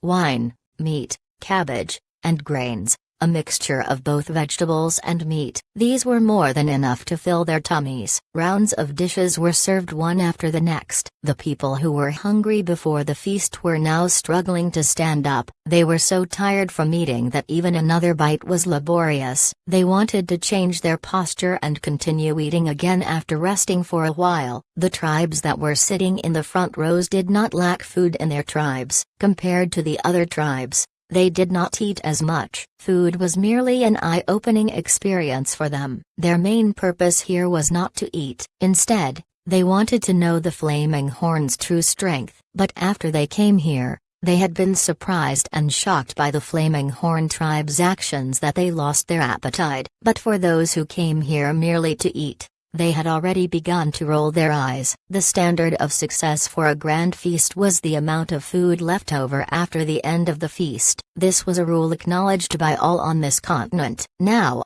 although the people present were all reaching their limit in food intake, the dishes continued to be served. Abulai, the chief of the Zit tribe, stood up and took a deep breath. He walked around for a few steps, switched different postures, and looked for a posture that could allow him to maximize his food intake. The stone plate in front of him was constantly being refilled with newly roasted meat, and it smelled delicious. Because of the variety of fierce beasts, the meat now looked even more fine and smooth than the ones before. It even had striped marks made by the roasting process, but he could no longer eat any more. Now, he had already passed his safety limit for food intake. This safety limit determined his capability to escape and react to dangerous situations, but now he had already passed it. When he reached the line of limit in his body, he had already thought about it, but his desire and craving for food and the rare opportunity was on the upper hand, so he continued to eat. Now, he was panting as he walked. Chief, what should we do? A warrior who followed Abulai to attend this feast looked at him with a saddened expression. There's still so much meat. What can we do? They could see it, but they couldn't finish it. This used to be something that had made them smile even in their dreams, but now, although their dreams had come true, they felt a sudden sense of helplessness. There was still so much meat, but they couldn't finish it. If they were to leave it here, what a waste it would be. Just looking at the unfinished food made their hearts ache. Can't we take these leftovers away? Someone asked. Abulai also wanted to bring the leftovers back, but this was the Flaming Horn's territory. They had to follow the Flaming Horn's instructions. A small tribe like them did not have much say under these situations. Why not go ask them about it later? Abulai's wife suggested. All right. Abulai felt weak and didn't have much confidence, but seeing the plate of meat in front of him, he decided that he would give it a shot. If the Flaming Horn tribe did not agree, he would try his best to negotiate with them. It was not until later when they noticed that there was still plenty of meat left over on all the plates in front of all 24 tribes. At this moment, a few people from the Flaming Horn tribe glanced over at Guihi and nodded. Fellow friends. Guihi addressed them with a loud and clear voice, the Flaming River Grand Feast is about to approach its end. How is everyone feeling so far? Great, amazing, very nice. The people from the Hua tribe and Blue tribe loudly replied. Other people continued to praise the banquet from their seats, and even the Longboat tribe and the Tanshan tribe who disliked the Flaming Horn tribe had to admit that this showing-off feast was very well done. Besides the amount of leftover food, other things also surprised them, like the golden wine cup. For instance, there was one placed in the seating area of each tribe. This was a sign of great wealth. Since it is so, before the end of our feast, I, Guihi, as the chief of the Flaming Horn tribe, would like to inform everyone here that the Flaming River Trading Point will officially open up from today on. Elder Zhengluo will be in charge of reading out the rules of trade in the trading point. Guihi raised his hand and gestured at Zhengluo to speak. Zhengluo had already prepared a beast hide scroll. After unrolling it, he read out the words written on it. The things listed on the scroll were all rules in the Flaming River Trading Point, and many of these rules were borrowed from the ones the slave masters used in their cities. Shashuan had already pointed out some of the rules' shortcomings and made some changes to it. After improving it, they came up with the first edition of the rules and regulations in the Flaming River Trading Point. If they had new rules to add to the list or some they needed to amend, they would then come up with a new edition. All in all, besides the rules regarding the set trading locations for each tribe, the rental fees of their houses, and the ones about the storage of goods, the most important point was that there should be no robbery or stealing in the Flaming River Trading Point. When they reached this point, the tribes that lived in the Flaming River region felt suddenly at peace. What were they most afraid of during a trade? The other party tricking them and using means of extortion. But if the Flaming Horn tribe, such a powerful tribe, was here to protect them and enforce these rules, it would make trading a lot safer. After Zhengluo read out and explained the rules on the beast hide scroll in detail, he also ordered warriors to give a copy of the same rules to the chief of each tribe. There was still more details on the written document, so if they still weren't clear about it, they could ask the person in charge of the Flaming River Trading Point. After they finished discussing the trading point, they had accomplished their main purpose, and since this matter had already been clarified, this feast should be ending soon.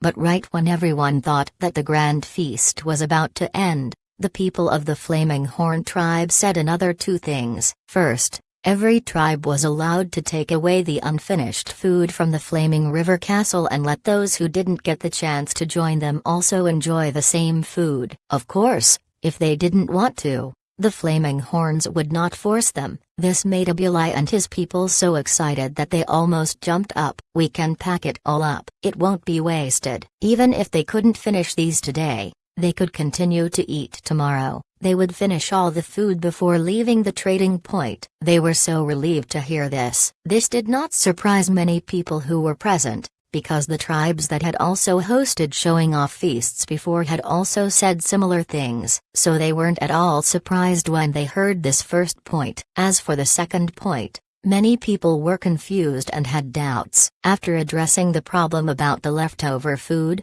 Guihi continued with the second point. This marks the end of the Flaming River Grand Feast. All of you may choose to leave first. If you have matters to discuss with us, please wait in the resting area because we still need to hold a sacrifice. Of course, if you'd like to stay and watch, you may also do so, but I don't recommend it. Just because the people of the Flaming Horn tribe said it like this, it made the others even more curious. Sacrifice. Here? When they heard this, everyone in the crowd stretched their necks and looked around the area. They didn't see a fire pond. They had already been here for an entire day, but they saw no fire pond. How could they hold a sacrifice without a fire pond and a fire seed? Were they going to start their own fire? Chapter 622, Sounding Horns at Sunset. Everyone here knew that an event as important as a sacrifice was usually held beside the fire pond. But the thing that played a decisive role here was actually not the fire pond, but rather,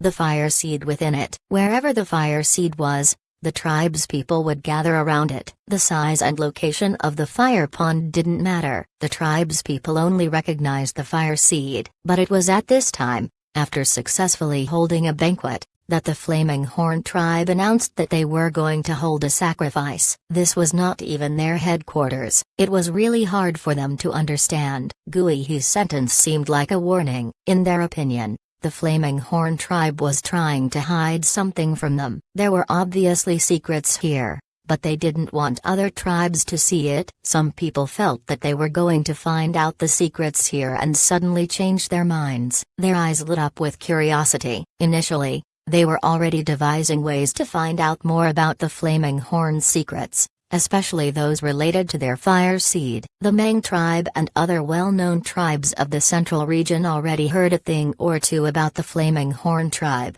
especially what they sensed from the Drumming tribe's fire seed. They also heard about the Rain tribe that had recently migrated to the area after the end of last winter and their fire seed. All these made them extremely doubtful and they desperately wanted to find out the secrets hidden here. It just happened that both the chiefs and shamans of the Rain tribe and Drum tribe were all going to be present this time at this Flaming River Grand Banquet. Many of them initially wanted to approach these two tribes and discuss with their leaders. Small tribes like them probably wouldn't reject talking to them, the major tribes. But to know the core of these secrets, the best solution was to ask the Flaming Horns directly. After all, the Flaming Horn tribe never really had a good temper or a good relationship with their tribes, so besides not being able to get any secrets out of them, they might even arouse ridicule.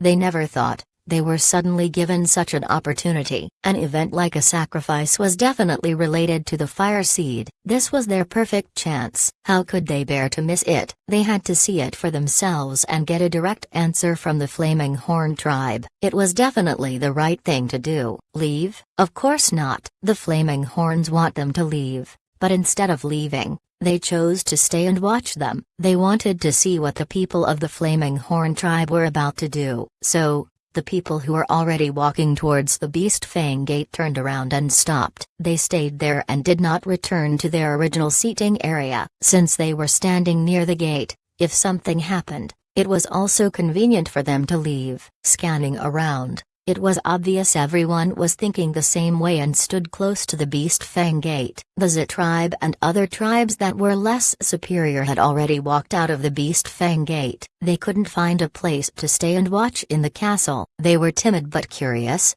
so they watched from afar outside the gate. The Drum tribe and Rain tribe looked at each other and left without a second thought. They definitely did not want to stay, but they were still slightly curious, so after they walked out the door, they kept a distance and stopped to find a place to sit. They ate too much so they felt tired from merely standing up. When Gui saw the reactions of the other tribes in the hall, he was not surprised at all. He had already expected this scenario. He took a few glances at them, and then looked toward the elders. The first person he asked was Shashwan. "Should we start now?" Gui he asked. "We may begin," Shashwan said. The other elders also nodded one after another. The Flaming Horn tribe's people stood up. They moved the tables, chairs, and the dining utensils out of the way. On the empty land in front of the Flaming River Tower, they stood in 2 rows on each side of the building. The elders stood in front, and following them were the major hunt leaders, then the minor hunt leaders. After these came warriors who were more skilled and made great contributions to the tribe, or other elderly men with prestige. Besides these 2 rows of people, there were 3 people. The current chief and shamaness did not stand in the same 2 rows as the others. Instead, they stood in front of the Flaming River Tower and faced the gray stone walls that had no carvings at all. And in front of the current chief and shamaness, stood the Grand Elder of the Flaming Horn tribe, Shashwan. There was still some leftover food on the tables where the other 24 tribes sat. There was still spilled soup and chewed bones left on the ground, and the firewood that was still burning continued to make a crackling sound. The leftover soup continued to boil with bubbling sounds inside the stone pots and cauldrons. The Flaming Horns had not even cleaned up all these. Actually, this was an acknowledged habit amongst the tribes, to not clean up the mess on the day of the Flaming River Grand Banquet. Let it be and show it off to everyone. This was a symbol of success, a medal after the success of the showing off feast they wanted to show to everyone. They wanted to wait till the second day, when everything had already gone cold and all the steam had dispersed, to clean up this mess. So, the only clean area was where the Flaming Horns were standing. When everyone was ready, he lifted his head and looked up at the highest building in the area. On top of the tower, a person stood waiting beside a flaming horn totem flag. He was looking down in the same instant, as if he had been waiting all along. This was Mao, who acted in concert with Ao in his previous performance. At this time, Mao was already standing on the highest point in the Flaming River Tower. Beside him were Chiu and Dacheng. Mao, who looked down and received Gui's signal, brought out a giant horn around his own height that had clear striped lines circling around it. This horn came from a giant fierce beast in the forest. He didn't go down but blew the horn where he stood. Blowing the horn was an honorable duty, one he had fought over from Lei Jing. Mao moved his arms and did some chest stretches. He took a deep breath and breathed out slowly. Finally, he raised the horn and sucked in more breath. Blow. Woo. The low-sounding resonance of the horn sounded like a low roaring thunder from the sky. It carried a vigorous strength as if it was traveling across space and time, and the sound spread out to even farther places. The earth was also vibrating as if an ancient giant beast took a heavy step. Following this sound, the Flaming Horn tribespeople who were busy with their work sped up their pace and rushed to finish the job at hand. If they couldn't finish their job in the shortest amount of time, they set it aside and arranged their clothing. They washed away the dirt on their faces and changed into new and clean outfits. Meanwhile, the team that were delivering goods also heard the sound of this low-sounding horn, and the leader quickly looked for a place to rest and prepare his team. The few beasts that were pulling the carts of goods also followed the leader's orders obediently. As for Cheka, as soon as he heard the sound of the horn, he dropped everything, turned around, flapped his wings, and left immediately. The Flaming Horn's sacrifice was none of his business. The sound of the horn passed through the entire forest in the Flaming River region. Even the Drum Tribe's crocodiles lifted their heads and looked in the direction of the trading point. Their cold irises were lit with curiosity. On the other side of the Flaming River, the sound of the horn was also clearly heard. Although the sound had already weakened due to the distance, they could still hear it clearly. The person who was walking over to feed the ducks threw away the duck food in his hands and ran back to his home. The people who were busy working in the fields and farms also rushed back to their wooden houses beside the fields. After washing up, they changed into new and clean outfits. The guards were already prepared and did not need to change their clothing, but their expressions grew sterner, and when they saw people who still didn't know what they had to do, they supervised them and made sure they knew what to do. After the first horn was sounded, the onlookers inside the Flaming River Castle thought that the Flaming Horns were gathering their people, but after they looked left and right, no one was walking towards the area. What was happening? Everyone in the crowd was confused. Above the Flaming River Tower, after Mao sounded the first horn, he waited for about half an hour. Dacheng looked over at the hourglass that Szechuan had made from crystals. As he waited for the sand to fall through from the top to bottom, he did a few warm-up exercises and then flipped it over again. Now, he brought out another fierce beast horn. Compared to the one Mao blew just now, this one was a lot thinner and longer. It was lighter in color and the stripes were not circular on this one. These horns came from two different fierce beasts. After he took out the horn, Dacheng inhaled deeply like Mao did before, and blew into the second horn. Woo! The second horn did not sound as deep and vigorous as the first. This time, it sounded a bit calmer, like the sound of normal horns they heard every day. The sound was loud and traveled far. The stretching sound wave was like an invisible giant hand, smoothing out all the messy vibrations in the area. At this moment, it was like all the Flaming Horn tribespeople were ready and cleaned up all of their things. They waited for it to begin. In the Flaming River trading point, the members of the other tribes who were still unsure what was happening when they heard the sound of the horn saw the Flaming Horn tribespeople leave their homes after they tidied up and stood still facing the direction of the Flaming River Castle.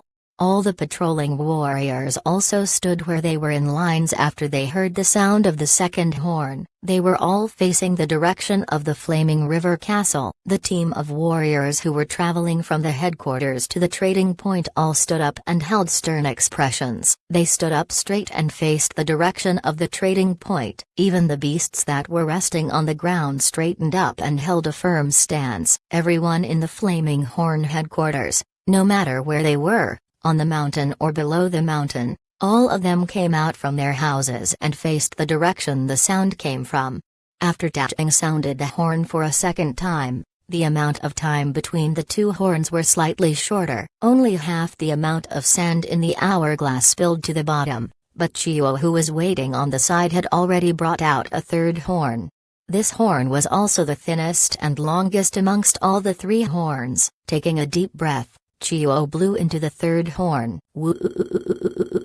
This time, the horn did not sound as low in pitch as the first, but it wasn't as calm as the second horn either. This horn was rather sonorous and loud, and it was as if it had the ability to arouse their emotions and bring it to the extreme. In the hall, all the dining utensils on the stone tables began to tremble and made loud scratchy sounds. The pots and vessels that originally had the 8 treasures porridge or the wine, and other pottery all cracked in that instant. Under the force of a strong vibration, a small line started to appear up the bottle and the crack finally split the bottle into 2. The sound of the horn did not drag on. It was like a decisive sound of a whistle hinting that the sacrifice was officially starting. Seeing the newly appointed shamaness of the Flaming Horn tribe take a step forward like she was ready to begin the sacrifice, the onlookers' facial expressions were all astonished.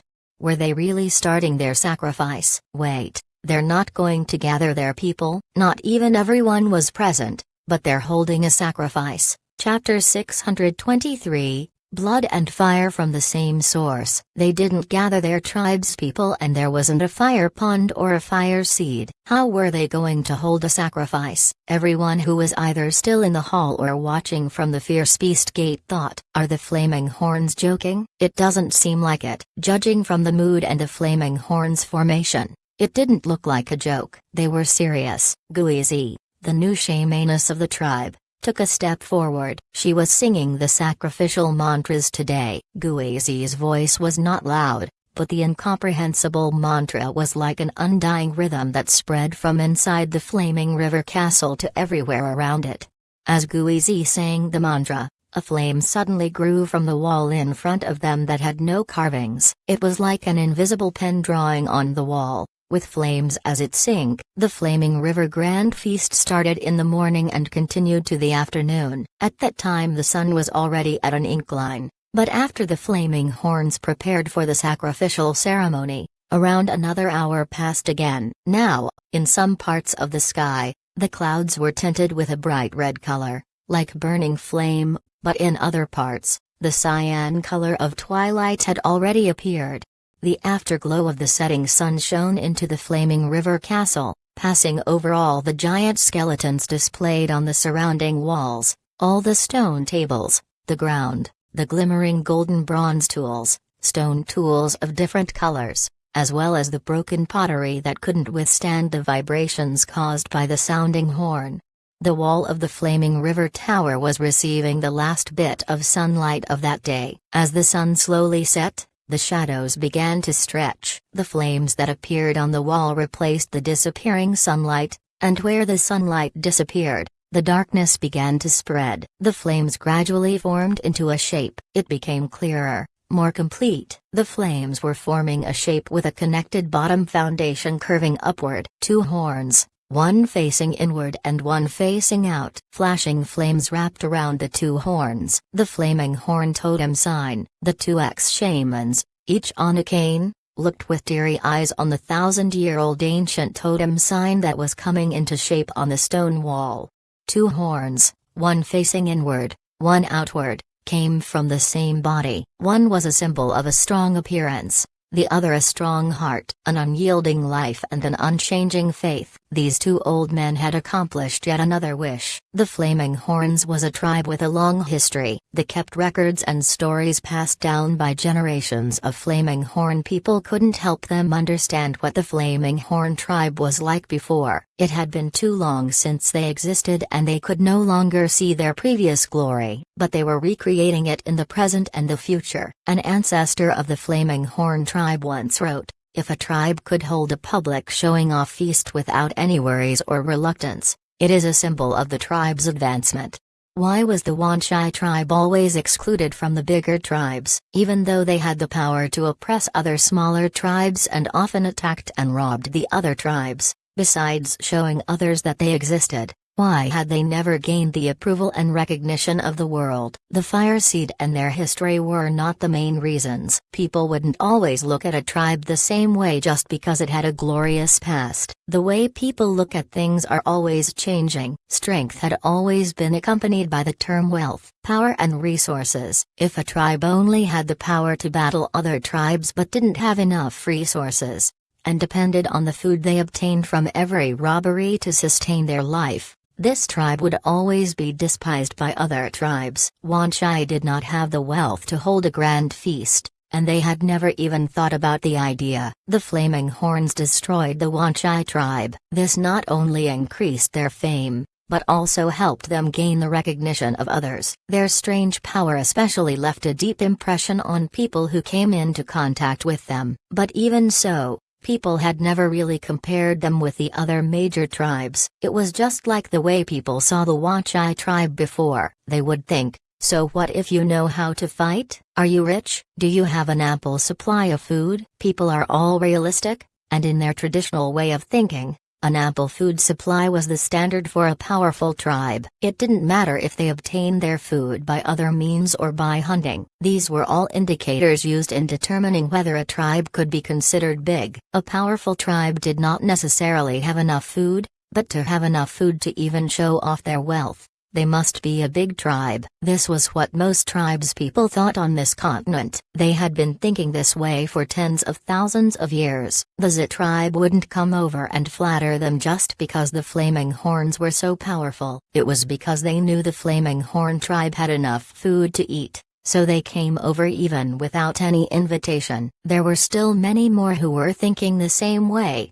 and this was also the reason why the Flaming Horn tribe valued this showing off grand feast so much. This sacrifice was not merely held for giving their ancestors a satisfactory response, but was also an important commemoration for the Flaming Horn tribe. The setting sun drifted down the mountains far away, but in their ears, they could still hear the sounds of the horns from before, although it had long disappeared. Inside the Flaming River Castle, the large arena was already covered in the shadows, and because of this, the totem fire seemed even brighter. That's totem. I can feel it. It's coming from the Flaming Horn fire seed. How is this possible? The people who were determined to stay in the arena were shocked to see this. It was the first time they saw the Flaming Horn tribe perform such a strange sacrificial rite with their own eyes. There was no fire pond, a sacrifice with an invisible fire seed. It was really hard to believe. The Flaming Horn tribe actually started a sacrifice even without a fire pond, and their fire seed was nowhere to be seen, and they even succeeded. So this was the secret the Flaming Horns had kept all along. But even if they saw it with their own eyes, they still could not comprehend how the change happened. Right when all these people were troubled by their doubts, changes took place once again inside the arena. Before, the energy of the fire seed was wavering and it wasn't clear whether it was really there, but suddenly, it became clear and was burning even faster. On the walls inside the arena, the fierce energy that used to linger on the beast bones was suppressed so much that it disappeared completely. Not even one bit was left behind. Even those violent energies inside the blood that Shangluo and the others purposely spilled to decorate the skeletons had disappeared completely. This was the same arena from before, but in the blink of an eye, it was like an entirely new place. To those who did not belong to the Flaming Horn tribe, the fire seed's energy was making them feel extremely uncomfortable. This sudden surge of energy from another tribe's fire seed was not directed specifically at them, but it was flooding the entire place. No, it wasn't just in this arena. Even beyond, outside the Flaming River Castle, in the trading area, this energy was everywhere. This made their hair stand on ends, and their hair seemed like they were blown up. It was like a cold electric current was spreading and touched them on their skin. It made many of them shiver. When the Flaming Horn tribe's fire seed's energy suddenly surged, Abulai, who was hiding and looking from behind the Beast Fang gate, felt all the totem markings on his body surface. and his fingernails suddenly grew wildly from his fingers. On his feet, long toenails that were sharp as a knife grew out suddenly from his toes. The tightly grown hairs on his face grew thicker, and Abuli's entire figure hunched, his feet spread apart in a wild fashion, and one of his arms was in front, the other behind, creating an awkward and strange posture. He had no control over this, it was all a natural reaction to the fire seed's energy. This sudden change in posture was not readying him for battle. Instead, it was preparing him for a fast escape anytime. It wasn't just Abuli, even the people from the other tribes behaved similarly. Under the suppression from another tribe's fire seed energy, the totem power in their bodies could only mobilize to resist it. At that instant, all sorts of totem markings and transformations took place, all types of changes in appearance caused by totem powers surfaced to their skin. All of them looked completely different from before, but in contrast, the people of the Flaming Horn tribe were all feeling especially good. Blood coursed through their veins, emotions ran high. Their hearts were suddenly filled with infinite emotions, ready to rush out of their chests, but no one spoke. Rather, following the appearance of the totem lines, small flames started to appear from inside their bodies. The number of flames slowly increased and spread out wider, as if it was engulfing their entire body. If the Flaming Horn's success in making the totem sign appear through their sacrifice shocked the people around them, the situation now probably shattered their entire worldview. Burn. They're actually burning. Someone said with widened eyes. There was no fire pond, no fire seed, not enough people. How did they perform the sacrifice? But the Flaming Horn succeeded. The beast hides, beast meat, seasoning powder, grains. All of these were nothing compared to this. To them, the most meaningful action the Flaming Horns made that day was performing the sacrificial ceremony at the end of the Flaming River Grand Feast. At this moment, all of these people who were present had doubts similar to those they had back when the Flaming Horn's fire seed disappeared, but back then they never thought much about it. They even felt like they were watching a show, but now this doubt really made them feel uneasy. What did the final form of the fire seed look like? Maybe the Flaming Horns had another purpose when they invited them here. It wasn't just to publicize their trading area or to show off. Maybe they had another purpose. Blood and fire from the same source. The chief of the Ming tribe couldn't help but think of this saying. Back when the shaman of the Ming tribe was analyzing what actually happened to the Flaming Horn tribe's fire seed, he made this hypothesis. Beyond the Beast Fang Gate, Abuli looked toward the Flaming Horn tribesman in flames, and turned his head in another direction to look at the other Flaming Horns outside the castle. They're all burning. Wait. Look at that guy. He's burning. Abuli's wife exclaimed. Nonsense. I know they're burning. All the Flaming Horns are burning. Abuli snapped back into reality. He closed his gaping mouth. His jaw was sore. Not them. Look over here. Abuli's wife held his face with both hands and turned it towards the inside of the Flaming River Castle. Abuli's eyes almost fell out of place. His jaws suddenly dropped down again. Abuli shifted his head slowly. He was looking forward from his eye level, and he slowly lifted his chin and looked upward. At last, he stretched his neck upward and looked into the sky. Only 2 words came out of his mouth. Oh God. Chapter 624. Wait. Grand Elder, what are you trying to do? Inside the Flaming River Castle, in front of the Flaming River Tower, amongst the 3 individuals who stood looking at the totem flames on the wall, one of them looked clearly different from the rest. Although all of the Flaming Horns were burning and the flames from their bodies were not the same height, there wasn't too much of a difference. However, the flames from the person who stood in the center between the current chief and shaman of the Flaming Horn tribe suddenly burst upward and scared many of them.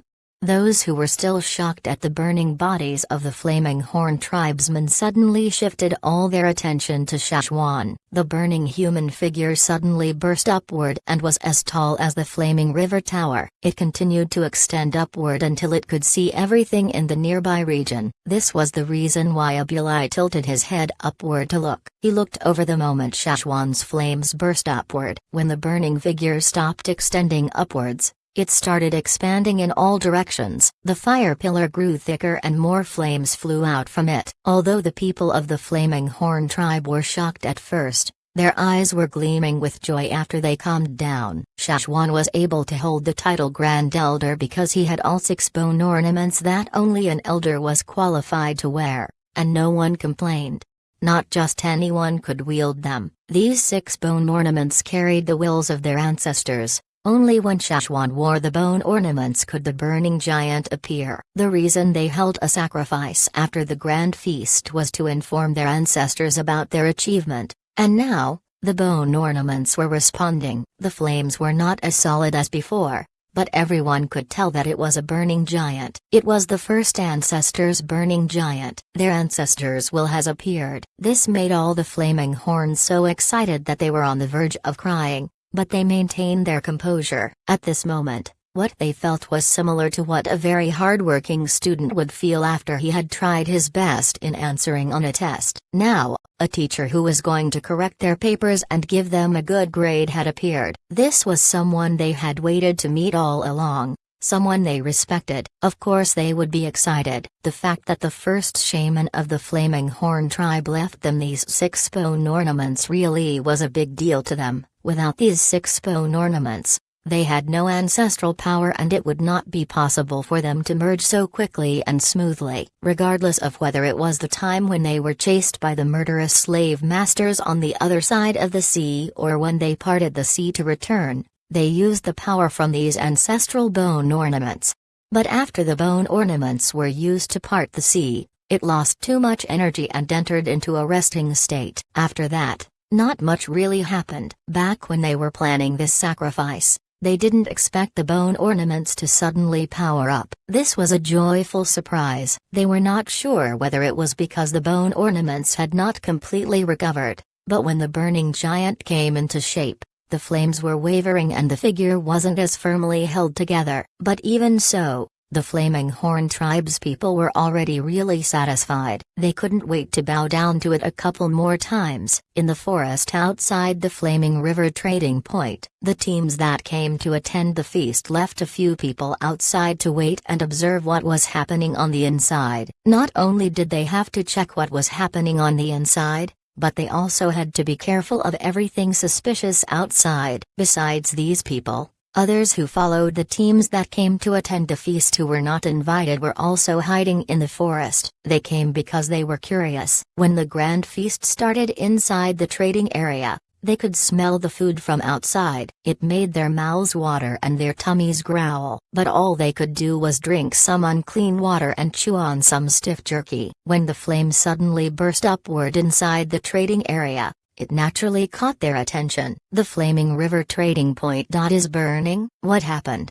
Someone exclaimed. Just now, they only sensed energy coming from inside the trading area that made them feel uncomfortable. They understood that this was the Flaming Horn's territory. It was normal to feel this way in other people's territory. Before they were even not used to not having this type of energy around. But what was the violent flame all about? Don't tell me that the Flaming Horn tribe actually made a move? The person who spoke gestured with his hands, demonstrating a chopping action with his hands as blades. That doesn't make sense. How could the Flaming Horn tribe be that stupid? And don't forget, amongst the tribes that went in, besides the smaller tribes, there was the Ming tribe, Thousand Masks tribe, Eight Limbs tribe, and others. You think they could get rid of them all in one go? There are even eagles from the Hua tribe and Tan Shan tribe watching from all around. They didn't even fly in yet. Indeed, there were eagles from the Hua tribe and Tan Shan tribe watching from all around, but they were not flying around and keeping watch in the sky now. Rather, they were farther away from the trading area, either resting on a tree, a mountain, or a rock, watching the movements inside the Flaming River trading area. They didn't hear any whistles signaling them to come down. Of all the tribes that went in, none blew on their whistles. Let's wait and see. The people who were hiding inside the forest speculated on the movements inside the trading point anxiously. They were tensing up and ready to rush in that direction anytime. Meanwhile, The people who saw this inside the trading area were also shocked, especially the people who were closest inside the Flaming River Castle. They felt extremely confused. If the fact that the flaming horns could summon the energy of the fire seed shocked them, then seeing the flaming horns burning up shocked them even more. Now, Shashwan's transformation looked like a pot of oil was splashed onto a blazing fire. Its sizzling sounds burned on everyone's nerves. They could not comprehend or imagine the scene in front of them. This was not at all similar to the world they were familiar with. Their views that they firmly held on to must be changed now. Blood and fire from the same source. This was the only hypothesis that could justify the fact that the Flaming Horn tribe didn't have a fire seed and could still cause such a scene. Even if it was just a guess, when they encountered this, they couldn't stay calm. The theory that blood and fire were coming from the same source couldn't really explain what they were seeing now. This was probably a unique skill possessed only by flaming horns that was passed down by their ancestors. Other tribes didn't have this. They could only stand on the side and watch, and see what this Grand Elder of the Flaming Horn tribe was about to do. Shashwan also never expected the bone ornaments to suddenly awaken and activate its power. The power of totem, transmission, and other special powers inside his body was all being pulled away at that instant. The 6 bone ornaments were spinning wildly like a whirlwind, sucking in all the energy Shashwan was providing. This was different from previous times. Before, these 6 bone ornaments were activated purely by their own power and did not require too much of Shashwan's power. Shashwan could not even choose when they were going to appear. So Shashwan could use his own power to activate the bone ornaments, just like back then when he used it to part the sea and return. When the bone ornaments could no longer provide enough energy to support its function, Shashwan would use his own energy to support it. But now, Shashwan did not even use his own energy to activate the bone ornament's power. It activated automatically, but it still relied on Shashwan's energy for support. The bone ornaments had not completely recovered. Shashwan suddenly figured out the reason. Maybe their ancestors left a remnant of their consciousness inside the bone ornaments, and because they saw such a grand feast, they got too excited and jumped out by themselves.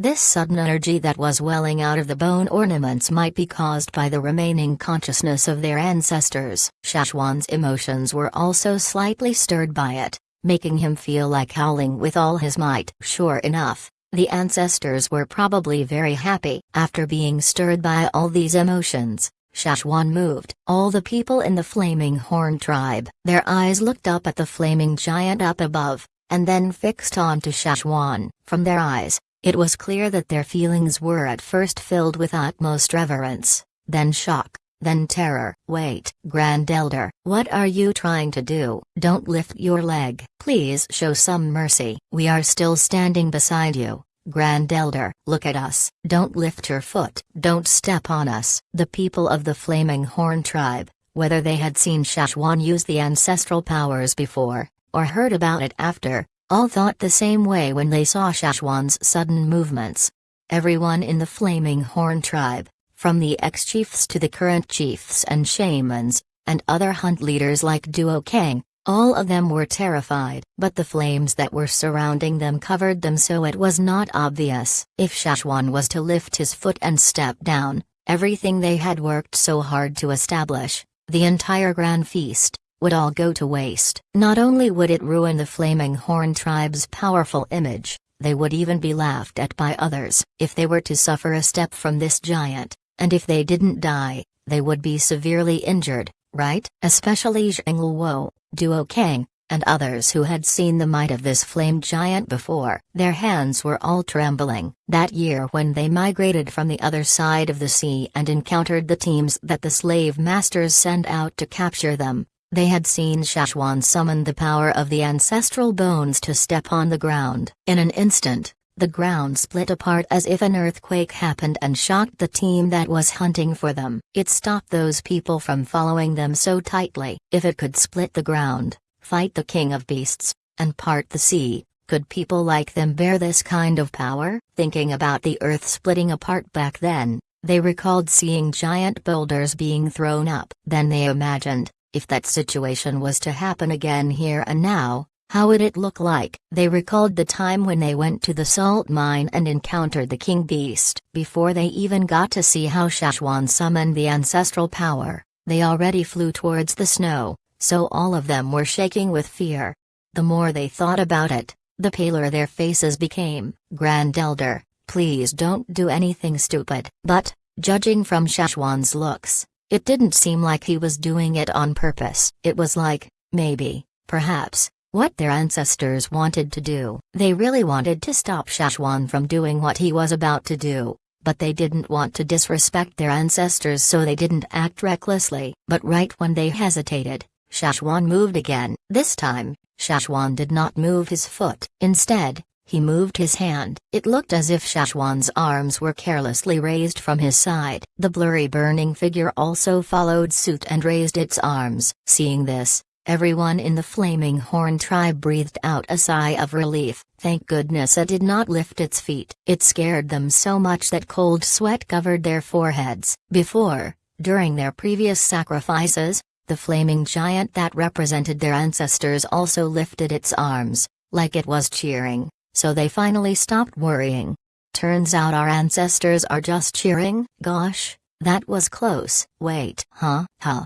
Chapter 625, The Flaming Torrent. The flame giant was blurry and it was hard to see it clearly. Instead of watching the movements of the giant up above, why not just observe Shashwan? After all, Shashwan was the one acting on behalf of the ancestral flaming giant. The flame giant's movements were all matching with Shashwan's, so when the people of the Flaming Horn tribe could not tell clearly what the flame giant was about to do, they would look at Shashwan. What a strange sight. Even the mood of the entire place had changed. Although they couldn't see the Flaming Horn people's expressions clearly and felt that there was something wrong with them, the other tribes thought that they had very subtle expressions. From their perspective, they could not really see their expressions clearly, but they could still make out some of their expressions from the side. Because of this, they got even more confused. What were the Flaming Horns thinking? Sudden anxiety spread throughout the entire place. Those who were either looking at the Flaming Horns or the giant flame figure in the sky all felt their muscles tense up. The totem power inside their bodies reached a climax and prepared them for anything that could happen. Could it be that when He warned everyone to leave and told them he wouldn't recommend them staying here because something dangerous was really going to happen?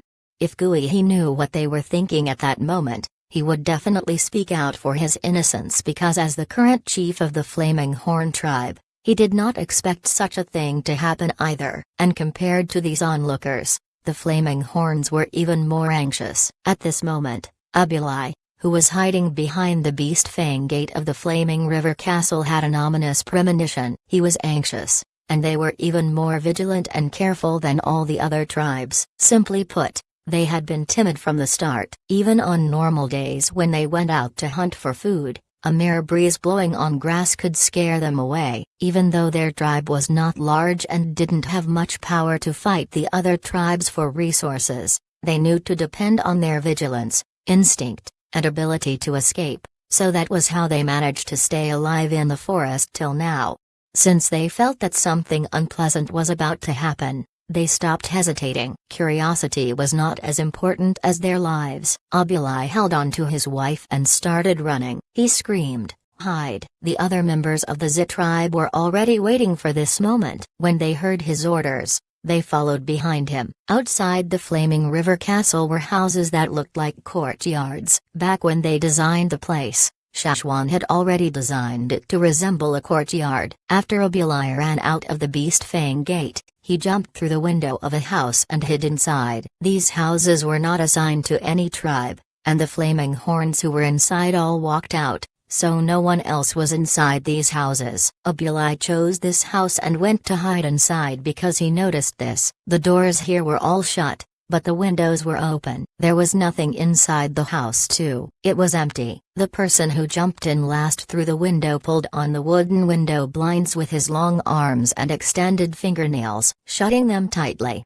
he pressed hard against the window panel. But some of the warriors of the Zit tribe got stuck while they flipped through the window. It wasn't because they were fat, but because they brought too many things, those were all the food they didn't finish eating from the feast. There was too much food and the window was too small. He couldn't move all these food into the house, so he unwillingly set them down outside and shut the windows. It didn't even take them a few blinks. Obuli and around 100 of his people all hid inside the largest house in this courtyard, even though this was already the largest house in this courtyard and all of these people could fit inside even after eating and drinking so much. It was still a little packed. The doors and windows were all tightly shut. The house was suddenly dark and light only came through from between the cracks in the tiles and the spaces between the window blinds. The darkness made them anxious. Poof, dash. It was a long, soft sound. Obuli sniffed the air. His face turned green.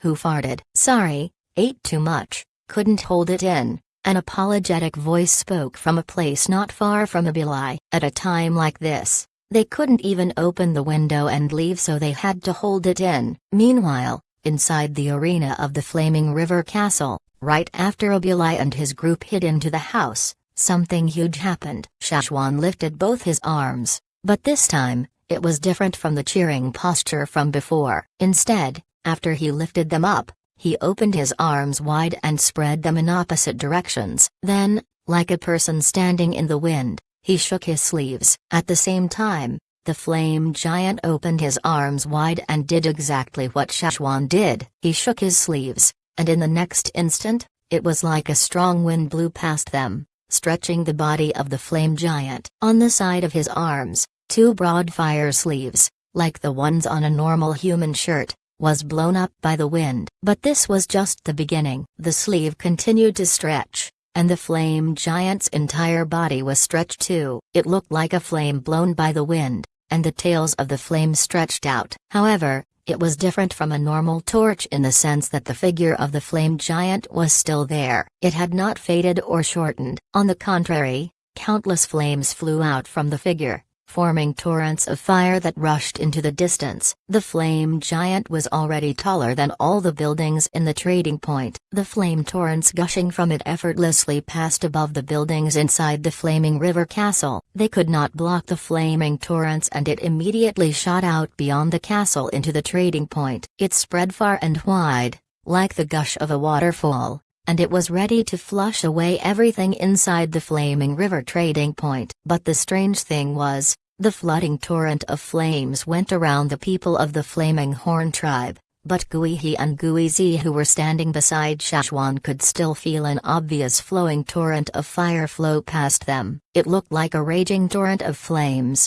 but they did not sense the slightest wind or wave. It wasn't just them though. All the architecture and tools inside the trading point remained untouched and intact, without any bumps or cracks. It was like everything never happened. However, those people from the other tribes who remained inside the trading point all suffered, especially those who stood closest inside the arena of the Flaming River Castle, those onlookers. They suffered the most. At this time, it was as if they were in the middle of a thunderstorm, struggling to fight the natural forces, the wind and waves. The energy from another tribe's fire seed was growing stronger, and it was getting even harder for them to bear. It was like a person who liked salty food and disliked sweet food suddenly getting covered up with a shower of sugar, and not just a little bit of sugar, but a whole mountain of sugar. How could this make them feel good? Everyone was holding it in and resisting it. They were the ones who chose to stay and even stood so close. They made this decision, so they had to grit their teeth and persevere. In comparison, the people from the Zit tribe who already hid inside were actually a lot safer. They kept a distance from the Flaming River Castle, and they were hiding inside a house, so the flooding energy of the flames did not directly come into contact with them. But the house suddenly felt suppressed from all corners and made many of them scared to the point that their teeth began to chatter. Inside the house, they could clearly hear the clucking sounds made from them trembling. Obuli's jaw twitched. He wanted to control and stop his teeth from chattering, but his heart was going wild. What was happening? What are the Flaming Horns doing? My legs are giving out.